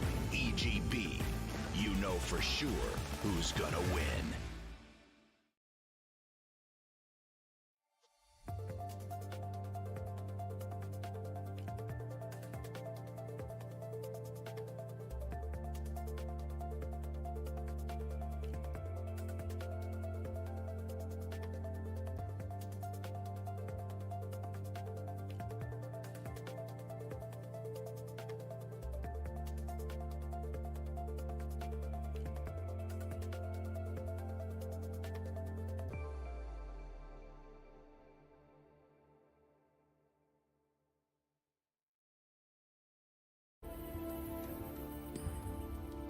Welcome back to the OGA Artifact Pit group stage. This is the last match of this group here. Potentially, if Life Coach can pull out a win, he's up 1 game, it's best of 3. So if he can take a win against Pavel here, he will get through his group and Pavel will be eliminated. My name's Spurge, I'm here with Aosin, and it looks like we're going to see some dead heroes on round.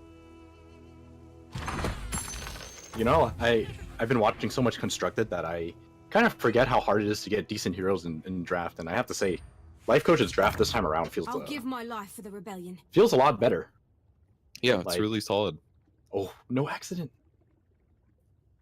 That was a good save. Little lucky for Pavel there. Got a 25% arrow to get the damage here. But once he drops him here, he not only gets the trade, but he also kills a creep and guarantees that he survives and can live on to possibly trade next round. So good round.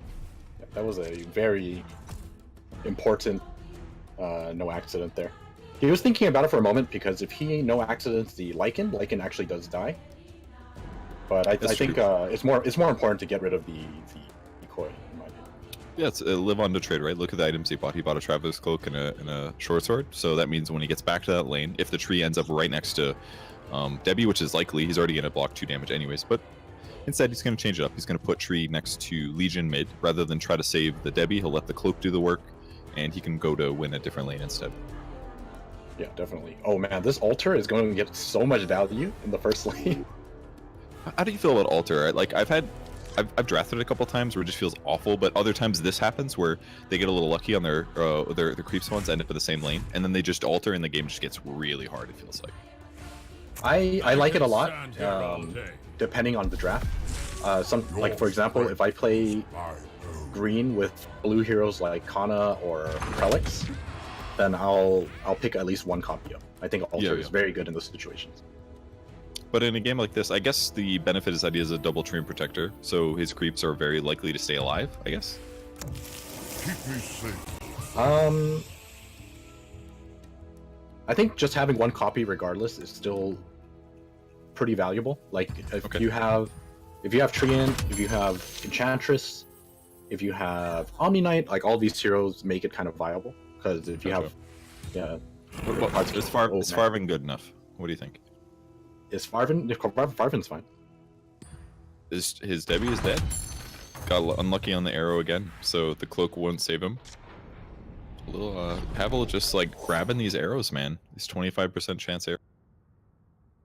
Although if he committed the tree to the lane, he would have probably been able to stay alive. But yeah, that's the. Wow, 2 creeps the same lane again. Oh my god. Yeah, this is a problem. This, I don't think Life Coach can complain in the slightest about RNG right now. That is three turns in a row. Gets all of his creeps in the same lane. It's going to make this altar so value, especially because his opponent's creeps are also spawning there, which kind of makes it better in some way, because then it's also counteracting his opponent's benefits, you know? Yeah. So good. At this point, though, you definitely want less creeps now. I think this is more than enough. Yes, he should be able to win the lane with what currently exists here. He could possibly use swords, potentially, to cut through the creeps faster, but it's going to be a while. There's not a lot of good clear coming his way. And even something like Tower Barrage, he's got 3 in his deck in Pavel's side, so that could actually clear creeps pretty well. But instead he'll go mid to try to compete there. So something important to point out is Pavel went mid with the Luna, right? And he has 2 Eclipse in his hand. Life Coach absolutely needs to have initiative for the next lane to duel Luna. Yeah. He doesn't necessarily know it yet, but I mean, it's very likely anyways, right? That he would do this. Yeah. Maybe his opponent is hoping that he won't kill Meg. I don't know. It definitely seems a little weird. It's kind of gambly, right? I guess it is his second duel. He just drew this one. No, it isn't. I'm thinking of a different game. Or the fact that he could have dueled but just didn't at the start. Yeah. In some ways, like if you think about the first round, he remember he could have used battlefield control to elongate his Luna's life by forcing the Legion to attack a creep, and therefore he would have been forced to use duel on round 1. And now he wouldn't have duel. He'd basically be trading battlefield control for a duel. How did he get initiation? Or initiative? I'm very confused. Life Coach played short sword on the first lane. Ooh, just to kill the creep. Thinking that Pavel would play something. Yeah, so this was really, really good play from Pavel. He understands the importance of Luna's presence in this lane, because next turn, I mean, he's going to get Eclipse, and that's going to clear up this entire lane. So basically, Life Coach was banking on like being sure that Pavel would play a card lane 1, and so he passed, thinking, and Life Coach probably thought, oh, he's just passing to wait to see what I do. I'll put a sword down, fish him out, and then he passes, and gets the mid lane, keeps the Luna alive, and now everything's different here. That was huge. That was so big. Like, getting that kill right there, instantly 4 damage on the tower, no blue cards put down. Not that he would have anyways, but couldn't. So I think what Life Coach is thinking about here is potentially intimidating Luna, but he's going to pass, and we're basically going to be playing the initiative game again. So here's the next question. He could also duel Luna now to guarantee her death, because she would die during the fight trade. There's no more mana, no more items left on Pavel, so Life Coach's opportunities are really straightforward here. And it's not a bad kill. The intimidation is kind of dangerous, because if he sends Luna to the right lane, then she gets another Lucent Beam off, which would make her Eclipse even better in the same round. So instead, he'll just pass and save his cards. So here's the other thing. I think Life Coach wanted to come here so that he could duel the Wolf. Maybe that's why he didn't duel. Mm-hmm. Because this Wolf is a huge problem if you don't deal with it. He has no ways of dealing with it. Yeah. Okay. It was a good plan, honestly. So your trade-off is, okay, I can delay his Eclipse charges a little bit, but now this lane is completely winnable. Whereas before, if that Wolf is like 2 spaces away from your red hero, it is so difficult for you to kill him. And duel does guarantee that. That was a good move. Definitely patient play. Okay, he does get 1 creep in the middle lane, but that Eclipse is going to clean up. I think it should be... Oh, it's only at 4 charges. Died, actually. Yeah, dying in round 1 was a little painful for him there. Dropping Debbie left is really safe. Debbie does stupid good damage to towers, so if you have a wide creep board, drop the Debbie in that lane, and there's a good chance you go straight. Even if he landed in front of the Cleric, he could then clear the Cleric, and then the lane is certainly over. But I'm sure he's probably happier with this. It's a little bit... Yeah. So, I feel like he just wins this lane, personally. Like, drop Roseleaf Druids and stuff, build up to 9 mana a little faster. I think he could kill this tower. He could throw this for sure. Like, he is likely to lose mid, but at least because he dueled the Wolf on the right lane is not going to snowball out of control, at least for now. It so feels like a good play. Eclipse is actually not that great. I don't know why I thought it had so many more beams. It's just 4. You still have to do it. Okay. It's really unlikely. Yes, man, I wish the beams came out that fast in Dota. It'd be cool. So let's see what he does here. Primal Roar's not really worth it. It's not really worth spending enough magic. He'll do spot weakness basically just to get a card draw, because his opponent is not likely to have armor this game in any significant place. So he'll trade initiative for a card. He was going to summon the boar here anyway, so he'd probably lose it no matter what. Ooh, the alpha locked. That was actually he actually locked all the big cards. Well, maybe not all of them, but those are 3 big cards. Yeah, that's 3, especially the Thunderhead Alpha. That basically just completely kills his plan of throning in the left lane. At least for a couple turns. Ooh, Helm of the Dominator 10 gold. Yeah, he definitely did just hold there. He's gonna hold the Helm of the Dominator, hoping to get 10 more gold. But will he spend on a Cloak? Cloak is looking appealing to life coach in 2 places with the Beastmaster and the Debbie. Over on Pavel's side, it's looking to commit a Magnus to the right lane to win that one against the Beastmaster. It looks pretty good for him there, but it's taken some thought here. 15 seconds remaining. Losing that Primal Aura is actually such a big deal, especially with this type of deploy. Like, what if there's a creep in front of Beastmaster and the 2 heroes are next to the creep? Can't roar anymore. Yeah. Okay. That didn't happen, but still. Yeah, that would have been really big. Okay, duel. I think you still commit to the Rose Leaf Druid. Yeah. It'll come out. It'll come off cooldown eventually. I like that he's passing though. If he committed more, it'd be playing his hand a little bit too much. Like, oh, by the way, this is unnecessary, but I'm planning to kill your tower here twice in a row.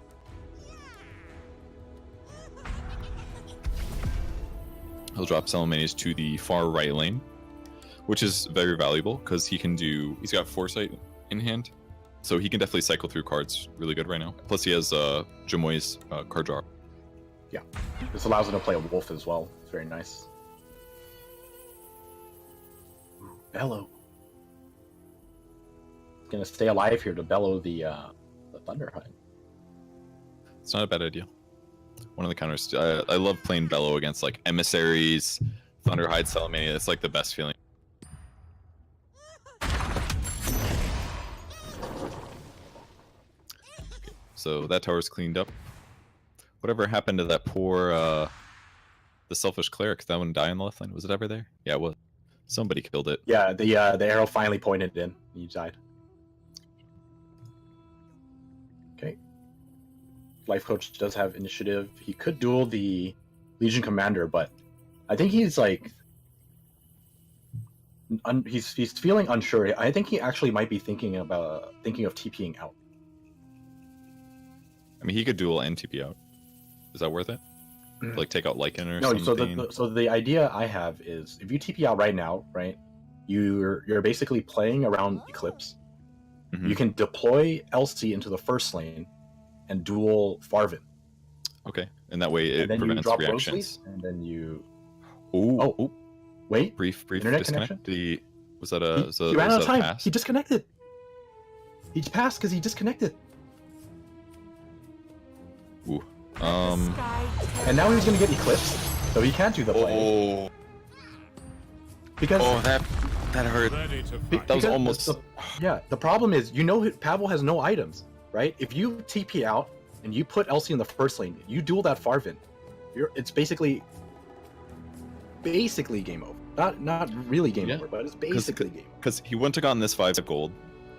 So he would have had like, I don't know, maybe killed 2 creeps there, been at like 4. He would have been at 4 health, 4 gold. Maybe he gets a TP, but realistically, he'd have 2 heroes mid, 2 heroes right, and he'd just have to win in 2 turns basically, while not losing right lane. I mean, the thing to keep in mind though is that intimidation is in hand, so he can just play intimidation, which is what he's going for here. He's gonna hold the Dominator again, I think.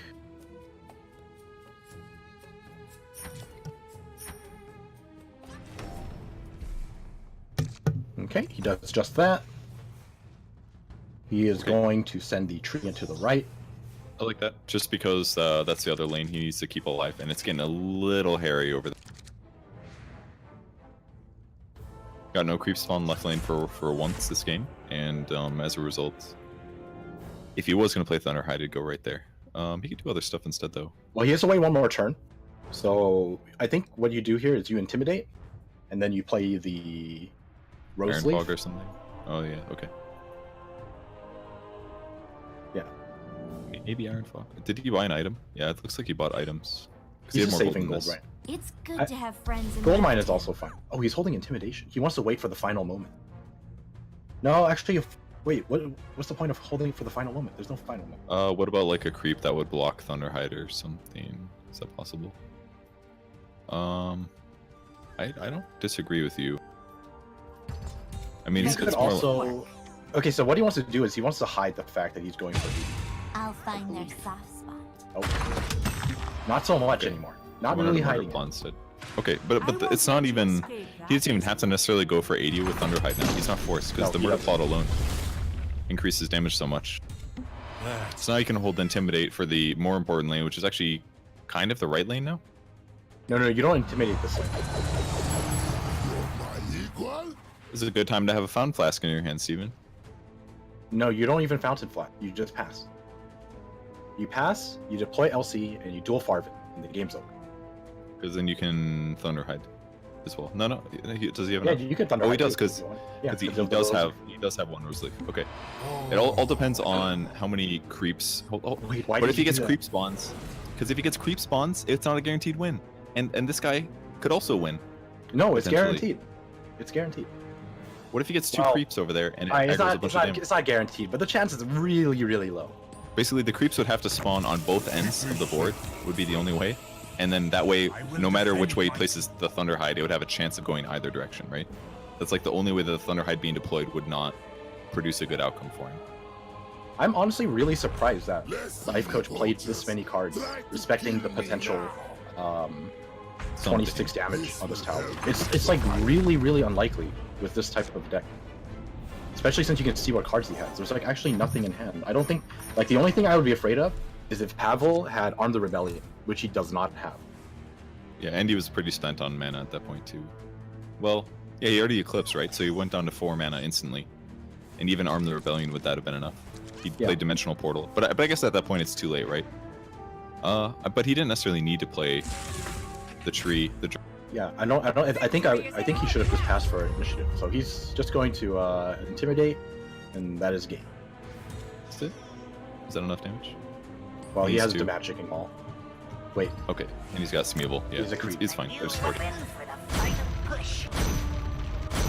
You would have dueled a creep or dueled the hero, but I would have dueled the hero for more mana in my hand. well, he ends up pulling the comeback here. Having a rough 0-2 in the beginning of the group stage against Pavel, where he had a couple misplays, a little bit afraid of getting 80 killed, and he ends up coming back with a draft and taking the win. So looks like Life Coach and Hyped are through the group. So congrats to them. You know the best part about this is seeing Life Coach win by breaking all of his rules. Like time and time again, he is going to tell you, blue is kind of weak in draft, and splashing black, really weak, that kind of thing. And then he's just doing it now and winning. So that's I think that's the highlight for me. It really good decks. They were kind of fun. The first one was definitely wackier and a little bit harder to execute, but a second deck was super legitimate. 2 trees is obviously great. Maybe a little bit lucky with some of the creep spawns on left lane. It forced that really early board presence, but yeah, he played well. Good drafts, good heroes, and congrats to him making it through. So I think that is going to be it for the day. We watched all of Group A. Group B should have been played simultaneously. I don't know the results for that, unfortunately, but we're going to be here for many days to come in a row. Tomorrow we've got Group C, Freddy Baby Swim, Game King, Ecop, and Group D, DPM Licious, P-Main, Fino, and Wife Coach. So don't know yet which group we're going to be covering tomorrow, but we'll be back tomorrow once again. The start time is 7 a.m. Pacific time, or what is that? 10 Eastern time, 10 a.m. Eastern time. So me and Steven will be back tomorrow to cast. So if you guys want to watch some more Artifact, come back tomorrow, and we'll see some more fun drafts. Thanks everybody for watching. Have a good night.